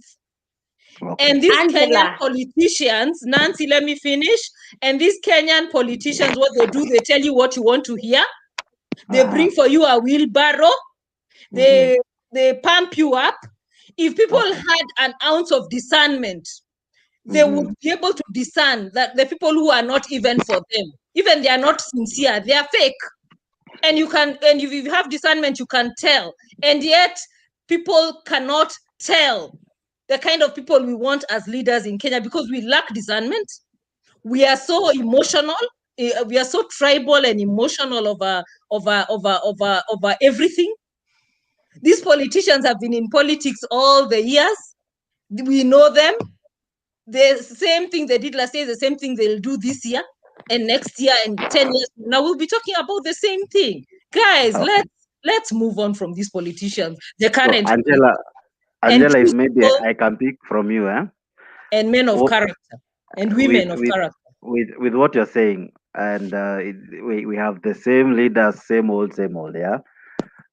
From your discernment, what should a voter, because I love agitating for the person who goes to vote, what should the voter be informed of so as to make a difference? Because by the end of the day, we will be falling in the same pit over and over again, because probably the voter is not well informed, or rather our options are slim almost to none, and hence we choose what is there.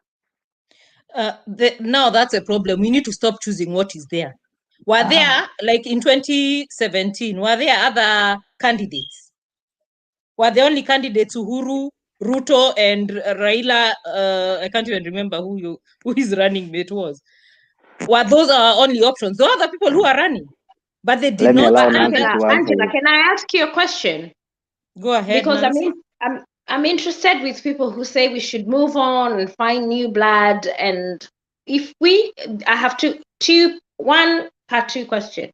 If we had a new young guy who came to politics of Kenya, whether he's known or not, whether you would vote for that person without going back, researching to your tribal, ethnical place, and whether you would listen to, and whether you would give me a politician in Kenya, any of them, the top people who are telling us where to do, who is not a thief in Kenya, who hasn't stolen anything from the public pocket, who is clean. So, Angela, if you can answer, I don't know if you are hearing us. I don't. I had the question. I don't believe that there right now. Okay, actually, I do believe that there are possibly people who are cleaner. Not everyone is 100% clean, but there are people who are cleaner. There are people who are cleaner than others. Like, for instance, me, I've never had anything about Kalonzo. To tell you the truth. What about his Yatta home? Me, I didn't hear about that one, Nancy. Okay. But Angela, that Also, you have not had does not anything. mean. I have not had any whatever about Kivuda Kibwana, about Anyang' Nyong', about Peter Kenneth. We have so many men who are actually clean right now, who we can vote in 2022. But now we are talking about two people. Right now, we're talking about two horses in the race. One of them is the thief of thieves. We know, everybody knows, even his supporters know. And that's why they get so defensive. But Angela, when thieves the are question from Nancy is clear, that what makes you that with all the facts you're mentioning and the guys you're mentioning, what makes you that when you'll come to the election, you'll still end up voting for these two guys who you term as being on the lead, and avoid voting for Peter Kenneth? Yet last time he stood, I don't know if you voted for him.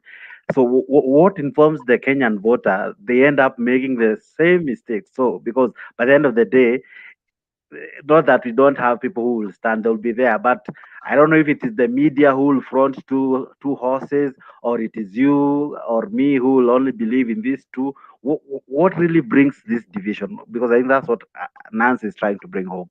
Why didn't you choose a different person? Why don't we even decide here tonight that let's choose a person and we go for that person, whether that person is famous, popular, has the muscles or not? Why? What makes us only stick to what we know? Right now, there's actually even a third horse. I forgot to mention Mukisa Kitui. I haven't had any drama about him. I don't know whether that's how you pronounce his name. So we have options. We have options, but what happens is we focus on the two, the ones who look like they are going to win, because people we want to be on the winning side. You know, you don't want to be to vote for Mukisa Kitui because you feel as if your vote will get lost. But I think the day we reach a point where we can vote for Mukisa Kitui, regardless of whether your vote will get lost or not, that's the day we will change Kenya. I'm 100% sure that the two horses that are now in the race are one of them is going to be the winner. The president to come 2022. But what my dream is that we start thinking beyond our tribal cocoons, beyond who the politicians want us to focus on, because what normally the focus is normally placed by politicians. So we end up if now I get to, if I can summarize what you're saying, I don't know if that's what you're saying, but you're saying that the voter goes to the candidate who he believes will win, and therefore probably they leave out ideologies, manifesto, or any other person who might be better, simply because they go for a winning candidate. Is that what you're trying to bring home? Yes, we go for a winning candidate. We let the politicians focus us to one person, as opposed to us opening our minds and seeing at the other options. On a point of order, please. Just a moment, Mulumbi. Just a moment, Mulumbi. Where is that echo coming from? Mulumbi, mute your mic. Go ahead. Yeah, so let's open our minds up to other options, as opposed to letting the politicians, because they're the ones who cause us to, for instance, someone like Ruto has been on campaign mode since the day of inauguration in 2017. So now we are all focused on him. We cannot even see other candidates. We are blinded. We are brainwashed. We are blinded. There's a problem. So how do we go out of this? How do we go out of this? Because I think it's high time we also ask ourselves as the voter, how do we go out of such traps? I think it starts with that on a personal level. Everybody as an individual, look at yourself and decide that next in 2022, I'll lose my vote. I'll vote for the person who's not gonna win. And once we start there, maybe come 32 or something like that, many of us will have had a paradigm shift. We need to change our minds. Angela, allow us to have Nancy Kidogo. Nancy, go ahead. Jakes, I think we also have some opinions. Mulumba, yes, sorry. 1 second. I don't know how long. I don't know how long Angela has been on this platform. Deto Kidogo too. Nancy, go ahead. But for me, I've always advocated, if guys think the current leaders we have, they're not good for them, I've always said we are a panel that we have so many people coming in and out of this panel. Let's rally around one person.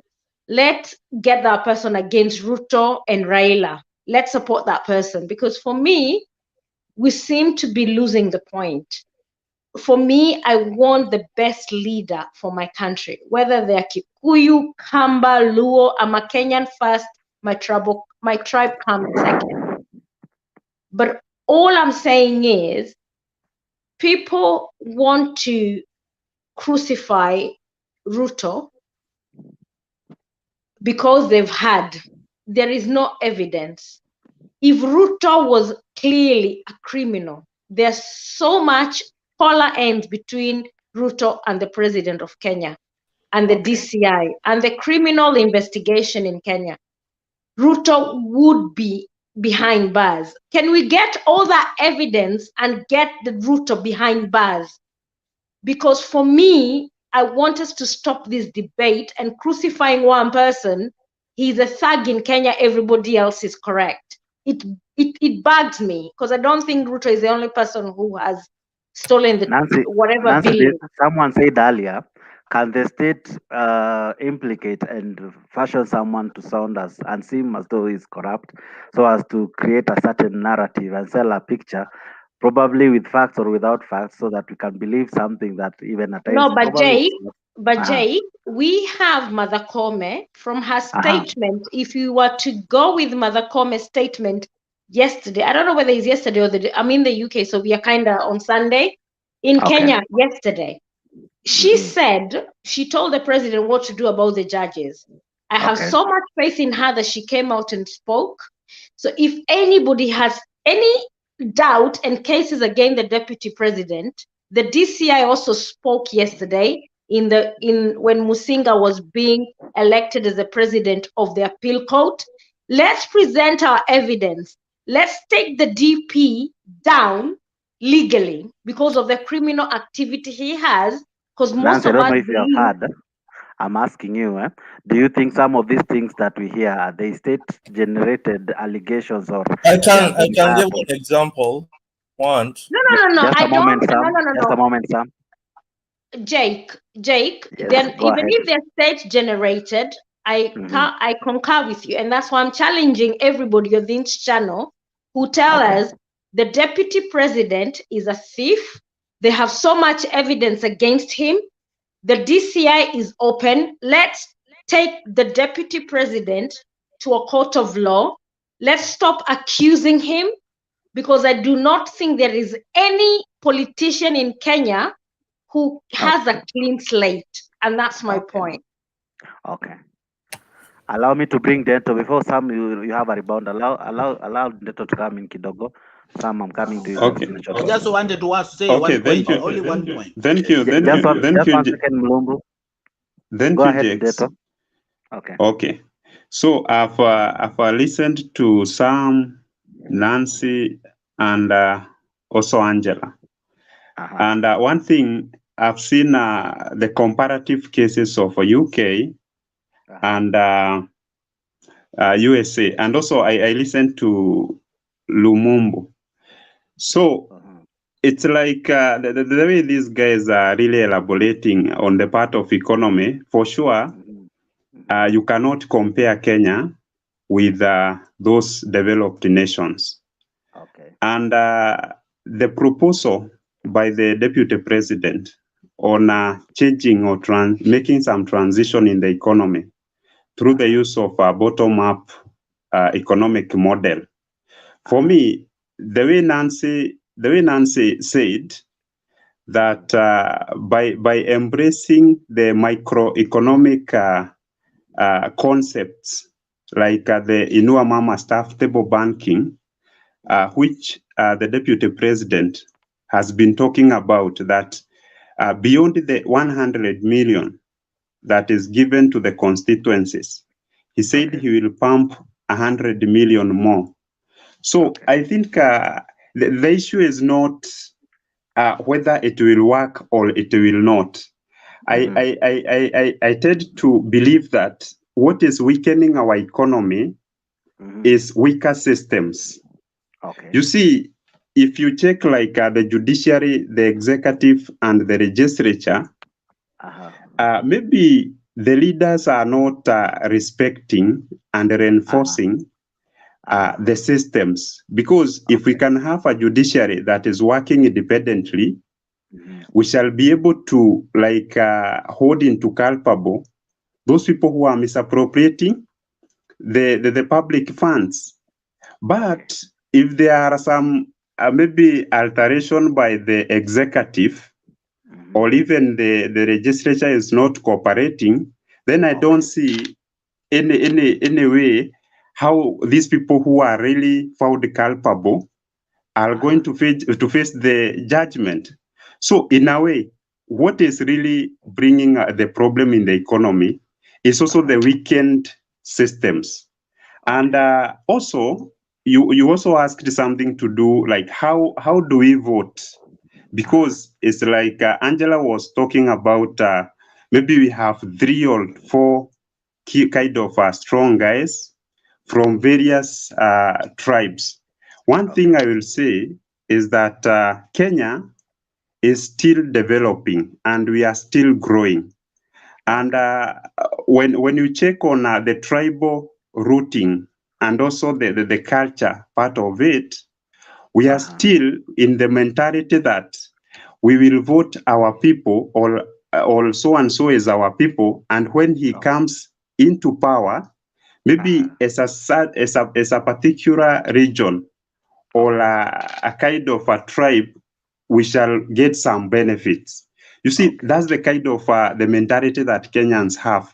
But you cannot compare that with Americans who already used the slave trade to develop their country. So a lot of free labor was like used, and which by then they were not using any money like to compensate for the laborers to grow their economy. In Kenya, one thing I will say, like what is the government doing with the things like prisons? You see, that's where we have a lot of free labor. And I think there are very many people who are in prison. And if we have to make some economic sense in terms of saving for development, I think something like SGR, these people are consuming a lot of money every day. They are fed, they are given clothing, they are given even the healthy safety and such. But what the government is doing is just to restrict them in their prison. I think something like an SGR. I don't know if my facts are correct, but I'll have to confirm. There are two questions coming from what you're saying. Allow me to ask you, even as I inform you. One, there's a lot that happens in the prison. I have a relative who is inside there, and before him there was also another one. But when he came out, he came back with skills, able to do a lot, and he has a very beautiful workshop that he sells furniture and the likes. I understand that even most of the infrastructure that we see in parliament, most of them have been done by those in prison.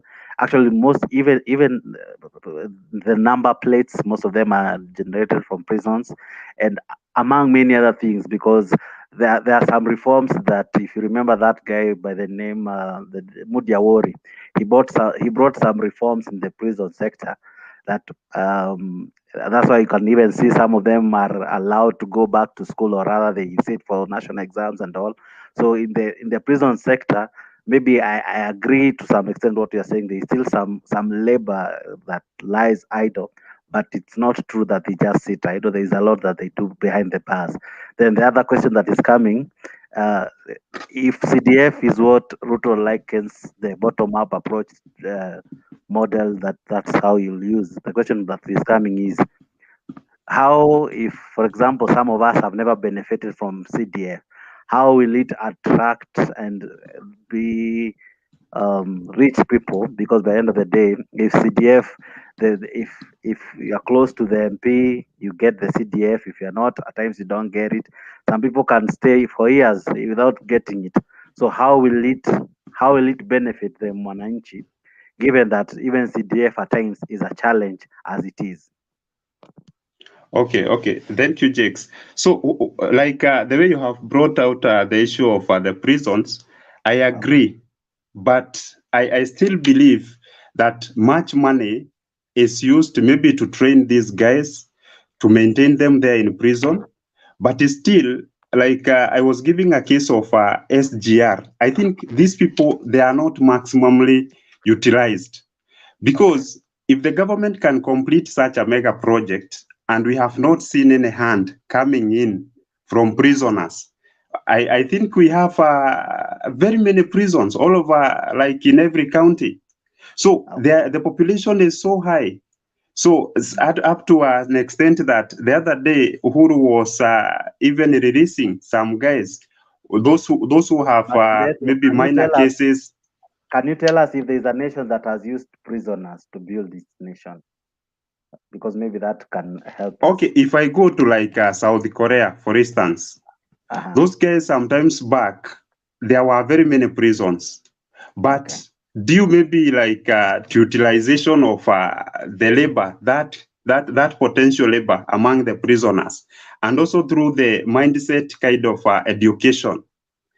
Right now, they have been able to close a lot, and if you check also on their economic status, they have improved. So there are also very many other like cases. So what I mean is, let us see the government overutilizing or utilizing the potential that we have on labor, instead of thinking about maybe employing even guys from outside. The other question is on CDF. There is a certain fund that is implemented by the incumbent government, the women fund and the youth fund, social funds. For instance, I think the money that Ruto was talking about, he is going to like expand that concept in that kitty, such that maybe women groups can be able to access loans, so that whatever the business they are doing, they can be able to access money to do business, as well as also the young people.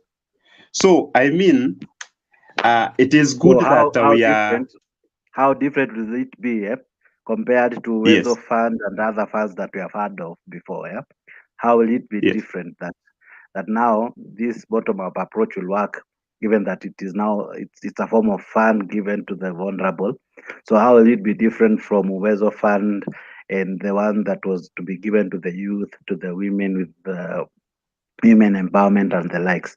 So how will it be different, so that we can be able to explain the bottom-up approach different from because I agree we are not like the US, but so what will it make it different here in Kenya? Okay. What needs to be done first, and he has been reiterating so much on the same, is civic education. You know, despite that this fund is existing, how many people know that there is such money? Maybe they hear, but they don't know the know-how. Like someone talked about a business plan, for instance. And if they are trained, and if even the officers who keep on going around the constituencies, training and mapping where these women are, if they are increased and these women are like coached, they are helped to even identify good business environment or what is going on. I believe what is lacking at the moment is adequate funds. But if it is added, many women or youth will get this money and they will be able to pump them into their small businesses. Then it is from these small businesses that some small taxes will be raised, which will be used to like pay the government wage bills. Okay. Final question to you, sir. You have talked that these small businesses will be the ones to help pay the tax and all.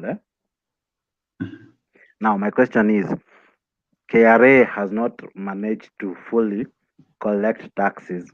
So how, because I think this approach, it needs to bring everybody on board, including those who collect taxes, right?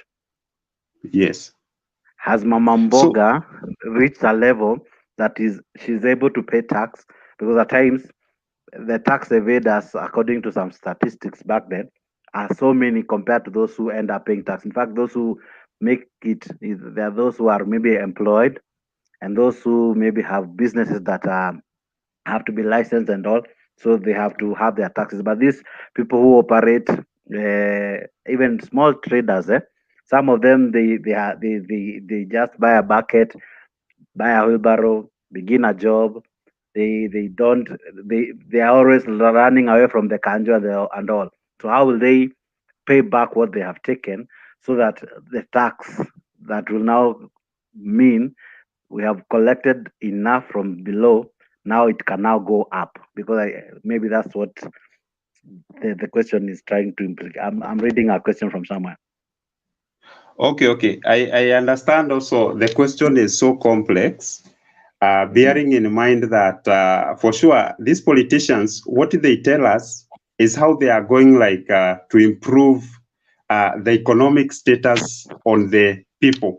But now when it comes to the system, and that was my second point when I was saying, I think even if we have very big ambitions, without sanitization of our systems, where like if it is KRA, for instance, it is well evaluated or well scrutinized, so that to ensure that all the money that is collected get into the right hands. As well, I come from Nyandarua County, and the other day they passed a bill to do with potato trading and such, where they are advocating all farmers to register through various agents, trading agents, who will be now, instead of this brokerage, who normally like buy the potatoes in low prices or maybe in some an unidentified kind of cost trading. Every farmer, for instance, should be selling their products into a standardized, through a standardized cost, now through these agents. I think if that is one of the models where there will be like standardization of maybe the farm chemicals, maybe there will be standardization of everything that is used for production, and also when it comes to selling of their products, they pass through a standard like agent. I believe that these issues we are talking about, misappropriation of the tax collected or such, the tax will be paid in bulk through these guys. And for that, I think it will be of benefit to our economy. Okay. So thank you, Ndeto. Allow me to bring in Wagungu before I come back to Nancy. Wagungu. Okay. Sorry, Jakes. As I conclude, sorry, I think it is already 2 Nini. I started with you yesterday. So please allow me and also the other members of the team. So I would beg to leave and keep on with the good work you are doing. Thank you so much. Thank you, Ndeto. Wagungu, I don't know if you're there before I go to Sam and Nancy. Okay, he's not there. Well, Sam, you're there. But Go ahead, Wagungu. Wagungu, can you hear me? Go ahead. Okay, Sam, go ahead. All right.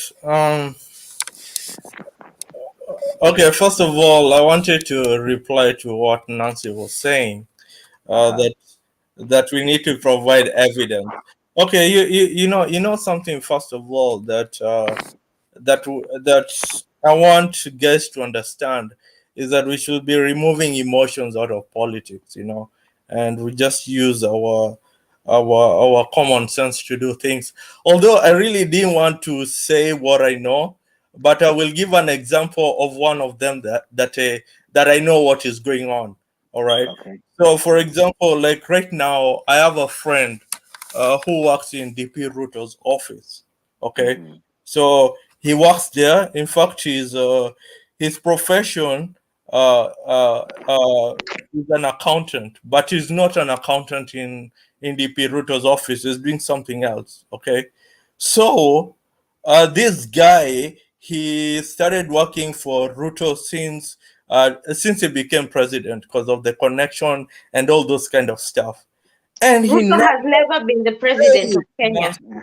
I'm talking. Okay. But you said that Ruto has been president. He's never been. No, I'm talking deputy. Have I said Ruto is president? Like, where did you get that from? So what you said. No, wait. Let me finish. Go ahead, I get attacked when I'm about to say something that is actually the truth. Okay, so this friend of mine is got other 3 people. Okay, that they work in the same office. All right. So what he told me, because we actually family friends and all that. So what he told us is that they were told by Ruto that if they do not make money before the end of the Jubilee term, they are complete idiot. Although it was in Swahili, nyinyi ni wajinga. You see what I'm saying? Let me tell you, ever since this guy of ours right now, he has been building apartment non-stop. Can you imagine? You finish an apartment within even like months, you start another one, and not even that one. Like he's even building them at the same time.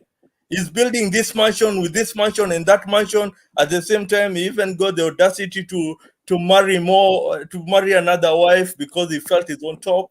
You see what I'm saying? So when I see this kind of thing, sorry, I didn't get it. A government office. Just one moment. Just one moment, Sam. Sam, I want to get so that I can be able to be at par with what you're saying. Okay. You're saying that number one, you have information from his office that they were told to make money, right? Yeah. So he told me that. He told me they were told that if you guys, you don't steal, you don't become rich. And these guys have siphoned money like crazy. And another lady who makes about 100,000 shilling per day. How do you make 100,000 shilling per day by being a normal person? Like but an I don't know, ordinary because person, you do not have a skill in a government office. How is that possible? So we cannot really substantiate what you're saying because it's what okay, you're yeah, saying, I right? know you might not believe me, but it's okay because I know not that you'll believe. Okay, so this is what I'm saying. This is what I'm saying. That's why for me, but the way, like I was not that political guy. It's because I've got some history with, of course, even the guy that is about to become president, and I know what he, like I know what he stands for. So that's what I know. But I keep it aside because it's a non-issue. I can't even go and tell people, like millions of people, oh, you guys, do you know Ruto is this, Ruto is that. No, nobody will care. because right now the most contentious issues in Kenya right now is Kikuyu. In fact, I've got there's a Kikuyu friend of mine here. She's a nurse, of course, and she told me the other day. But there were Sam. You know what? A Luo will never become a president in Kenya. That's what she told me. That Luos will never rule Kenya.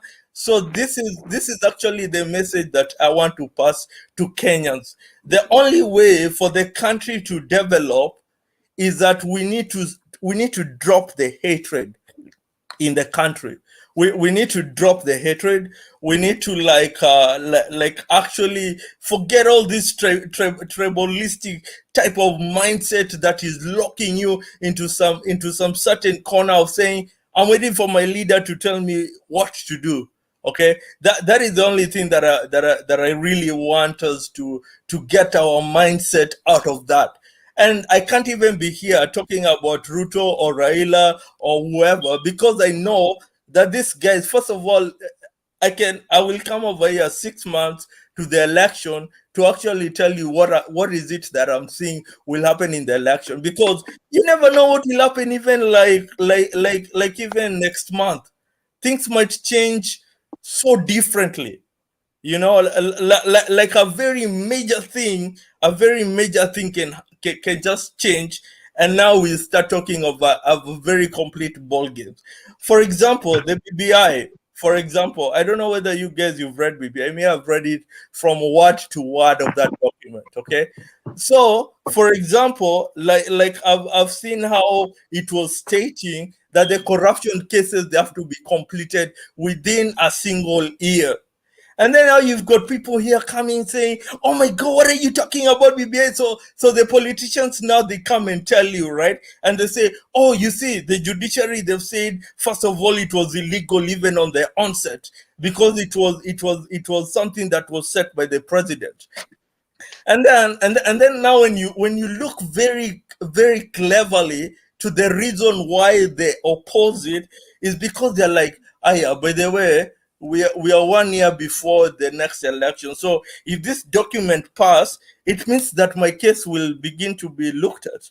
You see what I'm saying? And probably I will not be on the ballot. In fact, even I was telling some guys, the reason why we have to talk 6 months to the election, because even some people we are talking about, they might not even be on the ballot to start with. So you're talking of people who will maybe even not be there. They will not be on the ballot box. You see what I'm saying? So we cannot even be sure that the race is actually going to be about the people that we are currently talking about right now. You don't know. Do you know like one day in politics, it's so many years. Like you'll just wake up and something has changed so drastically. And then now if I analyze the politics right now, and I tell you that the way Ruto is so popular in Mount Kenya and all that, you guys, man, like you better be joking. Right now, for example, like I watched news today, I saw the eastern side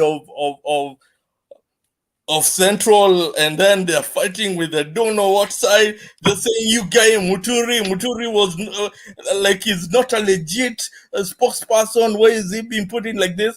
Already you guys are dividing the votes for Ruto. Because even I saw some guys being interviewed here from Meru, and they were like, "By the way, you guys, we are going to leave you. If you guys like you do this and you tell us that Muturi is not coroned, like he's not a spokesperson, therefore you guys, you're not going to be, we are not ever gonna reason with you guys." So what does that mean? That the election is very volatile. It might just change instantly. And then now, because I know what Nancy she's trying to do. She's trying to like keep on bringing Ruto into the picture for me to say, yeah, but you see, Ruto is doing this, or Ruto is telling us this and that and that and that, right? But now for me, what I'm asking, like, how sure are you, first of all, is going to be on the ballot? We don't know that right now. Maybe 6 months to the election, you will get a clear picture. How do you know? For example, like what about if something disastrous happened? like one of these guys lose their lives, like what will happen? So are you going to say, oh my God, I'm so broken, I don't even know who else I can elect to be president, because you are so locked into somebody? Okay, Instead, right now we need to look for a party that actually it tells us about policies that are making sense. That's the reason why I like the United States. You know what Republicans are standing for, or Democrats? Allow Nancy to come in now that you have Sam, mentioned if her. I listen to your ranting for the last 7 minutes, you are very conflicted and confused, and I'm saying this respectfully. I don't want to disrespect what you've just said, No, but you to just me, have, but continue. it sounds very conflicted and confusing to what you're trying to say. To me, for me, I have no qualms whoever becomes the president of Kenya. It does not bother me, because that person will not provide unga chapati in my own house. But what I'm interested in is a democracy that thrives and makes the single denominator who is the most needy person in Kenya making it. And at the moment, the politicians are not offering that. You keep saying Ruto. I don't know who you're supporting, because I believe you're a bit confused on what you're trying. The point you're taking home is very confusing. But again, in what it's sense? probably me who does not. No, it's probably me who is not understanding what you're trying to say. But for me, the choice is very clear. It's either we go for a general election in 2010 and none of these leaders get the 50+1% vote, we go for a rerun, and then they don't get, and then we look for a fresh blood. To me, whatever you guys you have said that we cannot compare the UK and the United Kingdom. And I want everybody on this show to know I'm not comparing the two nations, and I will never do that, because it's like comparing death night and day. But to me, my country has a lot of resources. In the UK, they import and buy every base. They have no raw materials. My country has so much to offer, but we need the right leaders to take our country forward. But not bottom up. It won't happen. Bottom up, forget about it. If Sammy, we listened to you. Sam, I listened to you, and I allowed you to rant, because what you were doing, you are ranting. For me, if a guy call him BABCD, I do not care where they come from. If they came up with a solution of what resolve our problems that we perceive them to be, I would vote for that person. I'm not so much worried about Ruto. Ruto has made his fortune. He's a billionaire. Whether he's in politics today or tomorrow, he will sustain his life. And also Raila too. And also Uhuru too. Kina Murathe as well. But my question to you, let's not single one person, demonize one person, when we know the elite and the political class are poor. Today in Kenya, only 8,300 people control the wealth of the whole of our country. Ask yourself, which country do you want to live for your kids and my kids? There is nothing, and whoever is saying Fred and whoever, I'm not intimidating anybody. I'm sharing my view. If you don't want to hear it, get off the show. Simple. So for me, let's stop crucifying Ruto. Let's find a solution that works for our country. If Ruto is not the right candidate for presidency, let's move on and find the next guy. We can support him. I have no problem. But you guys crucify this guy, but you are not giving us an option. Raila and Ruto and Uhuru are not going to change anything in Kenya. Let's come up with a new person. Okay. I don't know if you're through, Nancy. I want to go to David. David, you have been quite silent for a while. David, can you hear me? Yeah, David? oh, yeah, I'm getting you. I'm getting you. Okay, go ahead. I don't know how far you have heard, and what is your take to what Sam and Nancy and the others have said so far? I have been in the show intermittently because I reported to duty, but I've followed quite some stuff. I just want to say that Nancy is talking a lot of sense, but it is not sinking to the other side of the political divide because they never hear like anything like that. But I want to share her sentiment that let those who are clean be the first to throw stones. Because the way they are demonizing the vice president, actually they are making votes for him. That is the truth. They think they are killing him. They think they are killing him politically. But what they are doing is building him, because much of us, many of people out here, they are saying, okay, you are saying this is a thief. Who is not a thief? Is that the only way you can look for votes? Why don't you tell us what you can give better than discussing a person every day, every hour? Okay. So I don't want to talk much because I'm already on duty. So you guys can continue. I'm following you closely, but I want to share Nancy's sentiments. Thank you. Okay, Angela. But Jake, can I say one thing? I've always wondered, what does the deputy president hold that put everybody in the political class up in arms when he was supporting all of them to be prime minister and president? He was a good person. Now he's a bad person. So what is it that he has that everybody doesn't like? Because I don't believe he's the only thief in Kenya. They are all thieves. Okay. So I don't know who will answer you. Maybe Angela, can you answer Nancy? Now, like I said, everybody's a thief in Kenya, or rather, most politicians are thieves. And I did tell Nancy that we do have options of people who don't have whose hands are cleaner than Ruto, and I told her what the options are. Okay. And when it comes to Ruto, the reason why he causes such uproar is because his thievery is so obvious. Himself, he has told us with his own mouth how much money was stolen when it came to the Kimwarel Dam. He told us how much was stolen. How would you know if you're not the thief? The reason why everyone is up in arms against Ruto is because he's the thief of thieves. And and from what I discern, me personally, is that he's not even genuine. You know, even when you look at the picture when he was on the wheelbarrow, riding on the wheelbarrow like this, he looked fake. Even when he tries to smile, when these mamas come to see him in Karen, when he tries to smile, he's not genuine.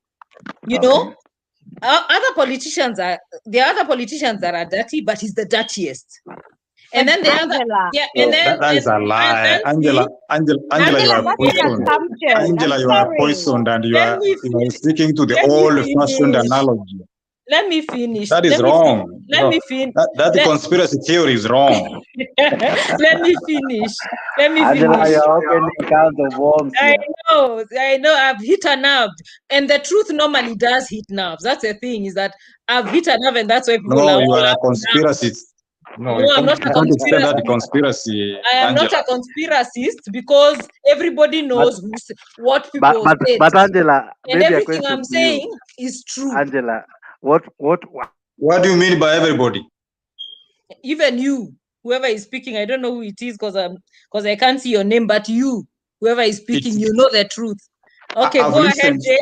I've listened to you, Angela, for a long time now. You are a serious conspiracist. You are talking a lot of lies. You know, you are so bitter with Ruto. That is can wrong. You wait? No. Hi, guys. Can you allow I me am bitter. I am bitter with anybody. I am bitter with anybody who steals land from primary school children. I am bitter. Are you telling us Waiguru is I am clean? very Are you bitter. telling us I Waiguru is agree. clean? I agree. I am bitter against anybody who would steal land from a primary school. I am bitter. And that Just person listen. should not become the president of Kenya, because if you steal land from primary school, he's going to come and take even your land. You yourself, you Nancy, you whatever. Like, come on, guys. This man is not genuine at all. And I am very bitter. I agree. I'm not going to say I'm not bitter. I am very bitter, and the reason why people don't like him is because he's who he is. Which That's people why are you we don't talking like about? him. Say, Because Angela. he's who he is, and I'm going to get and I'm emotional about it. And we need to look at other options. There is Kivuda Kibwana. There is Peter Kenneth. There is this guy, the guy who used to work for the UN. We have so many options, but we are so focused on the thief of thieves. What is our problem? There's something wrong with Kenyans if the only candidate we see as a viable candidate is someone who steals from us, and we know it. And then he comes and gives us back our money in church, saying Bwana asifiwe, and I don't know what. Come on, guys, open your eyes. Get a discerning spirit. Choose the right leaders. Be people of character. Choose people of character. You cannot come here and start telling us how good a guy is and we all know the truth. Come on now. Get real. Okay. Jay, Angela, just 1 allow minute. Nancy You to have say to something. allow me to Okay, tell go you. ahead. Go I don't ahead. want to answer Angela's point, because I think for me, I don't need to comment on what she said. It will, I think I have nothing to comment about what she said. But I want to answer Kyoko and this somebody called George Ikere. If you have the guts, stop abusing me on the messages. Come, let's debate one-on-one. I am not dominating the show. I'm giving my views. If you don't like it, don't comment. If you like it, comment. I don't care what your views are. Share your views. I'll be happy. I'll sit down and listen. And for Angela, trying to tell us that the deputy president, I'm not tribal. You, Felix Kyoko, I am not tribal. I am one person who is Kenyan first. My tribe, Ruto is not even my tribe, and I support Ruto. So come on, stop sitting down and warming your keyboard. Keyboard will never make any political shift or any political change in Kenya. But for Angela, what you're saying is very mean and misingenuous. The deputy president has given his views. Get your own leader to give their view. You've told us the deputy president has stolen a school. I don't know, he's done A, B, C, D. Your lot of guys have more power than the deputy president currently. Take him to Karura, jail him. Then we will know he's not a leader and he is a criminal. But you guys keep ranting, and Uhuru doesn't want Ruto in government. So if you guys have enough evidence against Ruto, let's take it. Let's take this guy to court. Let's prosecute him. Let's put him behind bars. But as long as you keep ranting and you haven't provided the DCI with any evidence, you're wasting your time. So, guys, let's respect Ruto, Raila, whoever that you guys want to respect the same way. Take Ruto to Karula. Let's jail him. Can I say something? You know, and this is actually something that I'm dreaming about Kenya. The day people will actually stop discussing even individuals and talk things to do with policies anywhere. Like I'm waiting for that day to ever reach. But let me say this, and this is a fact. We know that the politics of Kenya is so tribal. Okay, so we cannot be here and be very sure that this person is going to be president because they attract so huge crowd. But do you remember how Raila was attracting huge crowds in 2017? You remember? Huge. And you would think that he was actually going to be the president. Like everybody everywhere was like, yeah, Raila is our guy, Raila is our guy. But now let me tell you the real fact about Kenya. It's not the people who vote decide who become the president. It's actually the people that count the vote. You see what I'm saying? Even if you see like Ruto is attracting like huge crowds the way he's doing it right now, we are not very sure whether he's actually going to make it as a president. And then I see guys comparing like saying, oh, look, they won in Juja. Oh, they won, I don't know, in that place in Mombasa. What is it called? Oh, they've won this. Msambweni, they've won this. Let me tell you, like when it comes to the presidency, it's actually a complete different story. Like, let me tell you the truth. Raila won in 2007 and he did not become the president. That is a fact. Everyone knows that he won the election. And even it could be true that he won in 2017, but they refused to open the server, right? And now I've been hearing guys saying, oh, by the way, look what Raila is doing, right? He is an opposition leader, and therefore we blame him for the things that are happening in the country. But now that one people they'll be like, yes, it is. But now when you try to say something bad about Ruto, what he's doing, it becomes a complete different type of a thing, right? But let me tell you one thing. First of all, in the second election, Raila did not run. So number two, it was Ekuru Court or something like that. So that guy is the opposition leader. So why is he not even telling the government what to do? So why are people not bashing him? Because let me tell you, if Raila and Uhuru did not come together, this country, that country would be burning to hell. I'm telling you by now. Because that is a lie. It's a lie of the ODM people. No, it's not a lie. The economy was losing about. Do you know we lost 1 trillion shilling?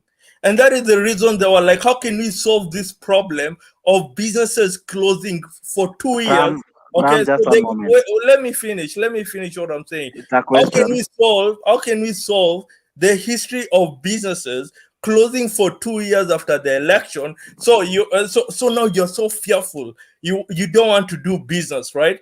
And then when your business is thriving, now we are going to the next election. And then now we begin to tense and all those kind of stuff. And then now you hear guys saying, oh, but the problem is Raila is the one who is not accepting results. Let me tell you, even if Raila is not there, it will be the same problem. People will be fighting, people will be killing each other and all those kind of stuff. And that is the reason why Kenya can never even go forth. I'm telling you, regardless of who become president, Kenya will still remain to be the same. You just need like people with the will to come together and say, you know what, we are tired. We want corporate leaders like the Equity Bank guy. Sam, can I ask you a question? Can I ask you a question as you take a breather? You have said that Kenya was losing a trillion during that time of post-election. Now, what makes it that it is that time that we were able to make a trillion? And the budget was mentioned the other day. KRA is not able to raise such amount within a whole year. So how comes few days is almost equivalent to what KRA collects a whole year? Thank you, Jake. Because I was gonna ask the same question to this guy and all these guys who are commenting below here.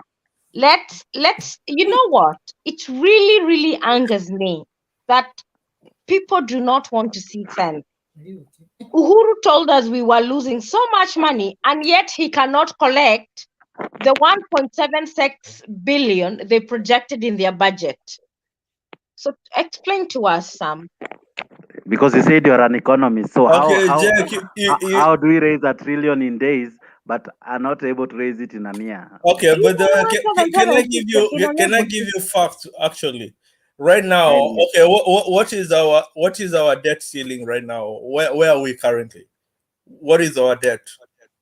ask questions. We've asked you a question. No, Give us I'm an asking answer. you also a question. What is our debt? Because you're saying that, oh, we're able to collect money and nothing is happening. So No, what is the our debt debt ceiling ceiling right that now? no, What is it? don't take us for granted. The debt ceiling that was set was 9 trillion. Now Yeah, they're and trying to take stop it being to 12 emotional, by the way. trillion. Nancy, you're quite emotional. We just No, need to I'm not have being a emotional. conversation that makes sense, okay? Like No. an educative conversation. You just So need to have Sam, a conversation that we're let making me sense. pick your brain kidogo basi. You are saying Okay, no, let me finish then. If you've refused to answer, so let me just say it. Okay. I was. It's So okay. Stop. so No, hang our on. debt Can in you stop Kenya, that our debt in patronizing thing? oh my goodness, our debt in Kenya cannot allow us to do things at our own will. You know what I'm saying? There's something called interest rate. We are getting loans from China, and then China, they normally manipulate their currencies like there's no tomorrow. You know, so when they keep on manipulating their currencies, Kenya begins to have hardship in actually repaying their loans. Have you ever known that? When one country that you borrowed money from, when they keep on manipulating their currency, the Communist Party in China, right? You end up not being able to pay, and then our loan begin to become so expensive. Even if we borrowed at 2%, you end up paying like some unbelievable amounts that we are not supposed to be paying because of the currencies manipulation. I don't know if it is me having a problem. I fail to relate how our debt ceiling and how KRA is unable to raise the money in a year, given that it was being lost in days as Uhuru tried to purport.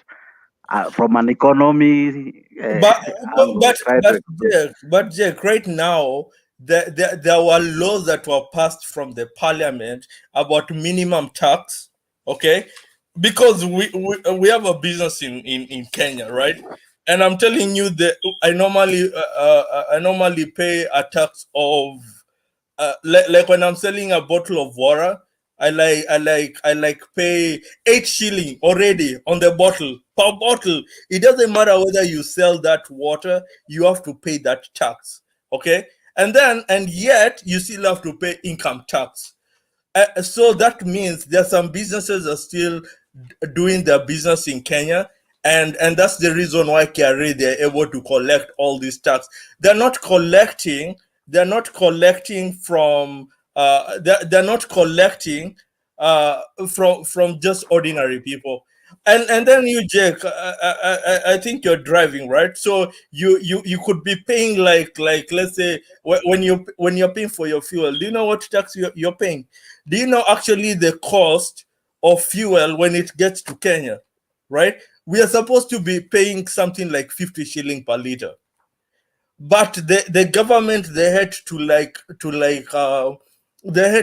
give us they had to increase the price that we pay per liter, because that is the only way they can make ordinary people like you pay tax, even if you don't have an income. You see what I'm saying? So in short, everyone in Kenya is actually paying a tax, whether you know it, you're paying that tax one way or the other. You see what I'm saying? So if now you're telling me, okay, how are they able to collect 1 trillion within few days? That's how they collect it. But now guess something that goes on with that money they collect. They have to pay the interest rates on the loans that they borrowed, of which I think they increased the debt ceiling to how much? I'm not sure. I left it at 9 trillion. I think they were trying to increase it to 13 trillion or something like that, right? So it becomes so difficult for you to actually see any development happening in Kenya.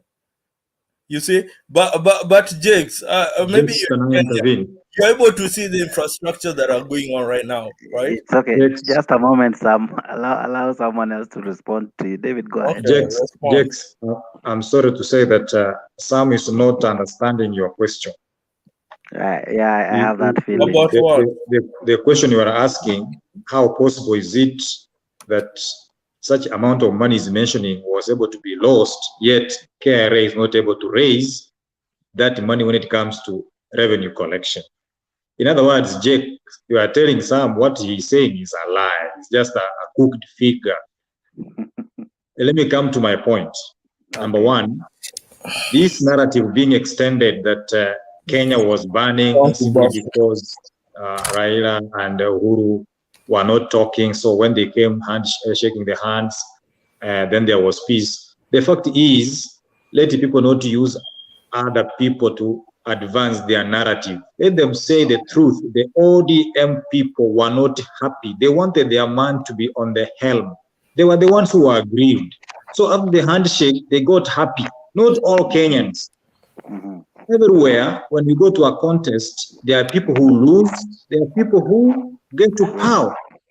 The problem we have is not the constitution. The problem we have is a crop of leaders who don't accept results. That when it goes against you, it has been stolen.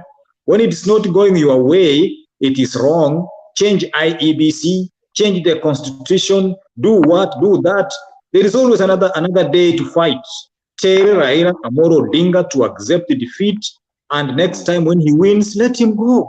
But you cannot hold a country at ransom in the name of you must be there. Who said you must be there? Okay. There are other leaders who can be there. If you cannot be there, you can play another role. Lastly, Jex. Yes, sir. I want to tell Angela wherever he is, that kind of bitterness and the conspiracy spreading in media is wrong, and she knows it's a lie. And we cannot sit down and watch how she's misleading the public by her unfounded claims. You cannot call Ruto a thief and call Waiguru an angel. There's no thief of thieves. A thief is a thief, and therefore those who are not thieves should be there to throw stones, but there's none. So let them tell us what their man is going to do to the country, but not about Ruto all the time. We can't let it. We are also supporters. Thank you. Okay. Okay. Allow us. I want us to end the show today. So Sam, if I can have your closing remarks. I actually understand. David, your closing remarks. I actually understand David is so emotional because he's protecting his person. You know what I'm saying. So I understand it's politics, and I know politics normally make people become so emotional. Even if somebody is so messed up, you really do not give a damn. You know what I'm saying? We all know that. Here in the US, I've seen like Trump supporters, they've caused a lot of tantrums because of their people. So David, you cannot go around bashing other people's opinion while your own opinion is actually the same about the people they support. Okay, because even the way you think about their people, it is the same way they think about your person. You know what I'm saying? So you need to stop being emotional and talking about, I don't know, conspiracy theories and everything. All that is rubbish. The point that even I remember what she was saying is that it's true, like it's been mentioned in so many scandals and nothing has happened. Okay, so she was just concerned about that, saying, okay, so why should you entrust such person with the presidency when he has not cleared his name about that? And that's why she was giving you other alternative, that there are other people who can be presidents when they want. Okay, but of course I do understand you can be emotional about that. And then let me also and then Jakes, to your question, you're saying how come 1 trillion is collected in a year and we're able to lose? It's because I told you earlier that when there's an election violence, it normally extends to 2 years. You get it? It extends to 2 years. It affects businesses in a 2-year period. Okay? And these businesses, they're not able to conduct their businesses the way it's supposed to be. And therefore, the GDP is affected. Okay? So the GDP of the country is affected. And actually, during that time, especially when I go to Kenya, I normally hear people complaining, oh my God, kumekauka, whatever. And then when you want to do business with somebody, they say, hey, Sam, by the way, you know there's an election coming. What do you want us to risk? Let us wait and see what will happen. And then that time you keep on waiting, you see what is happening. And I'm talking about before the election, 1 year, and then after the election. It's when the business people, they normally bring a lot of tension, you see. And that is the reason that I'm saying we were trying to see how can we get rid of that before the election you get very tense. And then when the election happens, you get very tense, and then you begin to see what is it that is going to happen, so that I may be able to open my business. Okay, so that's what I'm saying. For me, I'm never a leader. I don't follow people. I follow common sense. I just tell you the truth. I just tell you, like this is the only way that makes sense compared to this other way. And that's why I can conclude by saying, the right person to take over the country right now is not known until 6 months to the election. And then that's how you will know. And even the people that we are supporting, maybe none of them will be on the ballot. So we just have to calm down and wait. Okay, before I go to David with his closing remarks, David, will you pray for us at the end? My closing remarks are just a moment, David, before you close. I would want you also to finish with a word of prayer after you are through with the remarks. But let me send a shout out to people who have diligently commented positively and negatively, whatever they have said, but they have been part of the show. We thank them. Thank you, Patrick Moshiri. You have been with us. Thank you. You're a diehard fan. We thank you. Radol John, thank you so much. I see you. Andrew Kerossi, I see you. Thank you for being part of us. Freddy, I see you. Thank you so much. George Kere, thank you. Variety Gatish, we see you. Thank you. Susie Joy, you have been good. We thank you. Patrick, I've said you. Jane Karaoke, asante sana. Ashley, asante, you have been a diehard fan. We thank you so much. Okay, and there's so many of you who have sent your comments. Felix Kioko and Jean Massey, wherever you are from whatever nation and country, we thank you. Thank you so much. We are glad for your input. I just wanted to know that whatever we have said here, these are personal sentiments for the betterment of our nation. That you, the voter, be informed the next time you go vote. Vote for your candidate, but let's not allow our nation to burn. We thank you for your sentiments. May we do this whenever we can. David, if you can take it away, sir. Yeah, thank you, Jakes. Thank you, Sam. We are the last ones in the group. We've been here for close to 8 hours. Yeah. I want to say that we love Kenya. It's our country. Let us not be divided based on the people we support. Let us face facts, and let us be sober in handling issues and not demonizing the divergent opinion. Secondly, I want to say that this show can also bring other aspects like the ones we started with, which can help the common Minchi, because politics may not help everyone as such. So you say that we pray. We pray, Heavenly Father, who is our God. We thank you so much for being with us for the last 7 or so hours. We have discussed much about our country and the welfare of our people. May you help each and everyone to meet our goals. Give us the leaders who can take the country further from where it is now. Even as we discuss issues touching our country, may your will be done, and may you touch and guide us with the Holy Spirit. For we pray in Jesus' name. Amen. For everyone who made the panelists today, the Ayaga, Danrai, Mulumbu, there's so many of you. We are grateful, Nancy, Angela, and I hope if you felt offended, we ask for you to forgive all of us. But it was not personal. It was all for the good of everyone here. So thank you everyone who joined us, even as I allow today to come in. Thank you so much. We normally do this, especially during the weekends, so that we can have more people participate. So we are allowed to come in. And also you can give us more topics that you want us to come up with and discuss. Also above all, you can give us if there are ideas and suggestions you'd want them to be shared and aired in this because at the end of the day, it takes an iron to sharpen an iron. So we are not know-it-all guys. We have our own weaknesses. So we love it when you keep us on toes, inform us where we go wrong, and correct us in where we make mistakes.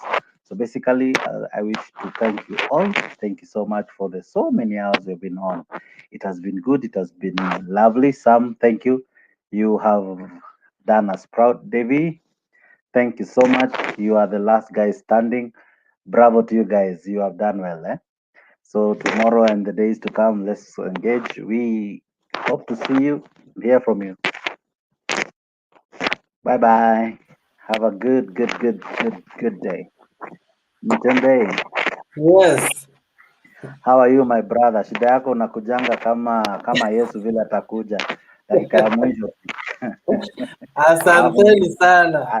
Alafu naingia kama mwizi dakika ya mwisho venye hata wezi ulizo swali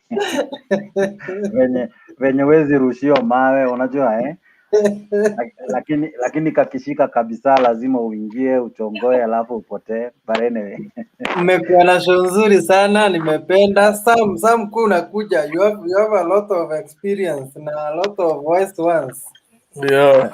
Be coming often. Usiogope, nimesikia vile umeongeleshwa huko, but usijali, inakuanga tu inakuanga kupima na nguvu. Ni moto So it is never easy, but it is at times very fun. I love it. So hata wale huwa wana comment huwa tuna enjoy. Sometimes wanakuwa so personal. Don't take it too hard. One thing Mtembei usema have a task in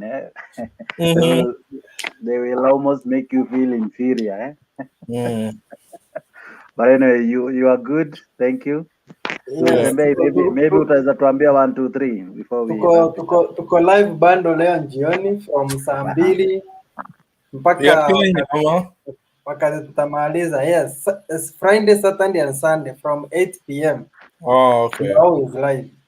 But at times pia when kuko na kakitu kameshika during the day atupindangi kwenda live, like we were on Tuesday when there was Madaraka Day and all. So when kuko na ka issue around Bishwa, you will have a live and you'll get to hear Kenyans with interesting views. Yani Mtembei, like you always awake throughout. Even I'm shocked. me I don't sleep, nalalanga mchana kitu kama 2 hours. Oh, okay. I think ni kujitrain too, but anyway, imekuwa fiti. The other thing, maybe we can find a way of even bringing these politicians waongeleshe wa Kenya from such platform so that we can ask them this question. Politicians nitawaleta, lakini nataka kuleta politicians tukianza kutumia Zoom. Unajua wanashindwa sana na hii nini hii StreamYard. Unaona Mtembei, see, this one can allow 9 people. You can just get strong candidates both sides because debate inakuanga na opponents na opponents, ndio. So huyu politician, let's imagine tuna discuss, let's say Mdavadi ndio wako hapo juu, mimi nakuja na points zangu, Sam anakuja na zake, but by the time anamaliza hii show mzee amedecide kama yeye ndio candidate ama unaget, because by the end of the day Sam ataniuliza what is bottom up, and personally the best person to answer that question is the chicken seller himself. Is Ruto himself? Yes. So if the chicken seller, I don't know if you're able to get such people. If the chicken seller can be the one, we are very much able kumpata by the way. Oh, really? And I'm sure that is how you even attract more views, more viewers. Alafu maybe hapa behind the scenes uwe na watu wawili watatu waku check maswali zenye zinatoka kwa comments, tunamsukumia that way. The station I'm sure will grow. Mse kama Sam ata engage directly, amuulize maswali, amuulize wewe tunasikiaga wewe ni mwizi.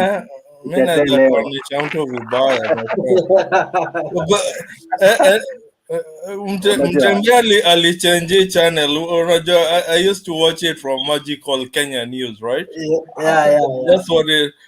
Alafu ninaenda kusearch Magical na shindwe iko.